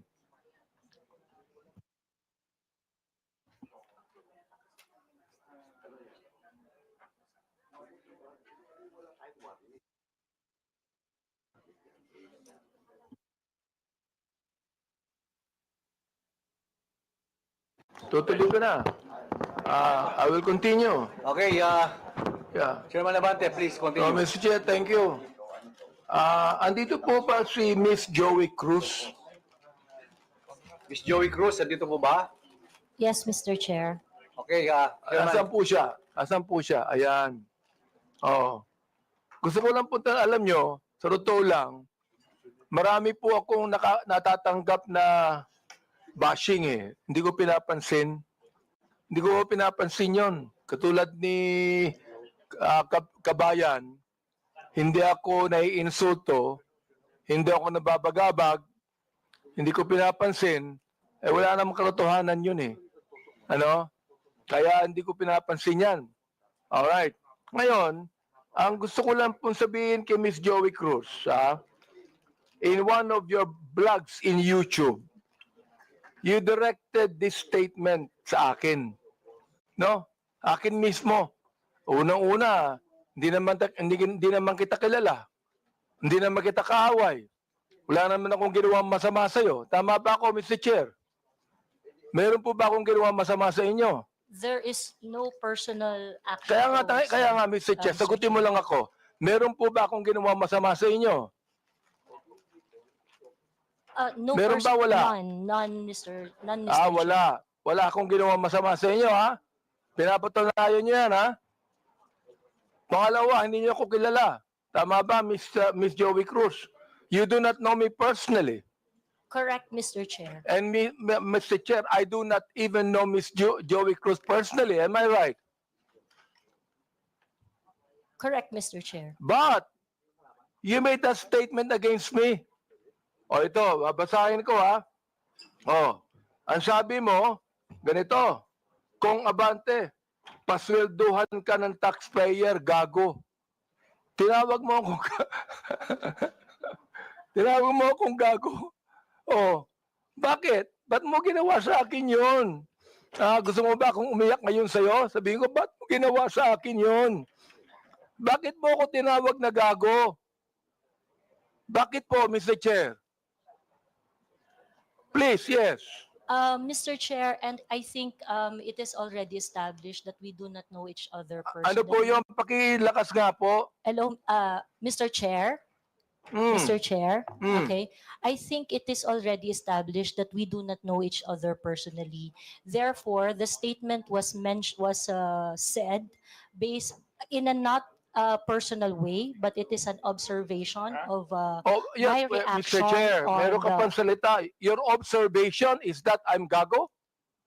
Is that your observation? This pertains to the public function as I perceive it, Mr. Chair. No, you're public what? Public action, Public Mr. Chair. action. So you mean that is the public that is actually telling me that I'm gago? No, Or Mr. is it Chair, you? the statement Let me came ask from you, me. Mr. Chair, is it you? Yes, Mr. Chair. So you were the one that said that, right? Correct, Mr. Chair. Ayun. Pero hindi mo ko kilala. Wala akong ginawa masama sa'yo. Yes, Mr. Chair. It What is your already right to established. tell me that I'm gago? Because I am a citizen of What the is your Philippines. right to tell me I'm gago? That is part of my freedom of speech, Mr. Oh, Chair. is that right? Yes, Mr. Chair. So your freedom of speech is to tell a person that he is gago? Freedom of speech ba yan? My freedom of speech, part of my freedom Ang of galing speech is mo. to react Ang on the galing mo. action of Ito a pa, public official. sinabi mo ha, in another post, ito sirahin mo. Pero alam mo, kaya tayo nagmi-meeting dito, parami na-mention ko ito, no? Pero sa totoo lang, hindi ko pinansin yan, matagal na yan eh. Di ba? Hindi ko pinansin yan. Ito ha, ang sabi mo, you know, Kong Benny Abante, I can find all of this. Isasampal ko ito sa pagmumukha mo. Is that still freedom of speech? Mr. Chair, I am not very familiar. Yes on or that no, post. Mr. Chair? Is that still, you think, freedom of speech? When you said, isasampal ko ito sa pagmumukha mo. Mr. Is Chair, that freedom of speech? yes, Mr. Chair. Ganon. Oo. So, ibig sabihin, ganito. If I tell you right now, sasampaling kita, freedom of speech yan. That's part of your freedom, Mr. Chair. Pag sinampal kita, hindi na freedom of speech yan. Of course, sir. It's overt Hindi action na. already. Yes, Hindi sir. na, no? Yes, sir. Oo, ang galing. Mahusay ito. Oo, magaling ka. Oo. Ang sabi mo, I'm going to be Hindi ko masabi to, Mr. Chair. F-U-C-K-E-D. Prepared. Binanggit mo yon? Mr. Chair. Bakit naman? Mr. Chair, Ano may ba I nagawa know kong when kasalanan that post sa'yo? was posted? Mr. Chair. Oh. Mr. Chair, so that I can answer intelligently on the question You of, can, Mr. Chair, may I know you can the date answer of the post? intelligently, I but cannot what you answer said in- here, is that intelligent? Let me ask you, Mr. Chair. Nung sinabi mo, Company Abante, I can find all of this, isasampal ko ito sa pagmumukha mo. Is that intelligent? Mr. Chair, I cannot intelligently answer if I do not know when the post was posted. You don't know, Mr. Yes, Chair? Mr. Chair, I think in a day I post maybe 50, Well, 50 posts in a day. I would like to understand, It Mr. means, Chair. Mr. Chair, that you can post something today and you forget that tomorrow. Am I right? That is correct, Mr. Chair. That's very Ah. likely. So, pakiklaro nga, Mr. Chair. Ano yung isasampal mo sa bagumukha ko? That is why, Mr. Chair, for me to intelligently answer your question, I need to know when it was posted. Well, we are going to get the date when this was said. Thank you, so Mr. you would Chair. be able to know. Thank you. Kaya pinapa-confirm ko lang yung statement na yan eh. This ibig sabihin, do you believe, hindi ko na sabihin ang freedom of speech. Do you believe that this falls under protected speech? I'm so sorry, Mr. Chair. May you please repeat Do the you question? believe that this falls under protected speech? Mr. Chair, like I said earlier, I would like to know first the context of the post. But rest assured, Mr. Chair, that when I post in my platform, I make sure that it is a reaction on the news or public action. As a political observer, I always practice. Miss Cruz, is this a political statement? You were saying a political observer. Is this a political statement? Do you believe that using profanities, insults, and malicious accusations online represent fair and respectful, intelligent discourse? Except as part of your statement, Mr. Chair, the malicious imputation you said, I accept that. The rest that you said, yes, it is part of the healthy public discourse. It is part of what, Mr. Chair? Healthy public discourse. Therefore, pag binanggit natin using profanities, insults, and malicious accusations, that is, anong tawag mo doon? Part of the healthy discourse, Mr. Chair. Healthy discourse. Healthy discourse ba yon? Yung Yes, Mr. profanities, Chair. Yes, Mr. insults, and malicious statements, healthy discourse sa'yo yun. Yes, Mr. And that's the Chair. reason why, Mr. Chair, that we should now actually craft a legislation to put a stop to Miss Joey Cruz, who seemed to be intelligent, and a woman using profanities, malicious insults, saying it is healthy.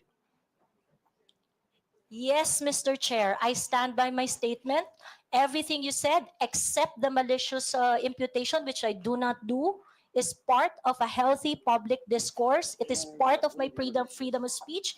In fact, it is recognized under the Universal Declaration of Human Rights Act that I It is should be able recognized to where? express my opinion without Miss interference. Joey Cruz, I am the chairman of the Committee on Human Rights, and this is not recognized. Profanities, insults, and malicious words are violation of human rights. You violated my human rights. Mr. Chairman, Mr. Chairman, Mr. Chairman, may I inquire, sino po yung sa tabi ni no resource person? Please identify yourself. Are you the lawyer of Yes, Your Ms. Honor. Cruz? I'm Attorney Mark Anthony Manuel. I'm the counsel for Ms. Cruz, Your Honor. Have you entered your appearance here? Yes, Your Honor, please. So Mr. please Chair. be reminded that you can only give legal advice your client and you ask the chairman. Yes, Your Honor. Please sit not in the resource person at the back. You are not allowed to sit. At the back, you sit at the back. Yes, Mr. Lawyers are not allowed to sit beside the resource persons. And please be advised that ask permission by the chairman. Yes, yes. Also sit Mr. at the back. Yes, Mr. Do Chair. not sit beside your client. And rest assured that I am only advising my client as And to then, her so legal ask the rights. chairman the permission before you give the advice. Yes, Mr. Chair. Also sit at the back. Thank you, Mr. Chairman. Thank you, Mr. Chair. Attorney, please comply. Are you through, because no, actually, Mr. Chair, I'm just starting. wait, we are still on the issue of, I would like to finish the issue on Tariela, then we can go back to your interpolation. Honorable Junicio, are you still asking questions? You're done. Honorable Tariela, do you still have any statement to make? Nothing more left from me. Okay, we'll now proceed to the next item on the agenda. This is with regards to the issue on social media personalities. Mr. Chair, if there are no other congressmen that have questions for our resource person, Commodore Tariela, maybe we can excuse him because he has more important issues at stake, which is national sovereignty. So, kung wala na po magtatanong sa kanya, baka pwede na po natin siya ma-excuse sa hearing na ito. You are hereby excused since there are no more questions. And more on that, there are some resource persons here that I believe wala na mga question ng mga congressman. May I ask if AMLA resource persons are here? Attorney Arpon, Attorney Titanco. From the members, do you have any questions to AMLA? There are none, so you are hereby excused. To COMELEC, pakitaas pong kamay. To the members, do you have any questions with COMELEC? None? You're also excused, all the resource persons in COMELEC. Dun sa mga broadsheets, you're already excused. Dito sa kay Miko David, Digital Marketing Association of the Philippines, I think you can stay put since we will be discussing next the social media personalities. Okay, we'll now proceed on the issue on social media influencers or personalities rather.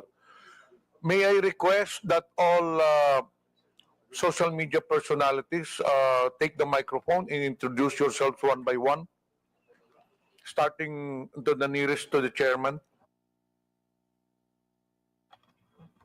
Good afternoon, Mr. Chair. I am George Ahmed Paglinawan. I am a lawyer. I am not Ado Paglinawan, the one that was mentioned by the Commodore Tariela. I believe there is another person who is named Ado Paglinawan, and I'm sure that that is not me. Thank you. Okay, next. Yes, my name is Darwin Salcedo, known as Boss Dada in YouTube and Facebook. Next. My name is Dr. Richard Tesoro Mata. I'm a health blogger pediatrician. Okay, sige, sige na. Next. Good afternoon, Mr. Chair. I'm Glenn Ang Chong, a lawyer, certified public accountant, and former member of the House of Representatives in the 13th Congress. Next, please. Good afternoon, Mr. Chair, and my name is Zain Batalya. I'm the person behind I Am Sean Wayne. Yes. Good afternoon, Mr. Chair. I am Manuel Mata Jr., also known as Coco Locoy in social media. Coco Loco? Coco Locoy, Mr. Chair. Good afternoon, Mr. Chair. I'm former PDEA agent Jonathan Morales, behind Agent Tambayan, Your Honor. So you're now a blogger also, Mr. Morales? Di ba resource person ka sa Senate before? Yes, sir. Mula po nung tinigil yung PDEA Lex, nag-resort na po ako doon sa... You're a former PDEA agent? Yes, Di Your ba? Honor. Yes, Mr. Chairman. Blogger ka na ngayon? Yes, sir. Okay, next. I am Vivian Rodriguez, better known as Vivian Velez as my screen name. I was not invited in this committee hearing, but I was mentioned the last time, the last hearing. So I'm Okay. here. Anyway, this is a public hearing. Anyone is welcome to attend the hearing. Next. Good afternoon po, Mr. Chair. I'm Alvin Montero. I'm not a blogger or I'm not a journalist. Thank you. Good afternoon, Mr. Chair and honorable members of the committee. My name is Claro Ganyak. I'm a retired professor. I'm not a blogger. I just express my opinions in social media. Okay. That's it. Thank you, Next. sir. Good afternoon, Mr. Chair. Ako po si Elijah San Fernando, isa pong manggagawa at unionista, kilala sa TikTok at Facebook bilang Eli San Fernando. Next, please. Good afternoon, Mr. Chair. My name is Maria Florinda Princess Duque, or better known as Pebbles Duque. I am now a law student. Next, please. Good afternoon, Mr. Speaker. Mr. Chair, sorry. I'm Dr. Ethel Pineda Garcia. Okay. I think there are some vacant seats. Pwede na pong kunin yun. Yes. I am Trixie Cruz Angeles. I am a lawyer. Next, please. May I continue, Mr. Chair? Wait, meron pa yata dito sa kompleto na po ba ang mga social media personalities? Who is Vicente Cunanan? You're also a social media personality? Okay, so you can now proceed with your interpellation. Thank you, Mr. Chair. Again, Ms. Cruz, do you believe that freedom of expression is not absolute? Yes, Mr. Chair. You do. Of course. I'd like to ask the other bloggers if they also believe that. Yes, Mr. Chair. You also believe that? Okay. Sir, Now, there's always a limitation. Ms. Cruz said, yung kanyang statement sa YouTube, no? Na profanities, insults, malicious is a healthy discourse. Gusto kong tanungin yung mga vloggers natin, do you agree with her on that? Yes. That profanities, insults, and malicious accusations is a healthy discourse and a part of the freedom of expression? We would like to ask every blogger to answer me yes or no if they believe in that. Mr. Chair, can I be recognized? Yes. Mr. Chair, no other than the highest court of the land has repeatedly said na hindi po masama ang pagmumura, lalong-lalo na sa mga pampublikong opisyal, especially kung ang pinatutungkulan po ay yung official functions nila. Not the person, but their official functions, Mr. Chair. So yun po ang paninindigan, lalong-lalo na po namin bilang mga manggagawa, dahil kahit meron pong TikTok, Facebook o social media, sa komunidad po, yan ang lengguwahe ng mga manggagawa at ordinaryong Pilipino na nagagalit. Hindi po kasalanan ng mga vlogger o ng mga gumagamit ng Facebook, TikTok, X o kung ano pa mang social media platforms kung bakit merong ganito na mga pagmumura o profanities. Ito po ay lengguwahe ng mga manggagawa at ordinaryong Pilipino na Mr. nagagalit. Chair, Mr. Elijah, hindi ko binabanggit yung lingwahe ng ordinaryong Pilipino. Ang binabanggit ko, lingwahe ng vlogger. Hindi ka ordinaryong Pilipino. Mr. Chair. Tatandali lang, kasalala pa ako eh. Alright. Hindi ka ordinaryong Pilipino. Tama, mali? Ordinaryong Pilipino ako, Mr. Hindi, Chair. hindi ka ordinaryong Pilipino. Vlogger ka eh. No, I'm a manggagawa ako, Vlogger Mr. ka. Chair. Lahat pa ng ordinaryong Pilipino, vlogger? Mr. Chair, manggagawa ho ako Andali lang, na may andali lang. platform ho. Andali So, lang. ordinaryong Pilipino ho ako, Andali Mr. lang. Chair. Mr. Chair, Point of order. We have our rules here. I think the resource person cannot answer without being recognized by the chair. Sorry, Mr. Chair. Okay, to all reminder to all resource persons, let the interpolator finish his line of questioning in his statement, and resource persons can only talk when the chair recognizes them. Okay. Nabanggit mo kanina na yung profanities, yung insult, yung malicious accusation, kung yan ay sinabi sa kanyang, ang tawag doon,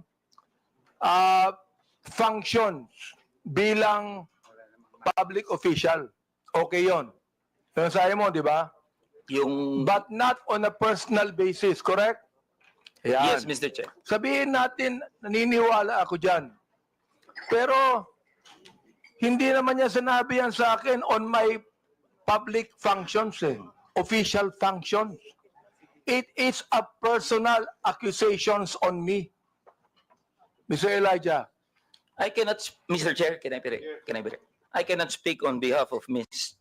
Joey, Mr. Chair. Inaano ko lang yung sinabi mo. Yes, Mr. Chair. Okay, now I'd like to ask Ms. Joey, Ms. Cruz, are you insulting me on my public official functions, or it is a personal accusation on me?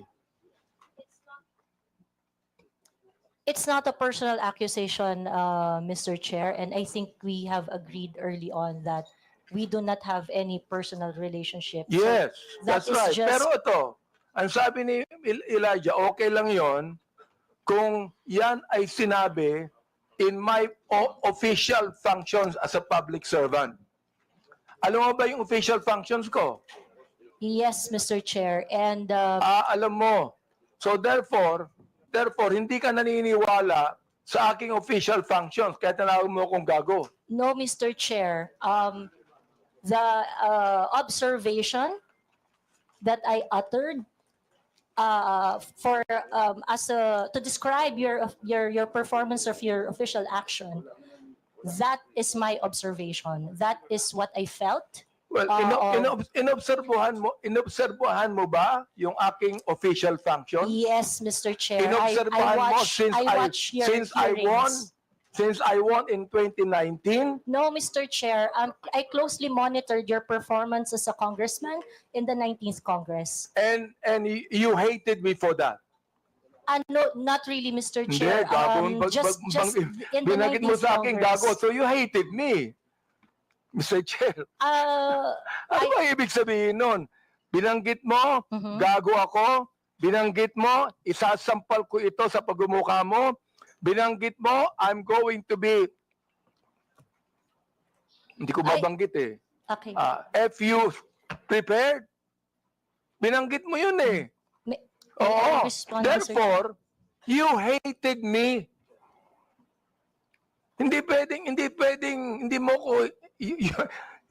sabihin mo sa akin na you love me. Is that the person that you said that you love me? I love you, and because of that, isasampal ko ito sa'yo. May I respond, Mr. Chair? Yeah, go ahead. Sige, Mr. Chair, go ahead, respond. At the very most, I do not like your performance as a member of the 19th Congress. But hate is such a powerful word because we established earlier that we do not have any personal relationship or any personal Mr. Chair, affiliation. binanggit mo yung human rights. Yes, Binanggit mo Mr. yan kanina, Chair. di ba? Correct, Mr. Therefore, Chair. Mr. Chair, you violated my human rights. Why? Because when you said those profanities, those insults, yung gago, yung isasampol ko ito sa pagbubuka mo, you violated my human rights. You did. May I respond, Mr. Chair? Teka, Mr. Chair, hindi ako nagagalit sa'yo. Okay? At wala akong pakialam sa'yo. Kahit na anong sabihin mo, okay lang sa akin. Alright? Pero itong ating pinag-uusapan ngayon, merong kinalaman sa mga legislation na aming gagawin later on. That is why I am asking you right now. Sapagkat napakahalaga nito. Kapag binabanggit mo, if you're saying that using profanities, insults, and malicious accusations online represent fair and respectful discourse and a healthy discourse, Therefore, you're telling us that the freedom of expression is not is absolute. You can say anything you want, and that is freedom of expression. Yun ang sinasabi ko, Mr. Chair. May I respond, Mr. Sapagkat Chair? pag binanggit mo, if you said that freedom of expression is not absolute, therefore, there are certain things that you cannot say. Yun ang ibig sabihin nung freedom of expression is not absolute. May limitation yun. Di ba? Oh. Go ahead. You can answer now. Okay, thank you very much, Mr. Chair. Mr. Chair, in the universal thoughts and ideas, there would always be a limitation. The freedom of speech is not absolute. And the limitation of freedom of speech is well defined. Under the law, under the jurisprudence, there are things that you cannot say. There are things that Mr. Chair, you what cannot... jurisprudence are you talking about? Supreme Court decisions, Your Honor. Can you tell me what law? Example of law that limits your Yes. freedom of expression. For Can you example, tell me the Mr. Chair, jurisprudence? yes, Mr. Chair. For example, Mr. Chair, there is, I cannot specify the specific law, Mr. Chair. There but is a law what on libel. Yeah, law There on is a libel. law on slander.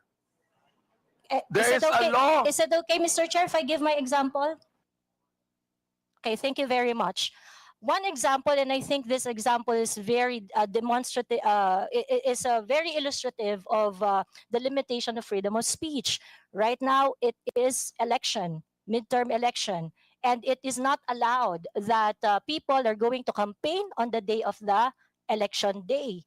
That is a clear prohibition to express on the part of the citizen to say whatever they want to say on that Teka, election day. Mr. Because Chair, ano po ang connection nung binabanggit mo? I'm asking you about the jurisprudence. I just told you that there is a law against on libel, on cybercrime. What you said today is libelous. What you said here is libelous. Why? Mr. Because Chair, there is a malicious intent. When you use profanities, when you use the word gago, there is a malicious accusation, and that is libelous. Mr. Chair, if Oh. if that is your assessment of And that kind of listen, statement, you not will only have your... libelous, Mr. Chair, dali lang ha, not only libelous, ha, that is also unjust vexation on my part. May I respond, Mr. Chair? Go ahead. Okay, Mr. Chair, if you think that you are violated by my exercise of my freedom, you would have your right and No, day no, in court Mr. Chair, so that, don't so worry. that the maliciousness of Mr. that Chair, statement don't can be worry. I'm sorted not out going in the to charge proper you in court. authority. Don't worry. I'm not going to charge you. If I charge you in court, matatalo ka eh. Pero hindi. Oo. Unjust vexation to. Alam niyo ba yon? Are you a lawyer or not? I am not a lawyer, So Mr. therefore, Chair. you should know this. The thing is this, pero wag kang mag-alala. Hindi ako magdidemanda sa'yo. Do you know why? You're not important to me. Alright? Ang dahilan lamang, kaya natin ginagawa ito, para magkaroon kami ng idea kung anong legislation ang nais naming gawin. Pero ikaw, you are not important to me. Alright? Oo. Thank you, Mr. Chair. Yan. Kaya, wag kang mag-alala. Hindi ako kailanman magdidemanda sa'yo. Alright? Oh. Tumatawa ka pa eh. Thank you, Mr. Chair. Natatawa ka sa akin eh. No, Mr. Chair, I am Oo. expressing my gratitude, Mr. Chair. Ganun ba? Mr. Chair, tumatawa ka and you're expressing your gratitude by your sarcastic laughter? I am not laughing, Mr. Chair. It's just a natural smile, Mr. So Chair. gusto kong tanungin po, itong ating vloggers na ito, kayo po mga vlogger natin, do you agree with what Miss Joey Cruz said? Every one of you could be able to answer if you agree. I have a lawyer there. Attorney Trixie.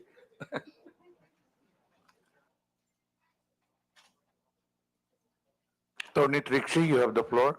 Thank you, Mr. Chair. I disagree with Ms. Joey.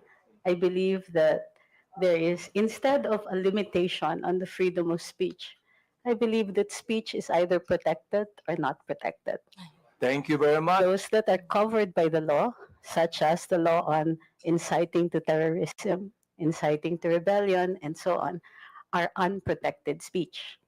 And those that are not covered by any limitations by the law are protected speech. The Supreme Court has said that expressions of frustration are protected speech. And therefore, although we differ, Ms. Joey and I, on the approach to the problem, we agree on the solution. Okay, let me ask the other bloggers that we have. Each of you could be able to answer and tell me if you agree with Ms. Cruz on that. Your Honor, Mr. Chair, I am Dr. Mata. I'm a bit forgiving on those things sometimes, Mr. Chair, because sometimes people are so expressive that we tend to say things. And I could cite, Mr. Chair, your example on the last hearing. You mentioned something as well.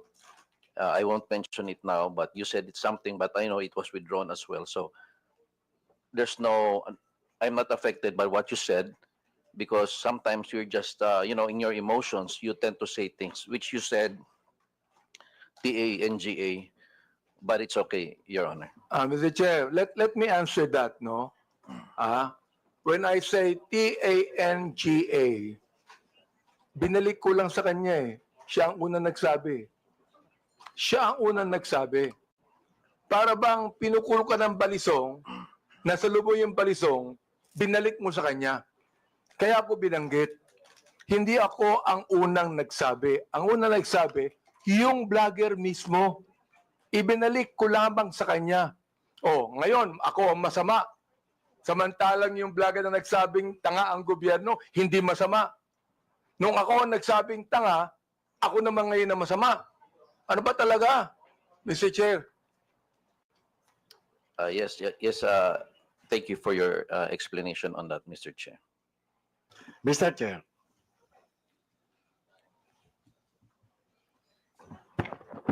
Yes, was that? Mr. Chair. Mr. Morales, please proceed. Yes, sir. Doon sa kay Miss Joey Cruz, ang ko lang bilang isang dating tauhan ng gobyerno, wag lang sana tayong magpakita ng anumang kagaspangan para hindi tayo napapansin ng publiko. Yun lang po. Ano yung ibig sabihin? Huwag lang magpakita ng kagaspangan para hindi makita ng publiko. Yes, Your Honor, Mr. Chairman. Yun lang po. Kasi kung magpapakita tayo ng kagaspangan at makikita ng publiko yung hindi na ayon na kilos ng isang public official, talagang makikita po tayo. At yung mapapansin ng publiko. Huwag naman sana tayong masasaktan. Sinong tinutukoy mo, Mr. Chair? Your Honor, yun pong mga gumagawa ng kagaspangan, yun po yun. Sino nga yung tinutukoy mo? Hindi ko po alam. Siguro po, maaaring kayo po, Your Honor, mawalang galang na po, nasa inyo po yun kung sino po yung mapapatungkulan doon. Mr. Chair, ano ba yung kagaspangan na narinig mo?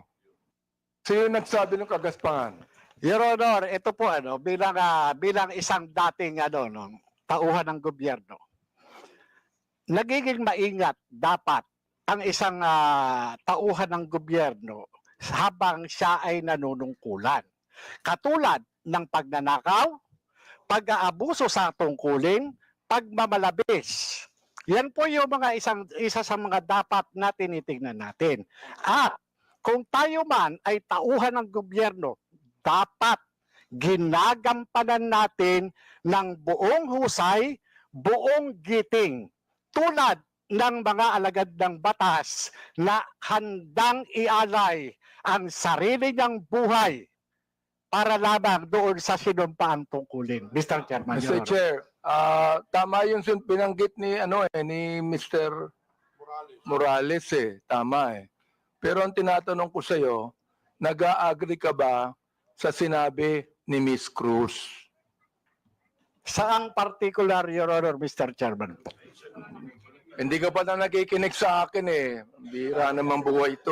Pagpaumanhin niyo po, Your Honor, at nangati po yung aking binti, maaring hindi ko po Wala kang napansin. karapatang magsalita kung hindi mo narinig lahat ng mga sinabi. Iyon pong narinig ko. Very clear Meron po. po akong narinig. Very clear, Mr. Chair, ang sinabi ko. Kanina, pinag-uusapan natin yung lahat ng mga binanggit ni Miss Cruz. And I'm asking you now, kayong mga vlogger. Oo. Mga objective naman kayo, di ba? Ano ang palagay nyo rito? Palagay nyo ba na itong malicious, ito ulitin ko para malaman mo, itong malicious, profanities, at insults, accusation na ibinigay po ni Miss Cruz, ay kasama po yan sa tinatawag nating protected discourse o kaya naman healthy discourse or freedom of expression? Yun po pinoprotektahan ng batas. Ito po yung opinion o saloobin ng isang mamamayang Pilipino patungkol doon po sa pagkukulang ng isang public officer. Yun po hindi pinoprotektahan ng batas. Ito po yung pag-iingganyo ng paggawa ng illegal o labag sa batas. Yung pagkukulang, Mr. Chair. Kung walang ginawang illegal, may karapatan ba siya? Kung walang ginawang illegal, Your Honor? Depende po Depende po sa napapansin at kung po sa nagbibigay ng opinion, Your Honor. Miss Joey, meron po ba akong ginawang illegal? Meron po ba? Nothing that I said in the Yun, vlog. wala akong ginawang illegal. Meron ba akong ginawang immoral? There are things that I may not agree. You because may of not agree, differences. that's fine Yeah, with me. Yeah. Pero ang tinatanong ko, meron ba akong ginawang immoral? Differences I in agree values, that there Your are some Honor. things that you do Differences in- not agree. Okay lang yun sa Differences in akin. values, Your Honor. Di ba? Pero wala akong ginawang immoral o illegal. You said that yourself. So therefore, anong ibig sabihin ng profanities, insults, and malicious accusations you gave to me? Yun ang tinatanong ko. May I answer, Your Yes, Honor? go ahead. Okay. First of all, Your Honor, I would just like to take exception once again that I never agreed to anything, any statement that is malicious as part of freedom of speech. It's not. What I said are not malicious. Those are observation on my end, and the profanity is part of part of my expression of discontentment, disgust, because my expectation for a public officer is not Therefore, met. Mr. Chair, when you're saying that a public official who is not doing anything illegal or immoral, and you said something malicious, insult and profanities, Again, that is your observation. And you have the right to say that. Again, Mr. Chair, I am taking exception on the malicious statement. My statements are not malicious because my statements are always pertaining to the exercise of the public duty of the officer I am responding to. So or therefore, when you reacting said to. gago, that is not malicious. That is not malicious, Mr. Chair. Okay. That is not malicious, Yes, Mr. Chair. Oo. Pero ako, Miss Cruz, kahit kailan, hindi naman kita kilala, hindi ko alam ang ginagawa mo, wala akong karapatang tawagin kitang gago. And I respect your opinion, Mr. Chair. Not my opinion. That is my belief.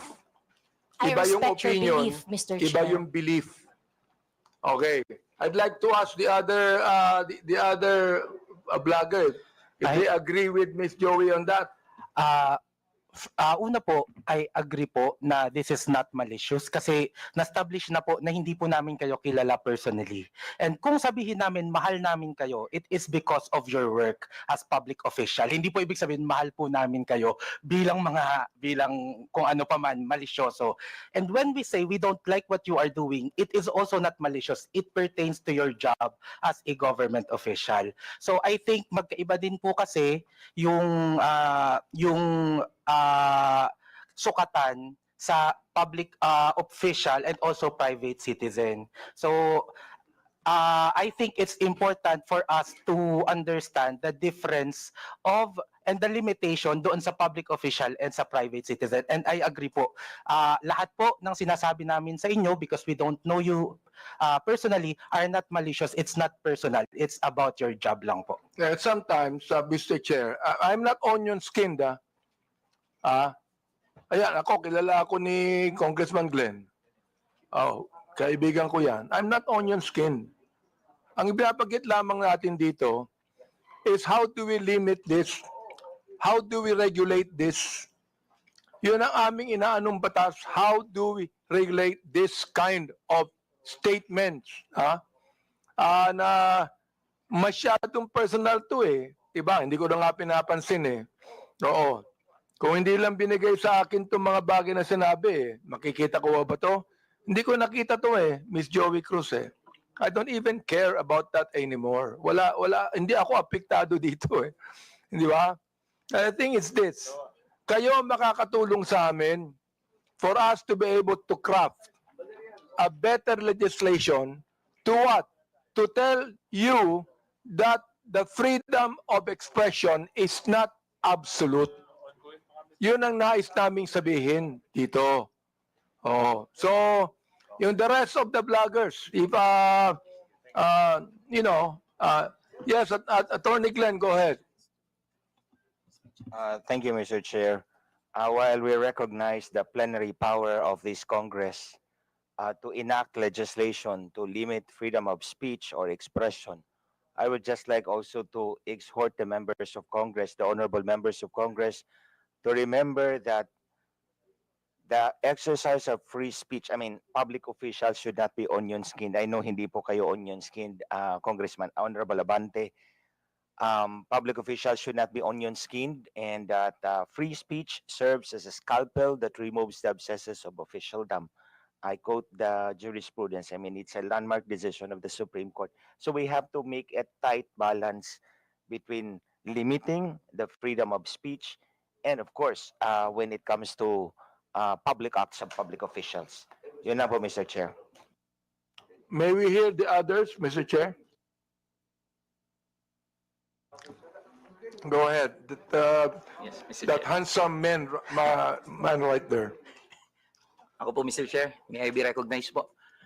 Mr. Chair, sundan ko lang po yung binanggit po ni Attorney Trixie about protected speech. I don't know the specifics of what Ms. Joey said. Be that as it may, Mr. Chair, kung yung pong mga binanggit niya ay nakapatungkol po sa official function, then it is warranted. If it pertains to the personal po na buhay, then it is unwarranted. Naiintindihan po namin yung predicament, Mr. Chair, ng mga congressman natin, ng mga public official natin na talagang nasa scrutiny ng taong bayan. Pero hinihingi rin po ng taong bayan, lalong-lalo na ng mga manggagawa, ang pag-intindi po ng ating mga congressmen doon sa kung ano yung nararamdaman at ano yung pakiramdam, emosyon ng mga tao patungkol doon sa function po ng ating mga public official. I believe yung mga binanggit po ni Ms. Joey, it is part of protected speech. And I think doon po pwede tayong magkaisa. That's all, Mr. Chair. Meron pa. Yes, Miss, Mr. Chair, good afternoon po.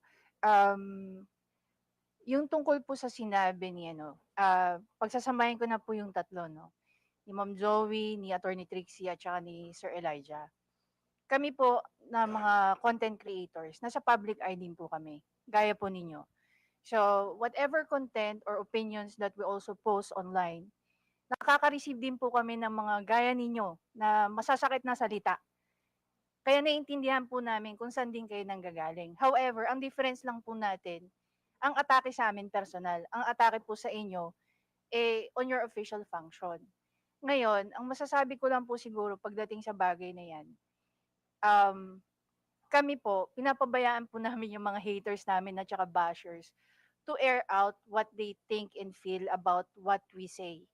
Hindi ko naman din po sinasabi na dapat ganun din po kayo. It so happen lang that sa inyo po, pagdating sa mga nasasabi nyo po, sa mga press briefing nyo po, sa press con niyo or even sa mga pinapublish sa news, ang sa aming mga content creator, naka-anchor kami lagi kung ano lang po ang nasasabi ninyo. Mr. Chair, Ms. Batalya, Yes po. gusto ko lang pong banggitin din, no? Alam mo, natanggap ko itong mga bagay na ito since Quadcom days eh. Hindi ako binabas ng sino man bago ang Quadcom. Bakit kaya? Di ba? Share if I may. I mean, hindi ako nababas eh. Oo, ngayon lang talaga. Hindi ko alam kung bakit eh.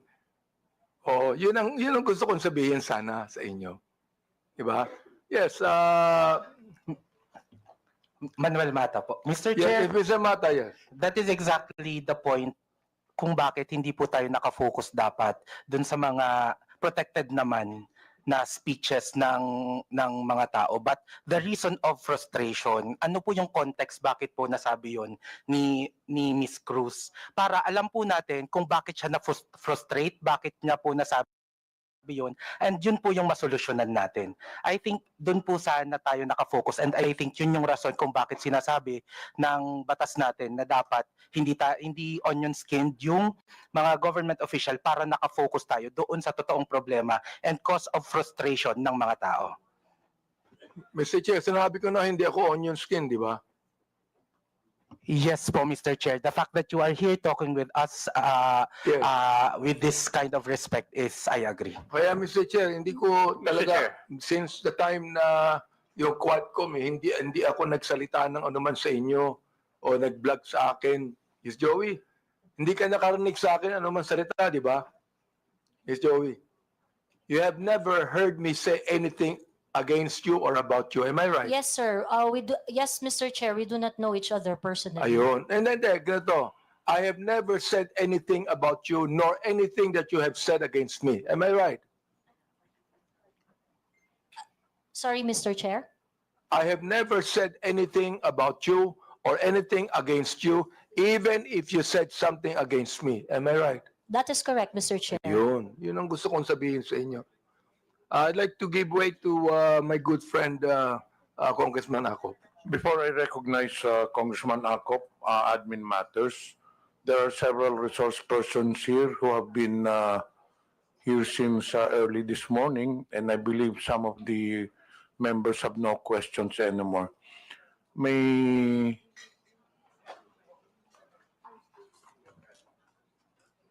Andito po ba si Attorney Kirsten Bautista?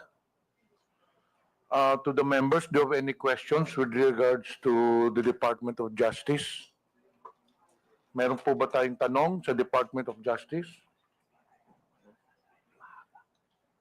Palagay ko meron po, Mr. Chair. Meron. Okay. Sa BIR, may tanong pa po ba tayo? I do have some questions to the BIR, Okay, Mr. later. Chair. Okay. Andito pa po ba ang PIR? Okay. So, hindi pa pwede po kayong umalis. Okay. Sino pa ba ang... Sa NBI, may tanong pa po ba tayo? Do you have any questions sa NBI? Kayo? Baka meron pa, Mr. Chair. Bonsa Okay. Sa PNP, meron po ba kayong tanong sa PNP? Yes? Okay. What about sa KBP? Kay Attorney Rodolfo Larbar, who is a KBP legal counsel, and Attorney Mark Tolentino. Do you have any questions with KBP?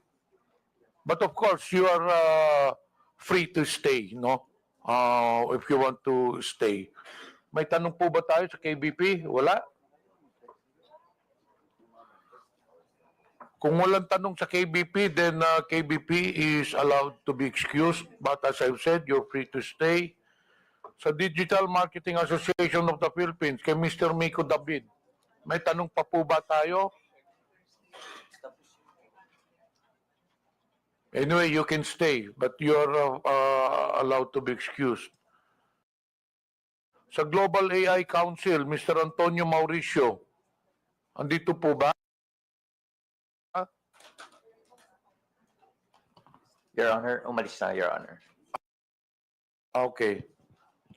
Sa Press1.Philippines, andito po ba ang Press1.Philippines? Do you have any questions? Yeah. Meron. Okay, we'll now proceed. What about Scam Watch Pilipinas, Mr. Joseph de Guzman? Yeah. May tanong pa tayo doon. Okay. Oh, we'll proceed. Just want to ask some clarificatory Please questions. proceed.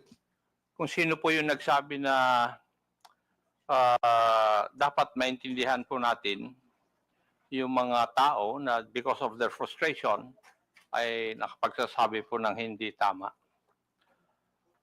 Gusto ko lang sabihin na yung frustrations wouldn't give you the right to violate the law. Hindi po nakapagbibigay ng karapatan sa isang tao na mag-violate ng law because of his frustrations. Because there are avenues, legal or provided by law, para ma-express nyo yung frustrations ninyo. That is precisely the reason why the freedom of expression is not absolute. Thank you, Mr. Chair. Okay, thank you. Before we proceed, may I know if Ms. Vicente Cunanan has taken her oath? Wala pa. Please rise. Comsec, please administer the oath. Please raise your right hand. Do you swear to tell the truth, the whole truth, and nothing but the truth in this inquiry? Please respond with I do. The oath has been administered, Your Honor. Thank you. Honorable Abante, you have the floor. Mr. Chair, meron po bang ibang vloggers na gustong magsalita tungkol dito? Do you have any statement to the social media personalities regarding the issue on Ms. Cruz? Ms. Cruz, just curious, are you a voter of Honorable Abante? No, So you're Mr. not a Chair. registered voter in the district of Honorable Abante? No, Mr. Chair. And as you said earlier, you do not know him personally. Yes, Mr. Chair. And he does not know you personally. Correct, Mr. Chair. So, bakit na nyo naisip na atakihin si Honorable Abante? Just curious. Because the action is not really limited. The performance and the performance of Congressman Abante being part of several committees that affects national issues. But why are I you got to know interested him. particularly, specifically to Mr. Honorable Abante, considering that you are not a voter of Honorable Abante? Ano pong interest ninyo? The issues that he tackles in his committee memberships and chairmanships are issues that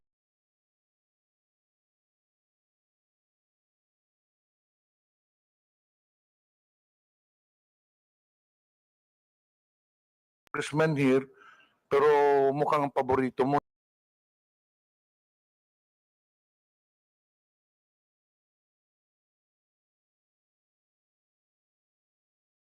and it's not limited to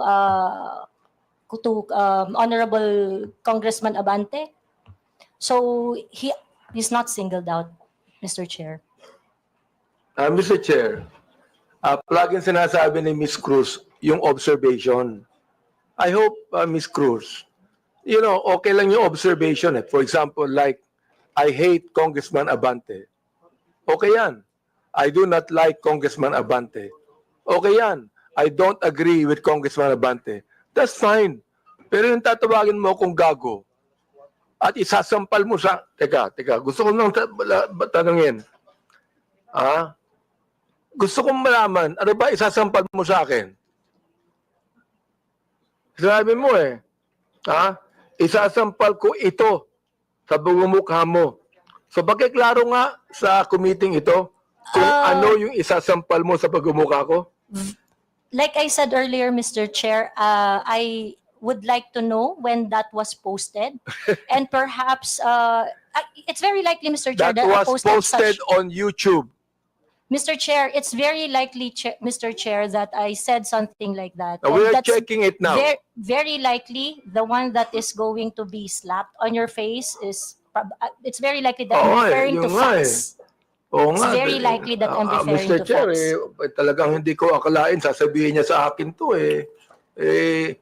kung ang Mr. Chair, kung ang misis ko magsasabi niyan, tanggap ko yan.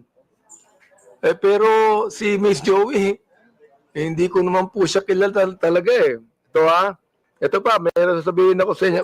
Yung gusto kong tanungin din naman yung ating mga researcher dito ng Press One. So what do you think of Miss Cruz? What do you think of her statement? Everything that she said. Mga researcher po kayo ng Press One. Can you say something about that? Press One, can you please answer? Mr. Chair, no, we were confined with the facts as researchers. No? So I think as long as if Miss Joey Cruz is giving her opinions and her opinions alone, no, I think it is beyond our capacity it is beyond our capacity because she is entitled to her own truth. But again, if it's something to do with the known facts, no, I think we can debunk what is being said. Ayun po. Yun po, Mr. Chair. Okay, may I ask Mr. De Guzman? Yes, Mr. Chair. Well, in my opinion, Mr. Chair, it's basically as a reputation management practitioner. I think in that aspect, it's not really a matter of freedom of speech, but it's a matter of, number one, respecting for others.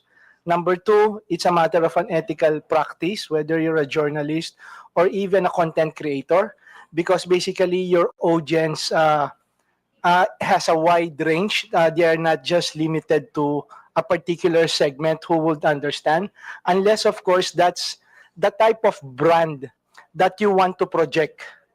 So you will really break those ethical rules, those courtesies, and the respect. So that's my personal opinion, Mr. Chair. Mr. Chair, can I ask the rest of the bloggers if they would like to say something? Yes, go ahead. Hello. May I? No, I don't agree with how you stated it, sir, which allegedly she said. Because, well, people can say anything they want, but if it violates the law, then it's illegal, and it still has to be determined if what she said really was illegal or what she did was illegal, and that I think that is for the courts to decide.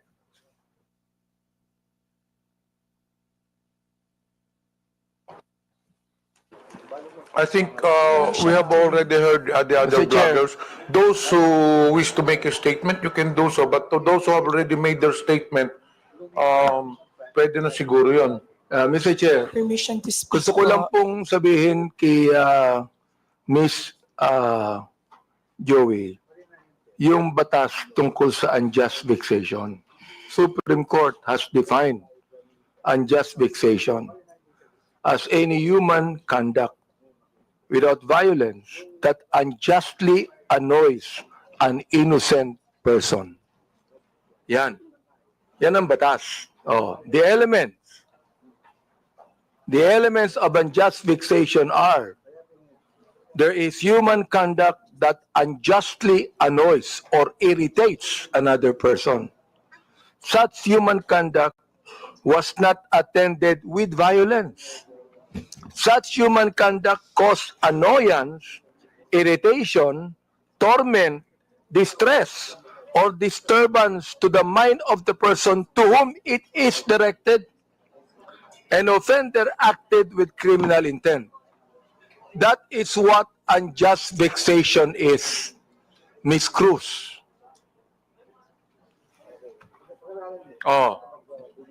if I say, Miss Cruz, I was irritated by what you said. I was annoyed by what you said, even without violence. I was distressed with what you said. I became depressed with what you said. Oh, di ba, Miss Cruz? So sabi ko, ganito na lang. Ganito, ha? Let's just be very careful. Okay lang po sa akin. Sabihin mo sa akin, I hate Congressman Abante. I don't like him. I don't agree with him. Fine. Pero yung babanggitin mo dito, ha? Gago ako, isasampal ko ito sa pagmumukha mo, I'm going to be FUC prepared. Ay nako, palagay ko, very irritant yon sa pinagsabihan mo. Tama ba ako, Mr. Joey Cruz? May I respond, Mr. Chair? Go ahead, sige. Thank you. Mr. Chair, I understand that it may come across as something that you may not feel comfortable with what I said and things like that. And again, if you feel that you are aggrieved with what I said, I will welcome any action remedies from your end. No, On the other hand, Mr. Chair, you would welcome what? You would welcome what? Any remedy that you may seek, Mr. Chair. Any against legal me. action? Is that what you're saying? That is Mr. correct. Chair? Any remedy, not limited to legal action. No, Mr. Chair. I'm not going to resort to any legal action anymore. Ha? Bakit? Magbabayad ka pa ng abogado mo. Maglilitis pa tayo ng matagal na panahon. That would also be irritant to you. You do not want that to happen to you, am I right? Huwag mo Yes, sabihin Mr. sa akin Chair. that you welcome any legal action. If you, because you enumerated the elements of the Oo. unjust vexation, Siguro, Mr. Chair. ang pinakamagandang sabihin mo sa akin because I'm annoyed, mag-apologize ka sa akin. Kapag ka sinabi mo ito, hindi ba? O ngayon, kung ayaw mo, may I okay lang respond? sa akin. Ayaw mo, okay lang. Walang problema doon, Mr. Chair. Walang We problema can doon. agree ha? on that, Mr. Oo. Chair. Basta makikita nyo na lang na we are going to craft legislation that would actually regulate what our bloggers is trying to say. Let me ask our DOJ people, ano bang palagay nyo? Sinabi ni Miss Joey Cruz. Nandiyan ba po ng DOJ? Mr. Chair, Go ahead. Mr. Chair, right now, the only legislation we have on malicious statements being made is on libel under the revised penal code and on RA 10175 on online libel. All right. Salamat po.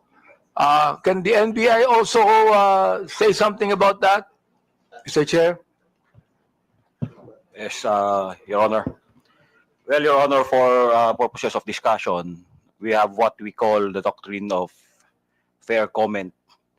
So under the doctrine of fair comment, it means that every discreditable imputation publicly made is deemed false because every man is presumed innocent until his guilt is judicially proved. And every false imputation is deemed malicious. So under this doctrine, as a general rule, when the discreditable imputation is directed against a public person in his public capacity, it is not necessarily actionable. What we are talking here is whether or not it is actionable or not actionable. But as an exemption, if the discreditable imputation to a public official is either a false allegation of fact or a comment based on false supposition, it is actionable. So dito po sa doctrine na to, it's up to the person being attacked whether he wants to file a complaint or not. If he wants to file a complaint, then evidence must be submitted in order for the prosecutors to assess the evidence as well as the court kung sasampa man dito sa korte. Thank you, Mr. NBI. I'd like to also say, sapagkat marami ring bashing ang binigay ni Ms. Cruz kay Congressman Ace Barbers, di ba? Ms. Cruz, marami rin Mr. Chair, I would just like to inform the court that there is a pending action that I have against Ace Barber. So I would like to invoke the sub judice rule on that matter. Wala namang kasong Wala namang kasong final eh. No, Mr. Chair, I filed a libel suit against Congressman Barbers. Kay Ace Barbers. Yes, Mr. Chair.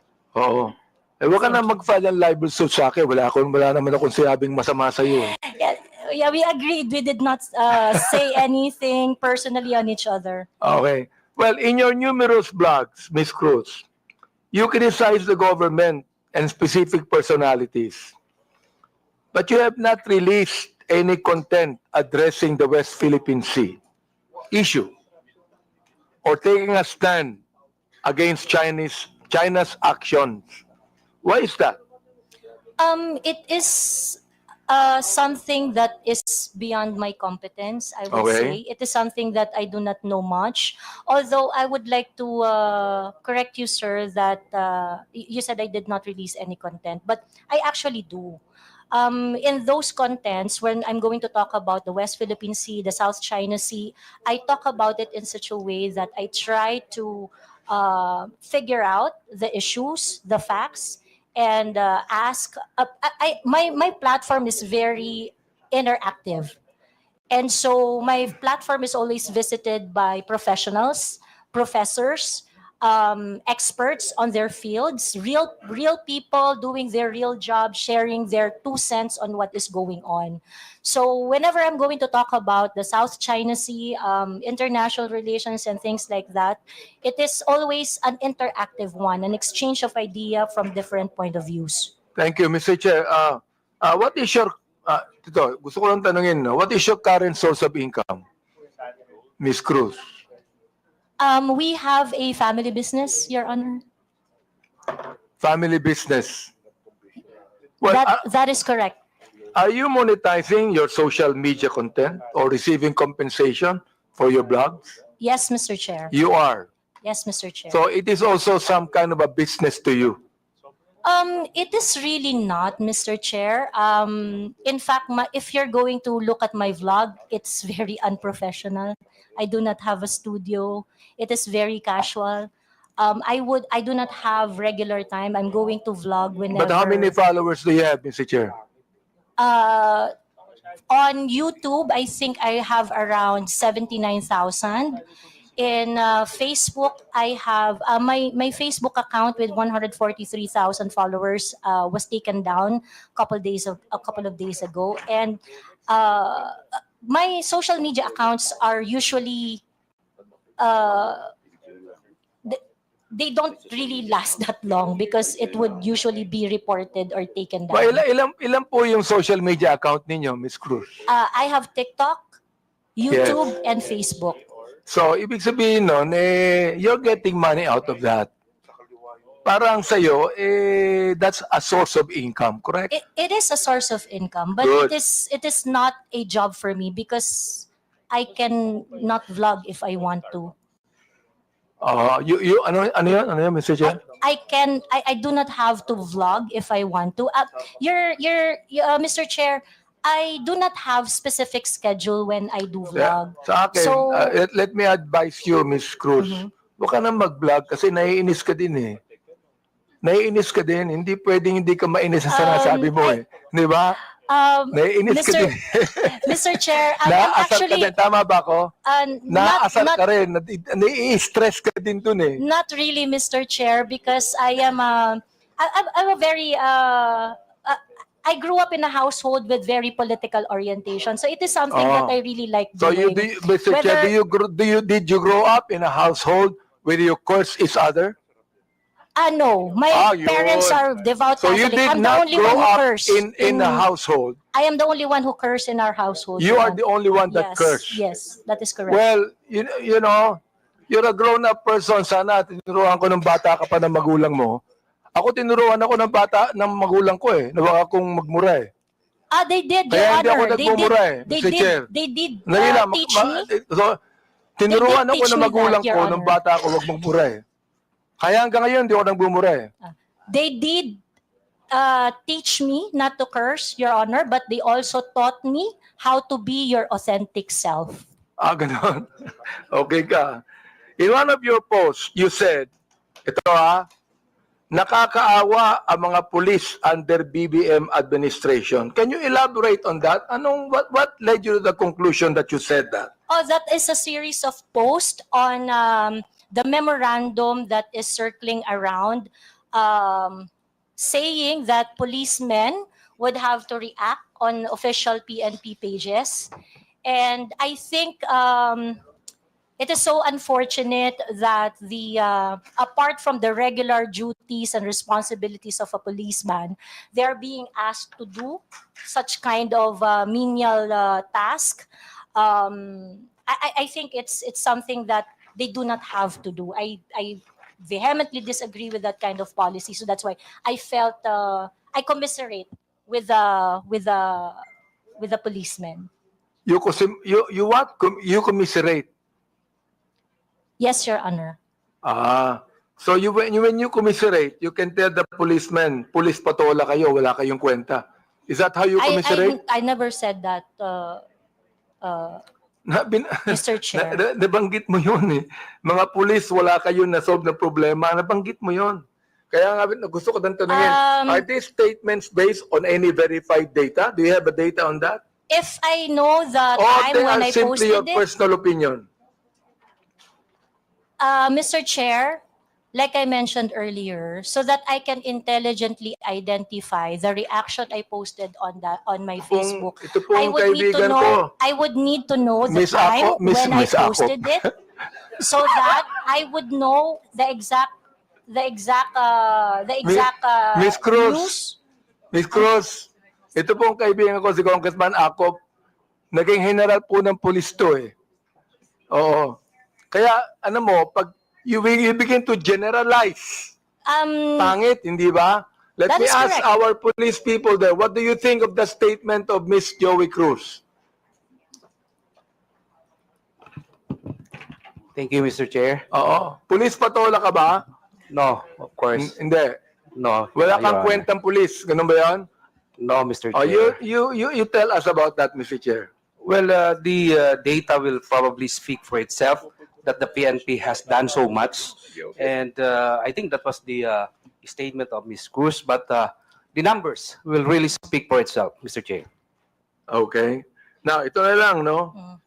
In your other blog, Ms. Joey, or post directed against the Quadcom, mga members tungkol sa pag-iimbestiga over bloggers spreading fake news. Itong TRICOM po namin. You dismissed them and said something along the lines of what? Sabi mo, para kayong mga bata, tangiya nyo. Hindi ko nga masabi. Di ba? Yan ang pag pinapasweldo kayo ng sambayanang Pilipino, pinagputahan ng mga tao, including ng mga vloggers, sagutin nyo ang mga tanong. Do you confirm this statement? Yes, Mr. Chair. Why did you say that? Because in any rants or bashing or issues I raised in my Facebook, I never really got a response. So pakiklaro mo nga yung sinabi mong pinagputahan ng mga tao. Will you please make it clear to us, anong ibig sabihin nun? Kasi hindi ko alam ibig sabihin nun eh. Yes, I will explain, Mr. Chair. Yes, please. Pinagputahan ng mga tao means pinagtrabahuhan ng manggagawang Pilipino ang nagpapatakbo ng bayang ito, ng kongresong ito. So therefore, the public officials should listen when there is a grievance being raised, petition being submitted by the people, especially when they are expressing dismay or standards not being met. Pinagputahan ng tao means pinagtrabahuhan ng matindi ng mga tao. Mr. Chair, yung mga taong nagtrabaho, tinatawag mong PUTA. No, Mr. Chair. Ayun ang Yun ang nabanggit mo eh. And Mr. Chair, sa Katagalugan po, ang ibig sabihin po niyan, dahil nga po ang tao ay nagtatrabaho, ang isang hardworking na tao ay nagtatrabaho ng long hours, they would always express ng frustration dun sa kanilang pang-araw-araw na challenges. So that is why ganun po ang Bulakenya po ako, Mr. Chair. I would just like to inform so that you would also have a proper context on my vernacular. Mr. Chair, marami kong kilalang Bulakenyo na hindi ganyan ang mga salita. Yeah, marami po. Marami rin po. Please, oo. wag mong banggitin ang pagiging Bulakenya mo dito. But Baka it is- sabihin po ng mga Bulakenya, lahat yan, ganyan ang salita nila. I am Please, under oath, wag Mr. naman. Chair. It Wag naman. is like that. Mga in disente po ang mga Bulakenya. Bulakenya po ako, sir. So I can speak for Oh. my people. Isa ka, Mr. Chair, sa Bulakenya hindi disente. Now ito ha. Last question, Mr. Chair. Yes, can you wrap it up? We still have other issues. Given your consistent use of offensive language, not only against me, against others, for example, personal insults, unfounded allegations, you cannot even verify it with your data. Do you believe your actions are still protected under freedom of expression? I take exception, Mr. Chair, Or on have you crossed the alleging line unfounded accusations because Or have you crossed the line into abuse of your right? I understand my right, Mr. Chair, and I understand that I have no right to abuse my right. Good. So ibig sabihin doon, you have no Abuse my right. good.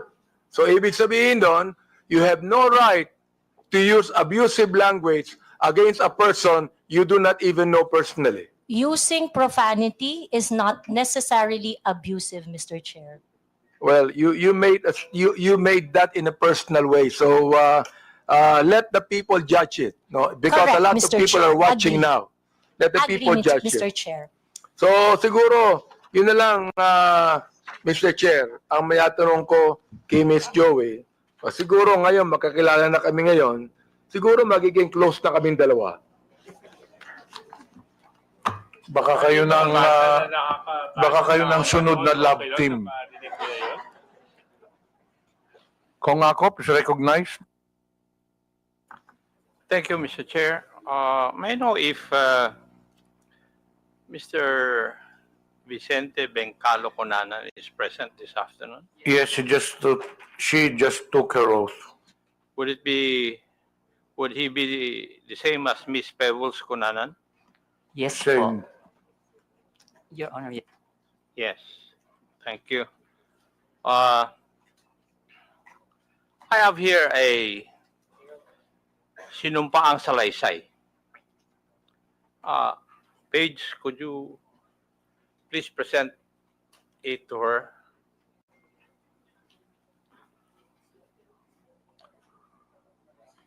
Would that be your affidavit? Subscribed and sworn to?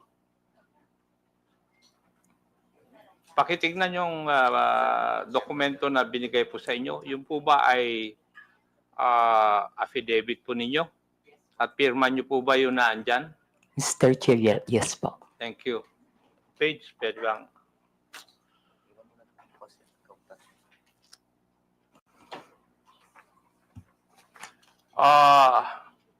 Would you mind if I just call you Pebbles in this hearing? Mr. Chair, thank you po. Okay. Hate ko po yung Vicente. Okay. Thank you. Pebbles. Pebbles, tong sinumpa ang salaysay mo ba is ginawa mo ba ito ng kusang loob at wala pong pumilit po sa inyo na gawin at pirmahan ito? Yes po, Mr. Chair. Thank you. May I proceed, Mr. Chair? Ikaw po ay isang vlogger, Pebbles. Tama po ba? Yes po, Mr. Chair.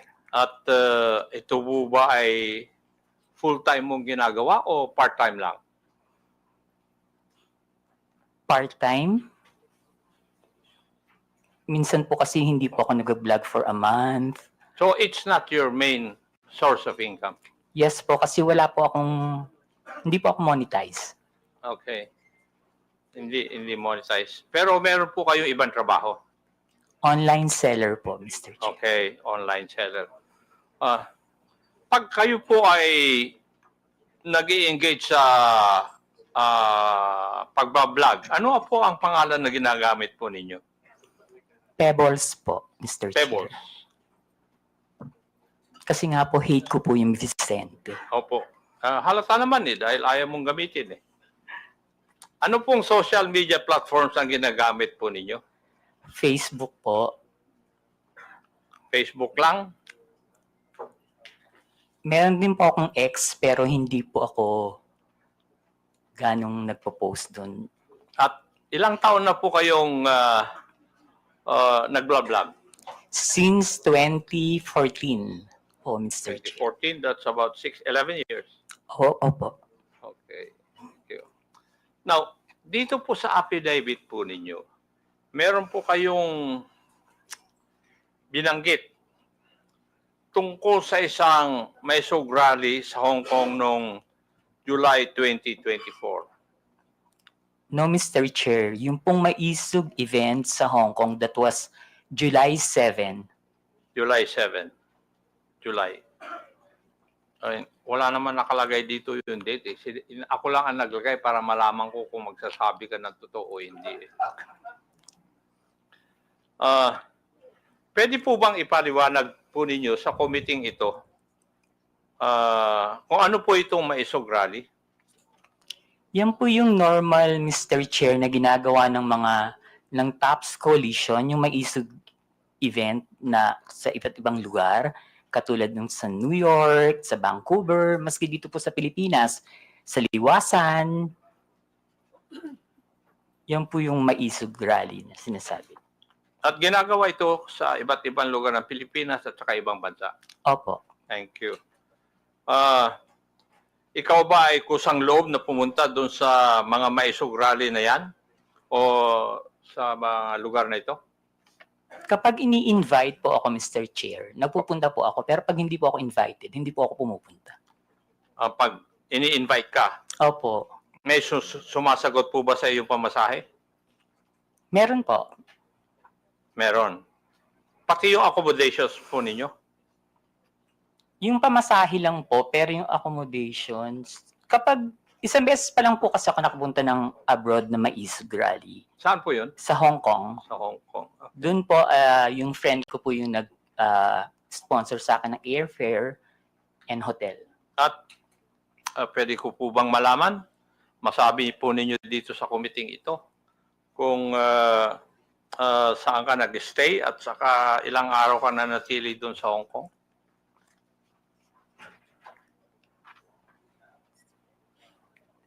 July 7 po, ginawa yung event. July 6, 7, and 8 po. July 6, 7, and 8 po ako nag-stay. Pero yung pangalan po ng hotel, nakalimutan ko na po. Okay, thank you. Bakit po kayo naimbita sa private dinner na sinasabi mo na naganap no July 7, 2024? Hindi po, Mr. Chair. After po ng event, meron pong dinner. Naimbita po Ng kayo? lahat ng naging speaker dun sa event. So naging speaker kayo doon? Yes po. Okay. Pwede po bang sabihin nyo sa committee ito? Sino ang nag-imbita po sa inyo sa event na ito? Actually, Mr. Chair, nung pagtapos ng event, tapos nakatayo na po lahat ng mga tao, nagpapapicture yung mga umattend, yung mga followers. Ang nagsabi po sa akin na merong dinner after is si Attorney Harry. Si Attorney? Harry Roque. Si Harry Roque. Siya rin ba nag-imbita na lumahok ka doon? Hindi po, yung pong organizer ng Maisog Hong Kong. Yung nag-organizer ng Hong Kong Maisog Rally. Sa tingin mo, ano po ang dahilan bakit kayo inimbita doon?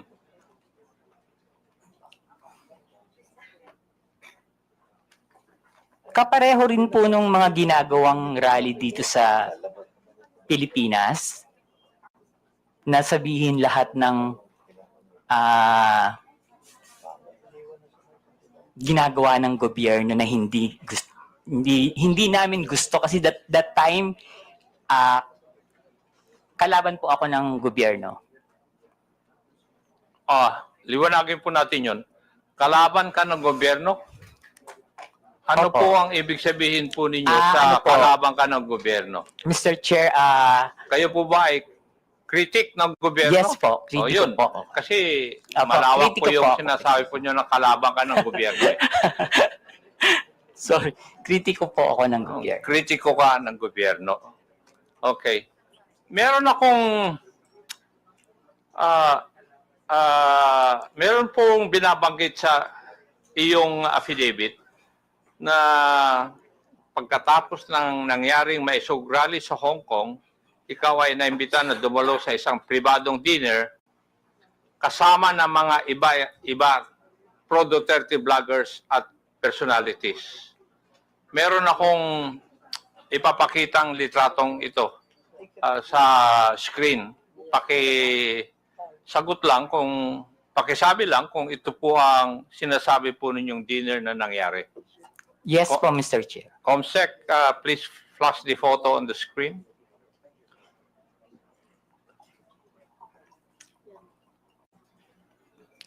Yes po, Mr. Chair. Yan po yung dinner.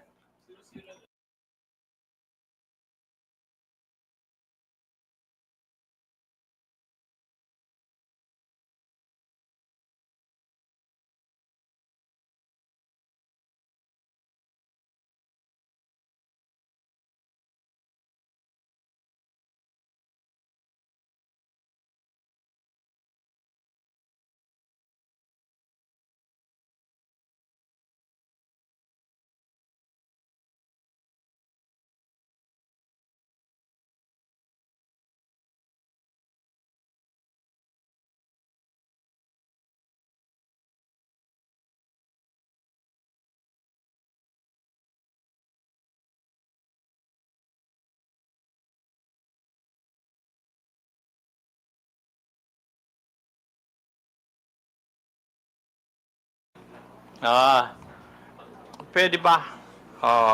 Narayan ka. Yes po, Mr. Chair. Try ko po lahat. Yung kakilala ko lang po, ha. Opo. Yung pong nakaupo from left side is si Tio Moreno. Yung nakatayo po na Tio Moreno, yung nakaupo dito sa kaliwa? Dito po. Naka-black? Hindi po yung naka-brown. Naka-t-shirt? Yes po. Ay, ipag-doon po kasi ako tumingin. Kasi nasa left sa photo, yes. Okay. And yung nakatayo po na white is si Miss Sas Rogando Sasot. Okay. Ako po yung kasunod. Sumunod po si Miss Joey. Next si Sec Trixie, si Attorney Vic. And then yung nakaupo pong green is si Prof. Ana. Uy. Okay. Yung naka-red, hindi ko po kilala. Yung katabi po ng naka-red, si Attorney Harry Roque. Yung nakatayo pong naka-black, si Daniel Long. Yung naka-green na nakatayo, hindi ko po kilala. Yung katabi ng naka-green, si Pam. Yung katabi ni Pam, hindi ko po kilala. And then yung pong nakaupo sa right, si Mr. Abines. Yung katabi ni Mr. Abines, hindi ko po kilala. Then si Attorney Glenn Chong and si Doc Badoy.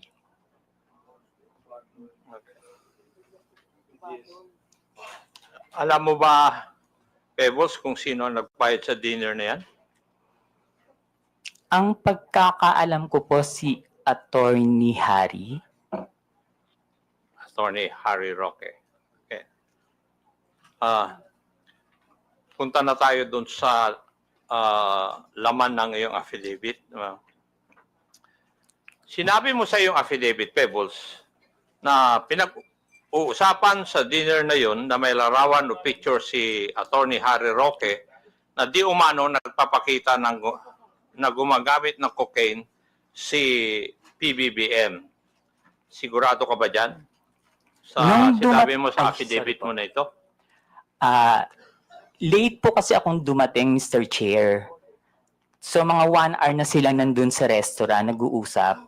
Bago po kami dumating ni Attorney Vic and ni Pam. So mini-message na po nila ako na nasa na daw po ako, maraming ng chikahan. So pagdating ko po, yun po yung topic about the Pulburon video. Okay. Sinabi mo rin sa iyong affidavit, Pebbles, na walang pinakitang picture si Atty. Harry Roque doon sa pinag-uusapan po ninyo. Pero base po sa iyong obserbasyon, mukha bang yung ibang mga kasamaan mo ay alam na ito o first time din nilang narinig ang tungkol sa larawan na yan? In fairness naman po dun sa mga kasama ko, hindi po nila alam. Wala po kaming alam lahat. Okay, thank you. Dito rin sa affidavit po ninyo, pinag-usapan din ninyo sa oras po na yon sa dinner kung paano i-release yung sinasabing picture na hawak ni Atty. Roque. Tama po ba? Yes po, Mr. Chair. At napagkaisahan na mas maigi na yung photo na yon ay pa-release sa isang foreign influencer para mas kapani-paniwala. Mr. Chair, hindi naman po na pagkaisahan, pero nagbibigay po sila ng mga opinion na dapat siguro sa international blogger dapat ang maglabas, or yung Australian reporter na nag-interview kay PBBM, pero hindi po siya napagkaisahan. Kumbaga nagbibigay lang po sila ng mga opinion. Okay, thank you. Pebbles, kung totoo man ang picture, bakit kailangan pa maghanap ng foreign influencer to release the picture? Bakit kailangan bigyan ng some semblance of credibility ang pag-release dito? Siguro po, Mr. Chair, para mapanood agad international. Bakit kailangan ng semblance of credibility? Dahil hindi tunay yung litrato or yung photo? Bakit kailangan ng grupo po ninyo na magkaroon ng semblance of credibility yung litrato o yung photo na yon?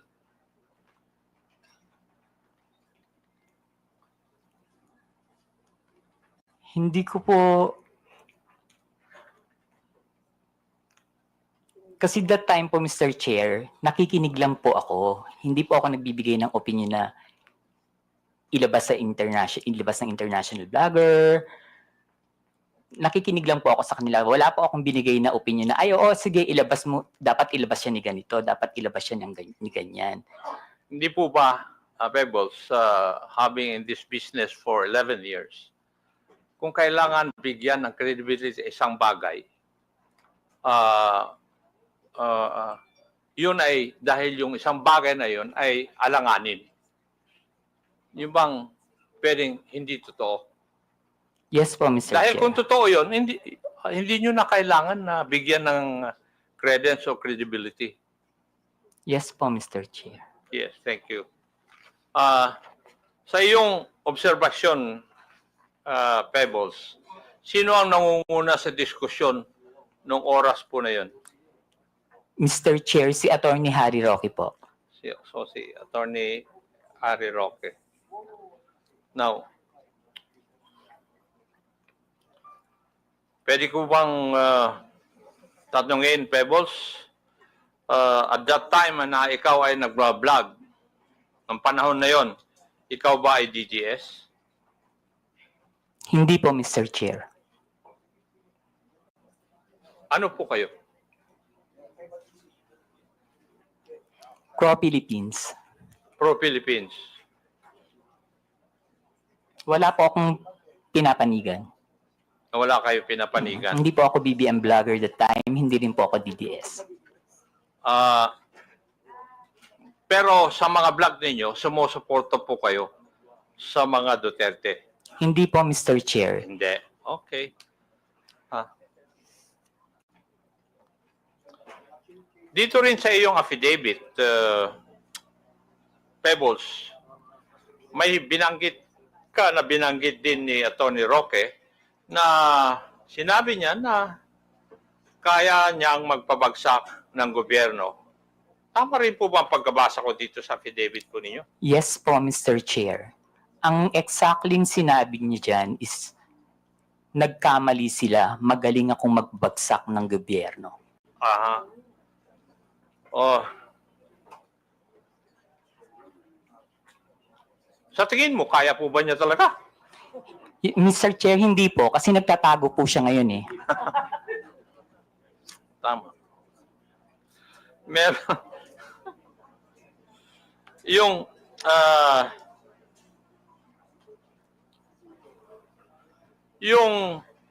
sa iyong interpretasyon, Pebbles, nung gabi na yon, kung ano man ang pinag-usapan nyo doon, specifically yung supposed photo na gumamit ng cocaine si PBM ay parte ng plano na pabagsakin ng gobyerno ayon kay Harry Roque?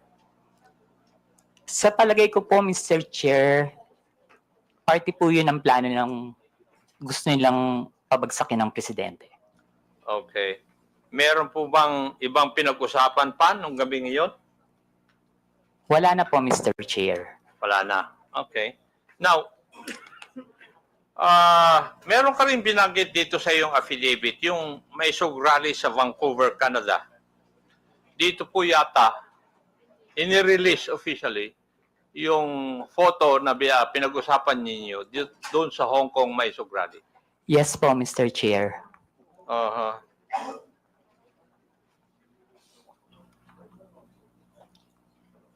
Comsec, paki-plus po ang video clip na nagpapakita ng pag-release ng pulveron video sa rally sa Vancouver.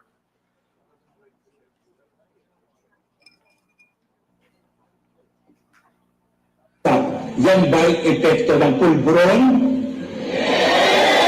Kailangan sumagot siya ng tama, lalong-lalo na mukhang mailalabas na ang pulburon video. Thank you. Pebbles, nandun ka ba sa mga rally sa Vancouver? Wala po, Mr. Chair. Paano mo, kung wala ka po doon, paano mo nalaman ito? Naka-live po yan, Mr. Chair. Aha. Nag-live po sila dyan. May nag-abiso sa'yo na magla-live sila? Wala po, Mr. Chair. Pero kasi, pag binuksan niyo po yung social media, yung Facebook, yan po yung trending. Yun ang trending.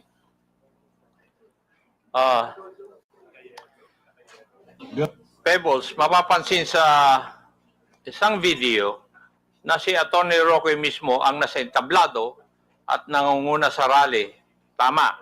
Yes po, Mr. Chair. Siya rin ang nagbibigay ng pahayag sa harap ng mga tao, kaya masasabi ba natin na aktibo siyang bahagi ng event na ito? Yes po, Mr. Chair. So, malinaw na si Atty. Roque ang isa sa mga pangunahing personalidad sa rally kung saan inilabas ang pulburon video. Yes po, Mr. Chair. At base sa video, siya mismo ang nasa sentro ng kaganapan. Tama rin. Yes po, Mr. Chair. Ngayon, ayon din dito sa iyong sinupang salaysay, isa sa mga dumalo sa Vancouver Mysog Rally ay si Maharlika. Yes po, Mr. Chair. Pwede po bang sabihin mo kung sino itong si Maharlika? Si Maharlika po yung isang vlogger niya taga-US. Taga-US. Ayon din dito sa iyong salaysay, parang alam na ni Maharlika ang nilalaman ng video bago pa ito may sa publiko. Bakit po ninyo nasabi ito? Paulit po, Mr. Chair. Ayon dito sa iyong salaysay din, parang alam ni Maharlika ang nilalaman ng video bago pa man ito may sa publiko? Yes po, Mr. Chair. Ano po ang basehan ninyo? Kasi noon pa po niya sinasabi na may video. Okay.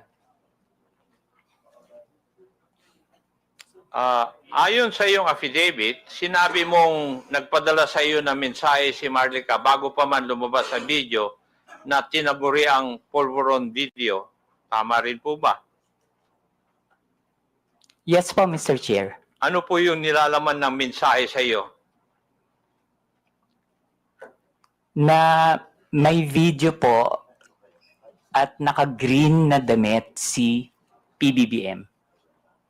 Okay. At sinabi mo rin sa iyong affidavit, hinikayat ka ni Maharlika, nasakyan mo ang ilalabas na video. Ano po ang ibig sabihin nito sa iyong konteksto? Ang sabi niya po is, sakyan ko na lang. Kasi po, ang sinasabi ko po sa kanya is, nakakainis kayo, bakit kayo may kopya? Kami wala. So, bakit naman kaya sinabihan ka ni Maharlika tungkol sa video bago pa man lang ipalabas to?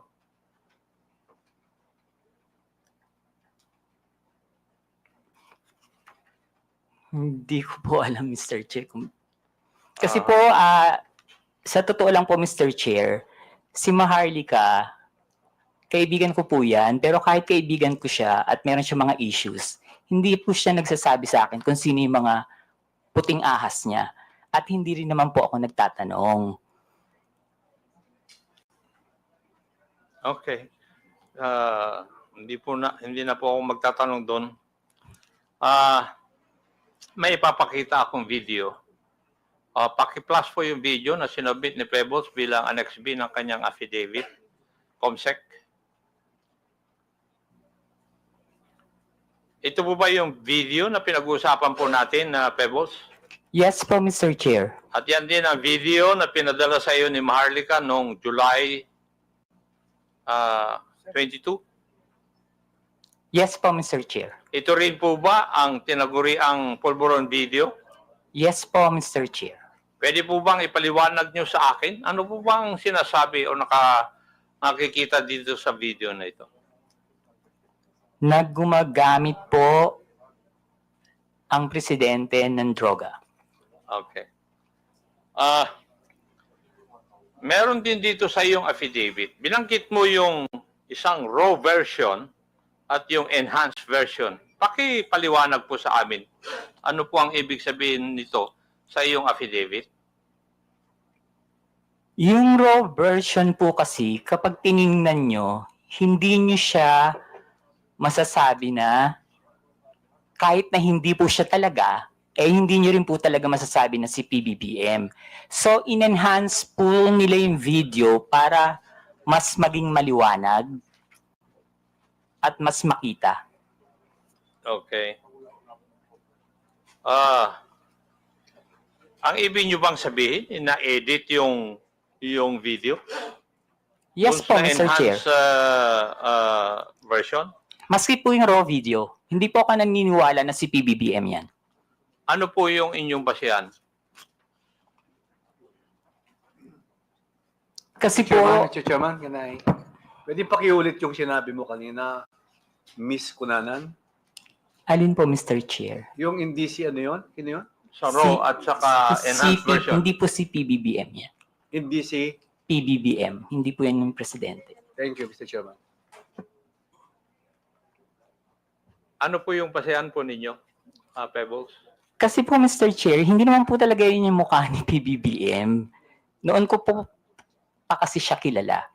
And kung yung edad niya that time, kung titingnan po mabuti yung nasa video, kung 30 plus pa lang siya or 40, parang wala pa po yatang cellphone nun. Mm-hmm. Okay.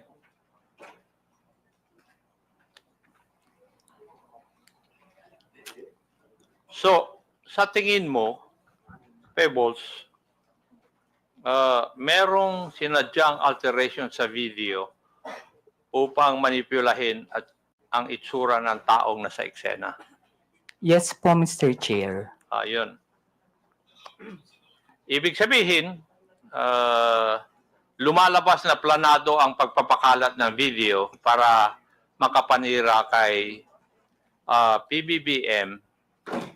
Tama po. Yes po, Mr. Chair. At ayon sa iyo, si Harry Roque ang may pakanan nito. Yes po, Mr. Chair. Pero hindi lamang si Attorney Roque ang high official na nasa meeting na yun. Tama po ba? Yung sa Hong Kong po, Mr. Chair. Yes. Politician po ba? Picture siguro. Yes po, Mr. Chair. Yes. Okay. Huling katanungan, Pebbles. At sana masagot mo ito. Bakit ka nagsasalita ngayon at bakit ka pumirma ng isang affidavit? Para itama po ang mali. Para itama. Okay.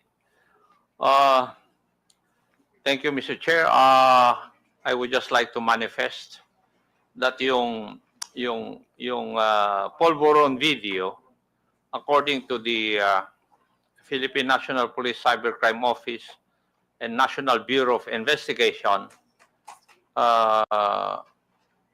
which have conducted a video spectral analysis, and these officers concluded that the tragic nuts and anti-tragus or parts of the ear of the man in the video did not match those of the PBBM.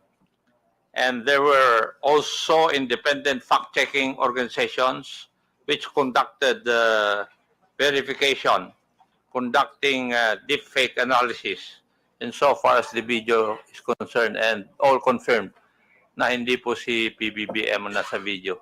Thank you at maraming salamat, Mr. Chair. Thank you, Pebbles. Thank you po, Mr. Chair. Mr. Chairman. Yes, this JJ. Yeah, can I have just a few questions to Ms. Pebbles Cunanan? You have the floor. Thank you very much. Ms. Cunanan, nabanggit niyo po kanina na ito pong pulburon video ay peke.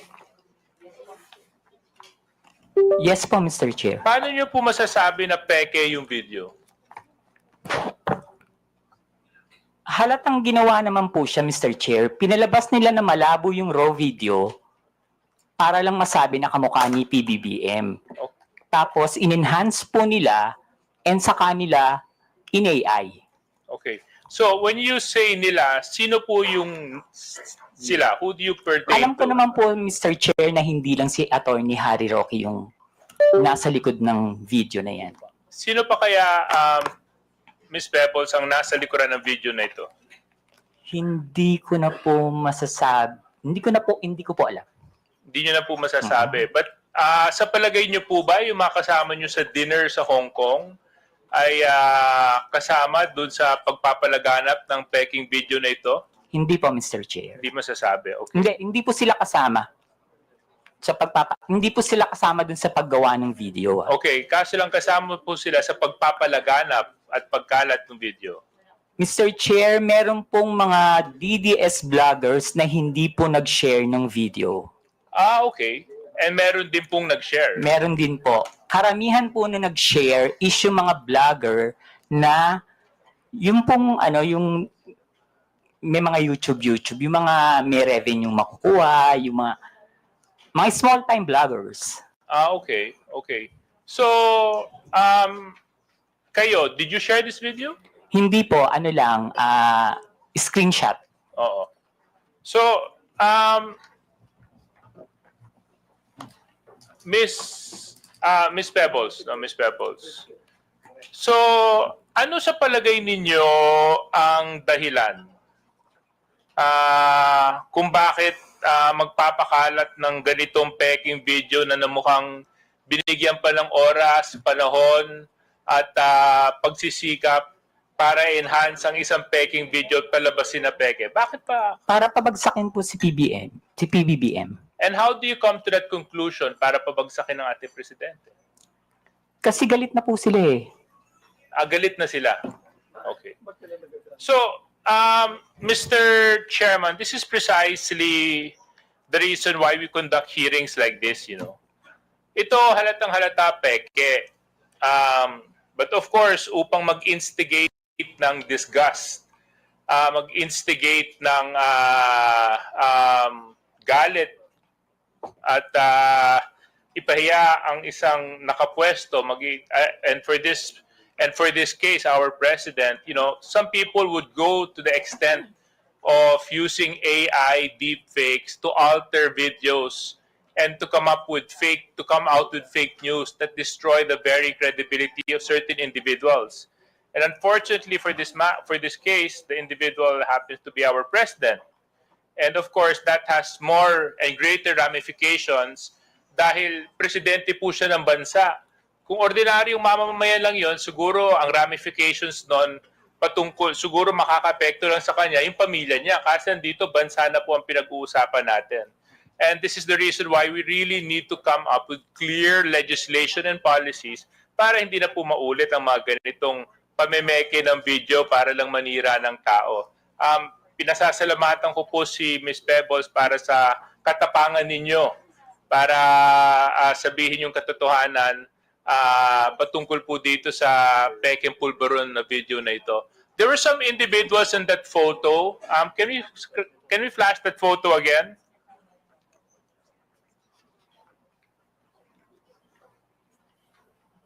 Comsec, yung photo dun sa Chinese restaurant or restaurant sa Hong Kong.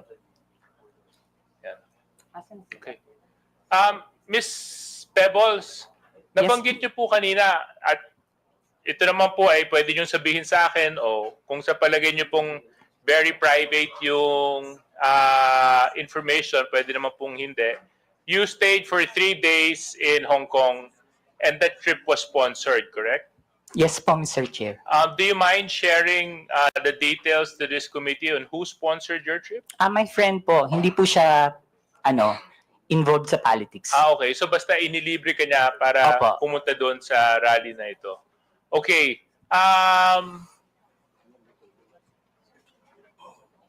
What was the year of this photo? July 7, 2024 po, Mr. Chair. Okay. The individual present, sino? Joey? Si Tio Moreno po yung nasa right. Kung dyan po niyo po titingnan sa monitor. Siya po yun? Chairman siya ba yun? Opo, si Joey po. Ma'am, Si Miss Joey po yun. Can you confirm if you are this individual in the photo? Yes, sir. Thank you. Yes, sir. Thank you. And then, Attorney Glenn Chong, can you confirm if you are the person in this video and this photo?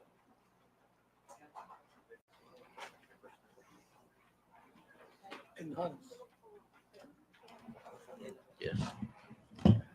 Mr. Chair, I can't see clearly, but I confirm that I attended a dinner in Hong Kong. Attorney Trixie, yes, do you confirm that you are the individual in this photo? I am. Okay, thank you very much. Attorney Vic Rodriguez, ay hindi, wala po siya dito, no? Sino po yung nakapula? Hindi ko po kilala, Mr. Chair. Baka sa kanila po merong nakakakilala. Attorney Trixie, can you identify the individual wearing the red shirt beside Attorney Harry Roque? Sorry, not from this distance, sir. May I? Yes, you can come closer. Of course. Dapat pala nilagyan namin kayo ng TV dyan sa harapan, no?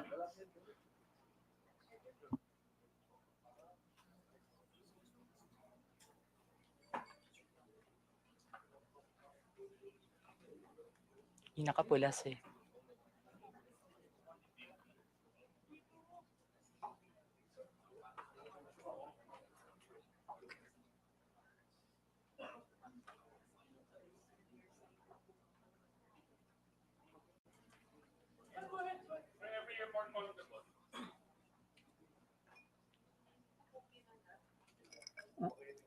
Mr. Chair, hindi ko rin po kasi siya talaga kilala. Miss Cruz, kayo po, kilala niyo po yung nakapula? Sorry, medyo malayo. Kasi pwede po kayong lumapit dito para ma-identify. Yes, yes, And Mr. Chair. Attorney Glenn I- Chong, I pwede rin will po kayo approach lumapit para ma-identify yung individual na nakapula at nakaberde. We just want to identify the individuals present in the dinner.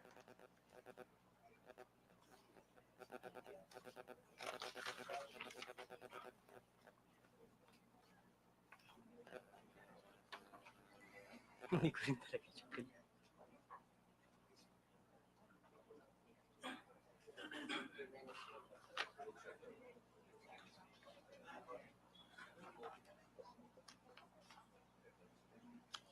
Kilala nyo?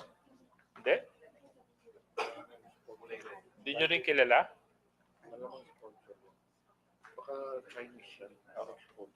Hindi nyo kilala, ma'am? Yun, yung nakapula. Katabi ni Attorney Harry Roque. Okay. Now, I just find it a little bit interesting, Mr. Chair, na, you know, a lot of them who were present in the dinner do not know the person in the middle. Oftentimes, the person in the middle is the most important person. Mr. And, Chair, pwede pong sumagot. Kasi nung time po na nasa event kami, wala naman po siya. okay. Hindi, kaso lang nandyan siya sa picture. Nung dumating po kasi ako, nandiyan na po siya. Nandito na siya. O. At nung dumating ka, inabutan mo na rin yung ibang mga... Lahat po sila dyan. Nandun na sila. Okay, NBI. Nandito po yung NBI? Oh, can you please, Comsec, can you please share the photo to the NBI? Maybe NBI can help us identify who these individuals are. So, Pebbles, thank you so much for sharing that. Actually, there's been so much talk about this whole Pulveron video and issue. We all know that it's fake, but it's been circulated. In fact, yun yung dapat kong i-raise dyan sa Meta kanina. Kasi sa totoo lang, yung Meta, isa yan sa mga platforms na nag-share ng fake videos na ito eh. So, dito po sa mga vloggers na nandito, meron ba sa inyo nag-share ng video na ito? Can you raise your hand if you did? Yes, Your Honor. Ako po. Nag-share ako niyan dahil morally convinced ako. Dahil ako yung nag-investiga po. Tinatanong ko lang kung sino sa inyo ang nag-share. Hindi nyo na po kailangan ipaliwanag kung bakit. Gusto ko lang po malaman sa inyo Ako na po nandito. nag-share po. Okay, isa po kayo. Yes, okay, Mr. Morales. Thank you for informing the committee. And who else? Mr. Chair, I shared the video showing the video, not the video itself. You shared the video. The video showing the video, not the video itself. You showed the video showing the video. Yes. Which is pretty much showing the video. But not the video, Your Honor. Okay. Okay, sino pa Thank you, po Mr. sa inyo?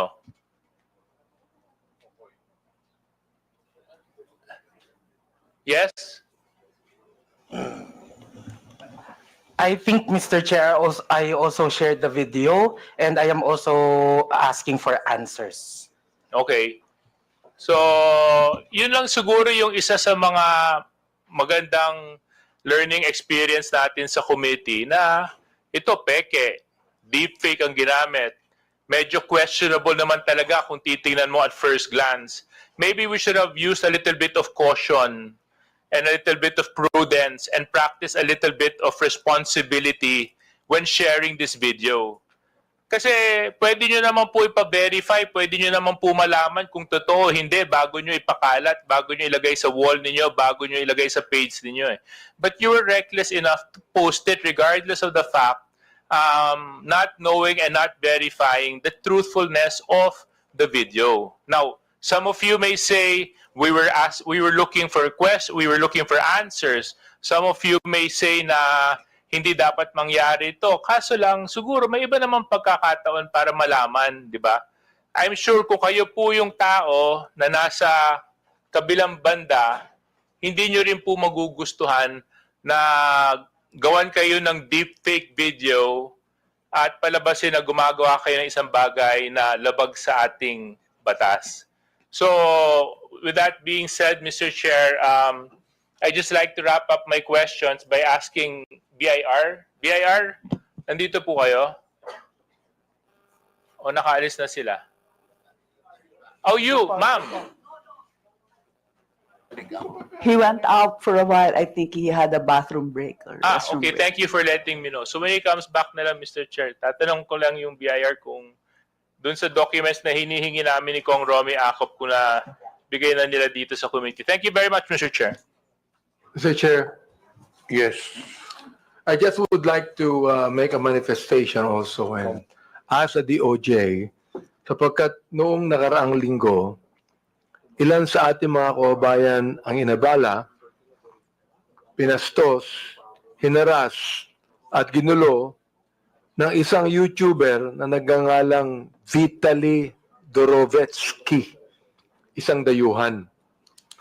So, meron po tayong news clip dyan na gusto ko sanang ilabas din dito noong mga nangyari noong isang linggo tungkol sa YouTuber na ito na isang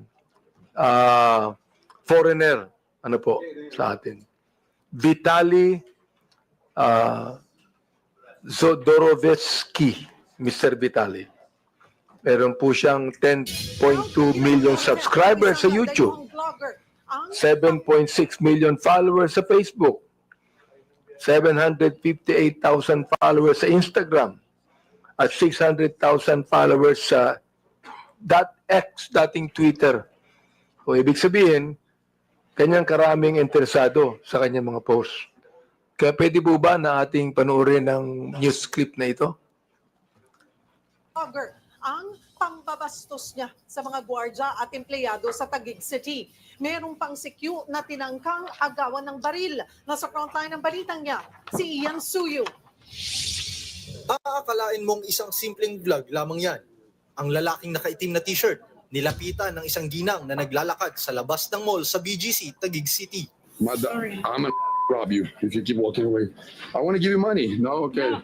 Pero ang babae, hindi siya pinansin at dire-diretso lang na naglakad. Ang foreigner naman, may pahabol pang panglalait. Okay, because you got a COVID mask, you liberal. Go get your vaccine. Pumasok ang lalaki sa isang mall at bigla niyang inagaw ang sombrero ng security guard saka tumakbo. Bukod pa dyan, isa pang security guard ang kinulit ng dayuhan at nagtangkapang kunin ang baril nito. Isa namang gwardya na nasa tabing kalsada ang binastos ng vlogger. I have a very important question for you. Can I shove this up your booty? Sinakyan pa niya ang motorsiklo ng CQ. Dumaan rin siya sa isang restaurant at kinuha ang isang electric fan saka umalis. Ang lalaking yan nakilalang si Vitaly Dorovetsky, 33 years old, isang Russian-American vlogger. Sunod-sunod ang reklamong natanggap ng Taguig City Police mula sa pamunuan ng BGC dahil sa panggugulo ng lalaki. Parang hindi po normal yung behavior nitong vlogger na to.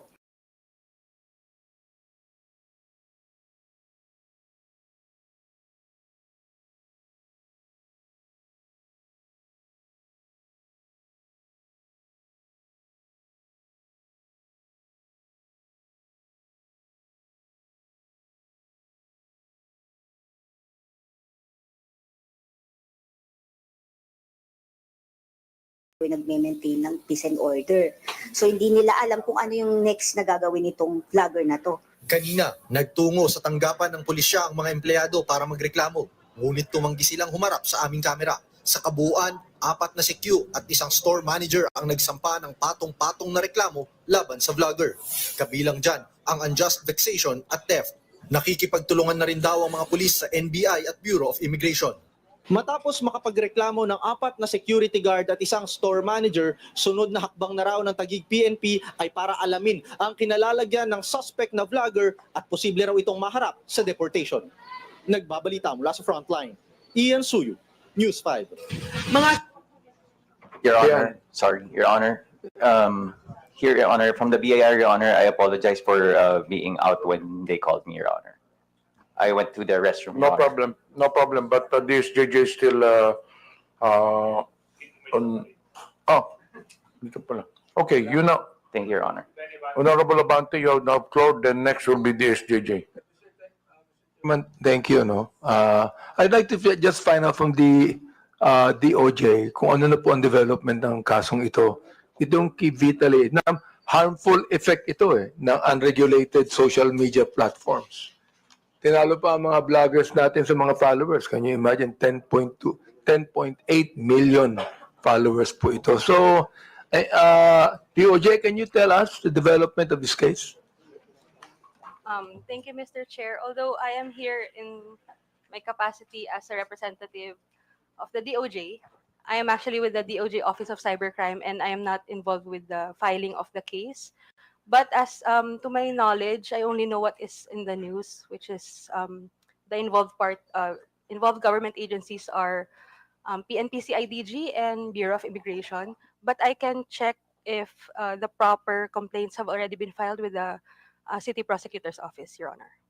The Philippine National Police, can we ask about the case? Because it was the police that people went to file charges against this crazy and brutal and harmful and malicious Mr. Vitali. Sir, thank you. Sir, actually, I believe the Taguig City Police Station take cognizance of that case. And I think it was the case was already filed by the Taguig City Police Station. And they have coordination with the Bureau of Immigration. Mr. Chair, I think what this guy did should be an eye-opener to all of us, especially our bloggers here, na pag hindi natin po ito ni-regulate, we are not just going to have one foreigner that will come here to give harmful effects on regulated social media platforms na ginawa nitong taong ito, but we're going to have more, Mr. Chair. So, if left unchecked, masakit mang tanggapin, ngunit magkakaroon tayo ng mas maraming Mr. Vitali sa ating bansa. So, Mr. Chair, I just would like to make a manifestation here exposing this Mr. Vitali. I hope that our law enforcement agencies would really do something about this at atin pong i-check pa ang ilang mga foreigner bloggers natin na gumagawa ho ng malaking kalokohan dito po sa ating bansa. At pinapanood po ito ng 10.2 million subscribers sa YouTube, 7.6 million followers sa Facebook, 758,000 followers sa Instagram, at 600,000 followers sa X, Mr. Chair. Gusto ko lang pong sabihin dito sa ating committee na meron tayong dapat na gawin. The law enforcement agencies should really fast-track this case and find out kung sino pa ang mga foreign vloggers natin na gumagawa ng itong klaseng kalokohan. Thank you, Mr. Chair. Yun lamang. Deputy Speaker J.J. Suarez is recognized. Yes. Mr. Chair, very quickly lang sa BIR. BIR, have you submitted to the committee the documents that we have requested from you last hearing? Your Honor, we have yet to submit the documents, Your Honor, but we have it already, Your Honor. As to the, Your Honor, as to the taxability or the compliances of the, are we talking about the platforms, Your Honor? Like Yes, Facebook? yes, the taxes that the platforms contribute. Yes, Your Honor. As for the taxes, Your Honor, what we can say now, Your Honor, is their compliance, whether or not they complied or not, or whether or not they have a pending audit, Your Honor. But as to the submission, Your Honor, of the taxes paid, Your Honor, I do apologize, Your Honor, but as of the moment, Your Honor, without the exceptions provided in the tax code, Your Honor, we cannot provide the data based on the based on 270 of the tax code, Your Honor, for prohibiting us to divulge any details of a taxpayer, Your Honor, without one is an executive session or a um, written consent of the taxpayer, Your Honor. So, but you do confirm that ByteDance, Meta, do pay their taxes, correct? Your Honor, yes, Your Honor. As Meta, Your Honor, since they are a foreign corporation that do not have a physical presence in the Philippines, Your Honor, their taxes, the taxes they incur is withheld by the Anyway, business. Mr. Chair, siguro antayin ko na lang yung mga documents na manggagaling kay Attorney Uy. Yeah, and then Attorney Uy, can you just submit it to the committee and we can evaluate and move forward? Thank you very much, Your Mr. Honor. Chair. Thank you, Your Honor. Mr. Chair. Yes. I'd like to tell the BIR also that sabi nga dito ng Meta, they gave us a briefing on Meta's policies and enforcement that they have invested, no? Invested. Na ibig sabihin, they should be really paying taxes, no? Because they have invested, sabi nila, are estimated to enable 34 billion US dollars in additional GDP and support creation of 380,000 jobs in the country upon completion. So they have the Pacific Light Cable Network, Jupiter Cable System, Apricot Cable System, Bill Frost Cable System. Are these 4 companies in the listings of the BIR? Your Honor, as to the specific corporations that you just mentioned, Your Honor, we will try to look with our system, Your Honor. It is the first time that we heard that names of the corporation, Your Honor. However, Your Honor, as to the counterpart Facebook Philippine representative office, Your Honor, as we check, Your Honor, they do pay their appropriate taxes, Your Honor. Who is that, Mr. Chair? Facebook Philippines representative office. Facebook Philippines. Representative office, But Your Honor. these 4 companies I mentioned, you don't know anything about it? Not yet, Your Honor, but we will look into it, Your Honor. So please submit to us any kind of data that you have. Yes, Your Honor. As far as these 4 companies are concerned, because they gave us a briefing and they made a statement that they have actually invested so much in the Philippines. Yes, Your Now, Honor. we know for a fact that Meta, who should be the regulatory agency for Facebook, is also engaged in business in this country. Because of this, they must pay the right taxes. Yes, Your Honor. We will comply with the request of the committee, Your Honor. Thank you very much. Thank you, Mr. Chair. Senior Deputy Speaker Don Gonzales is recognized. Thank you, Mr. Chairman. I have something, question and issues to DICT. I have some questions. Nandito ba yung mga tiga-DICT, Mr. Chairman? Mr. Chairman, nandiyo ba yung DICT? Do we still have DICT? Wala na yata because accordingly they have a coordinating meeting considering that they have a change of leadership sa DICT.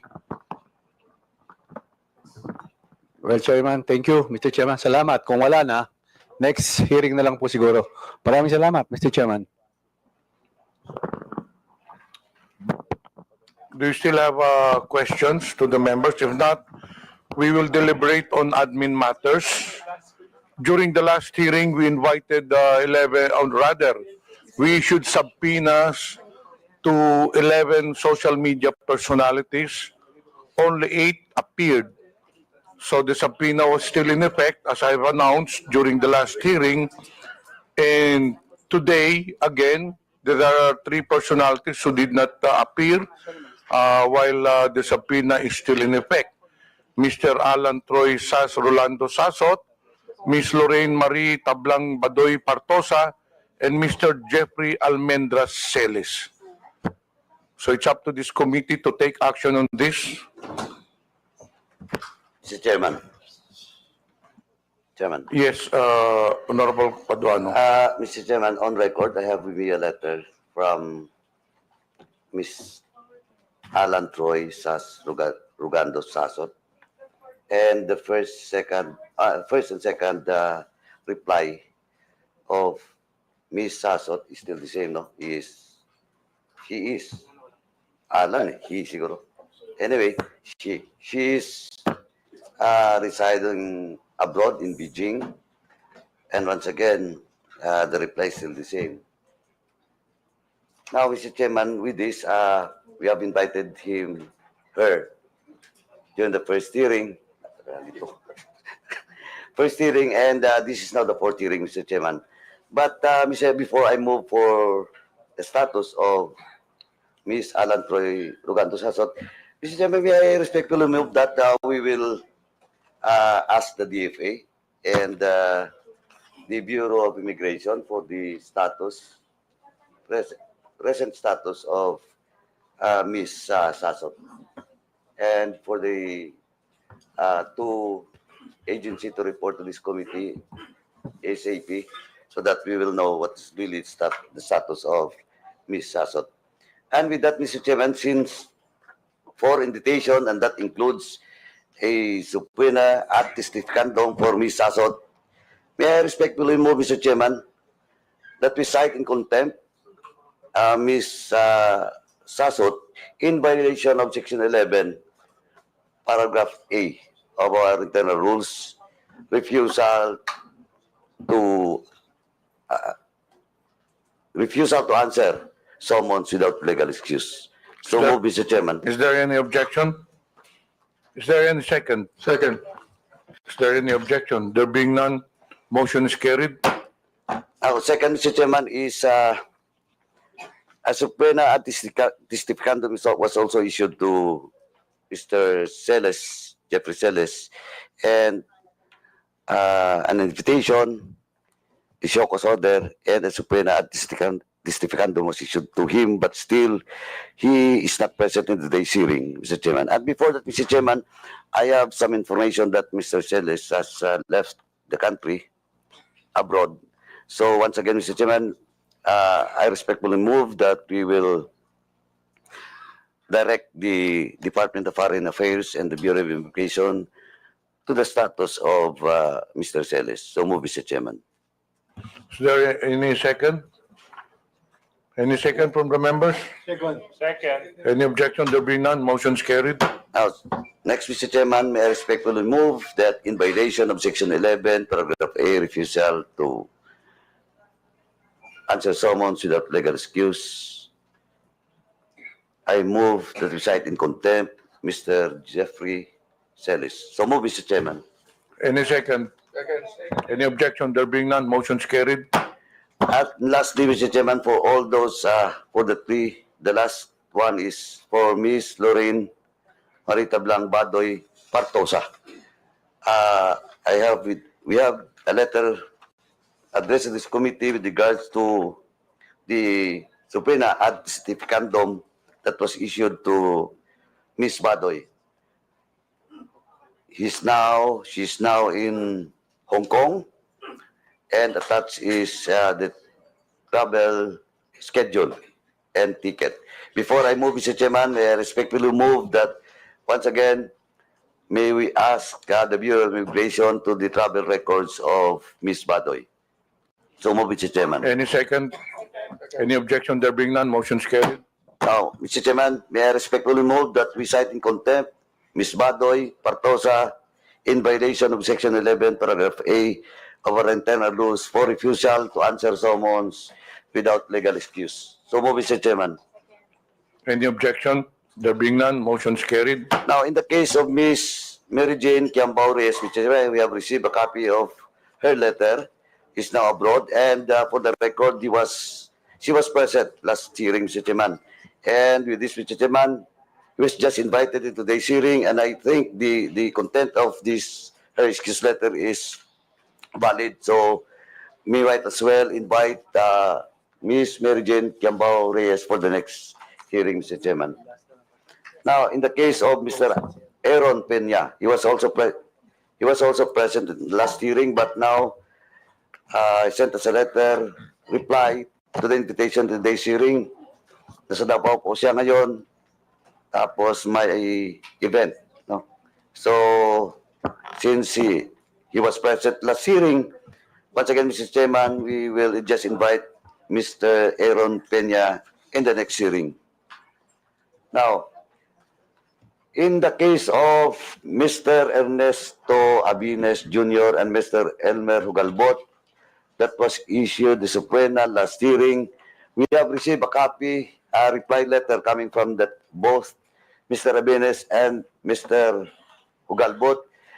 And again, the reason why they're not present in this hearing is all about their financial capacity to spend in attending this hearing. That's why, Mr. Chairman, I respectfully move that we will once again issue the subpoena anticipicandum to both Ernesto Abenis and Mr. Elmer Galbot, and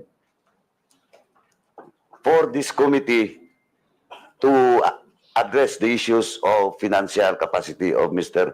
Abenis and Galbot. Siguro, tayo na pong kumuha ng ticket so that in the next hearing they will be present. Now, Is that a motion? yes, Mr. Chairman. Any second? Any objection? There being none, motion's carried. Now, lastly, Mr. Chairman, once again, we'll just issue for all those unserved subpoena to Ms. Catherine Binag, Ms. Claire Contreras, Mr. Lord Byron Cristobal, Jeffrey Cruz, Alex Distor, Mr. Edwin Hamora, Mr. Julius Milanose Mawe, Mr. Joe Smith Medina, Mr. Cyrus Preglo, Ms. Maricar Serrano, and Mr. Kester Ramon Jan Balibalos Tan, for once again serve the subpoena anticipicandum because this is still unserved, and for the COMSEC to coordinate with the SAA to coordinate with the government agency, especially the PNP, for this subpoena anticipicandum for all those mentioned names to be served for the next hearing, Mr. Chairman. So move. Any objection? There being none, the motion's carried.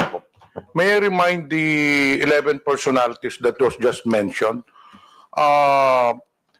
the subpoenas were issued to you last hearing. So the subpoena is still in effect. So I just would like to issue a warning that if you do not attend to the next hearing, then the next step for the committee to do is to cite you in contempt.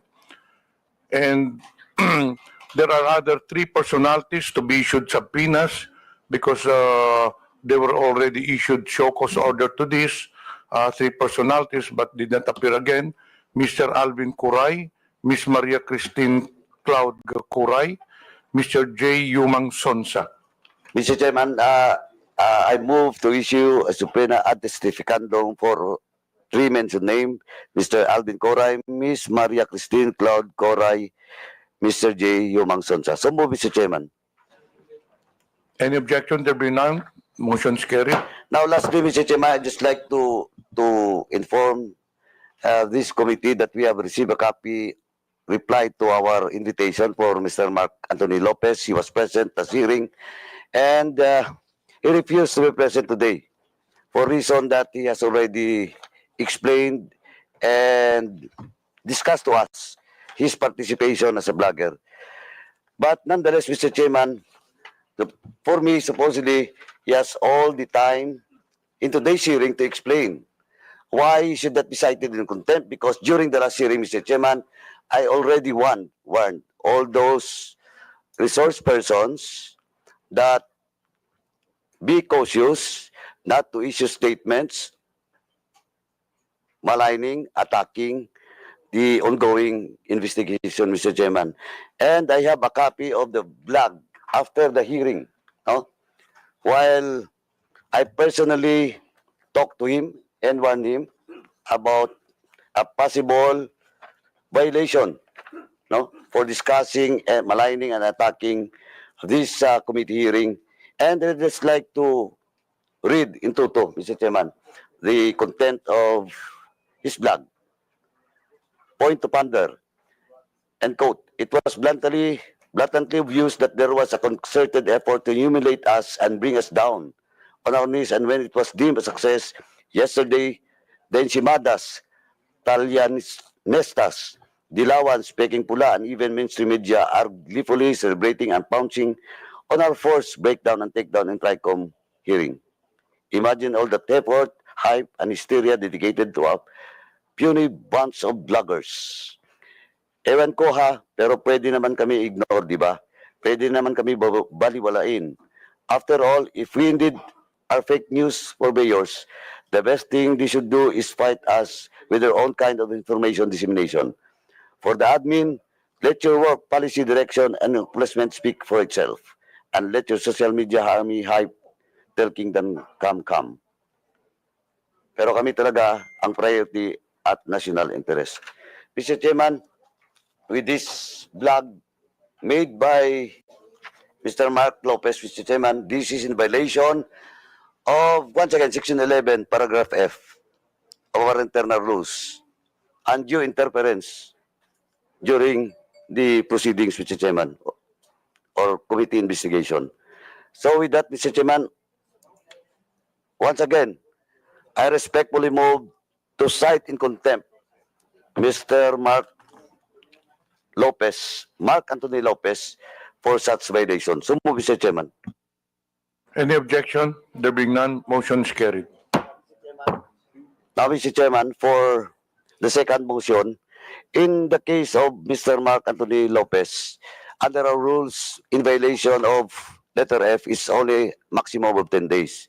So with that, Mr. Chairman, I move that Mr. Mark Anthony Lopez be detained in the premises of the House for 10 days, Mr. Chairman. So move, Mr. Chairman. Any second? Any objection? There being none, motion is carried. While Mr. Jeffrey Celis, Ms. Badoy, and Ms. Sasot violates Section 11, Paragraph A, may I respectfully move that the three mentioned name be detained until the committee hearing will be terminated and be detained in the premises of the House. So move, Mr. Chairman.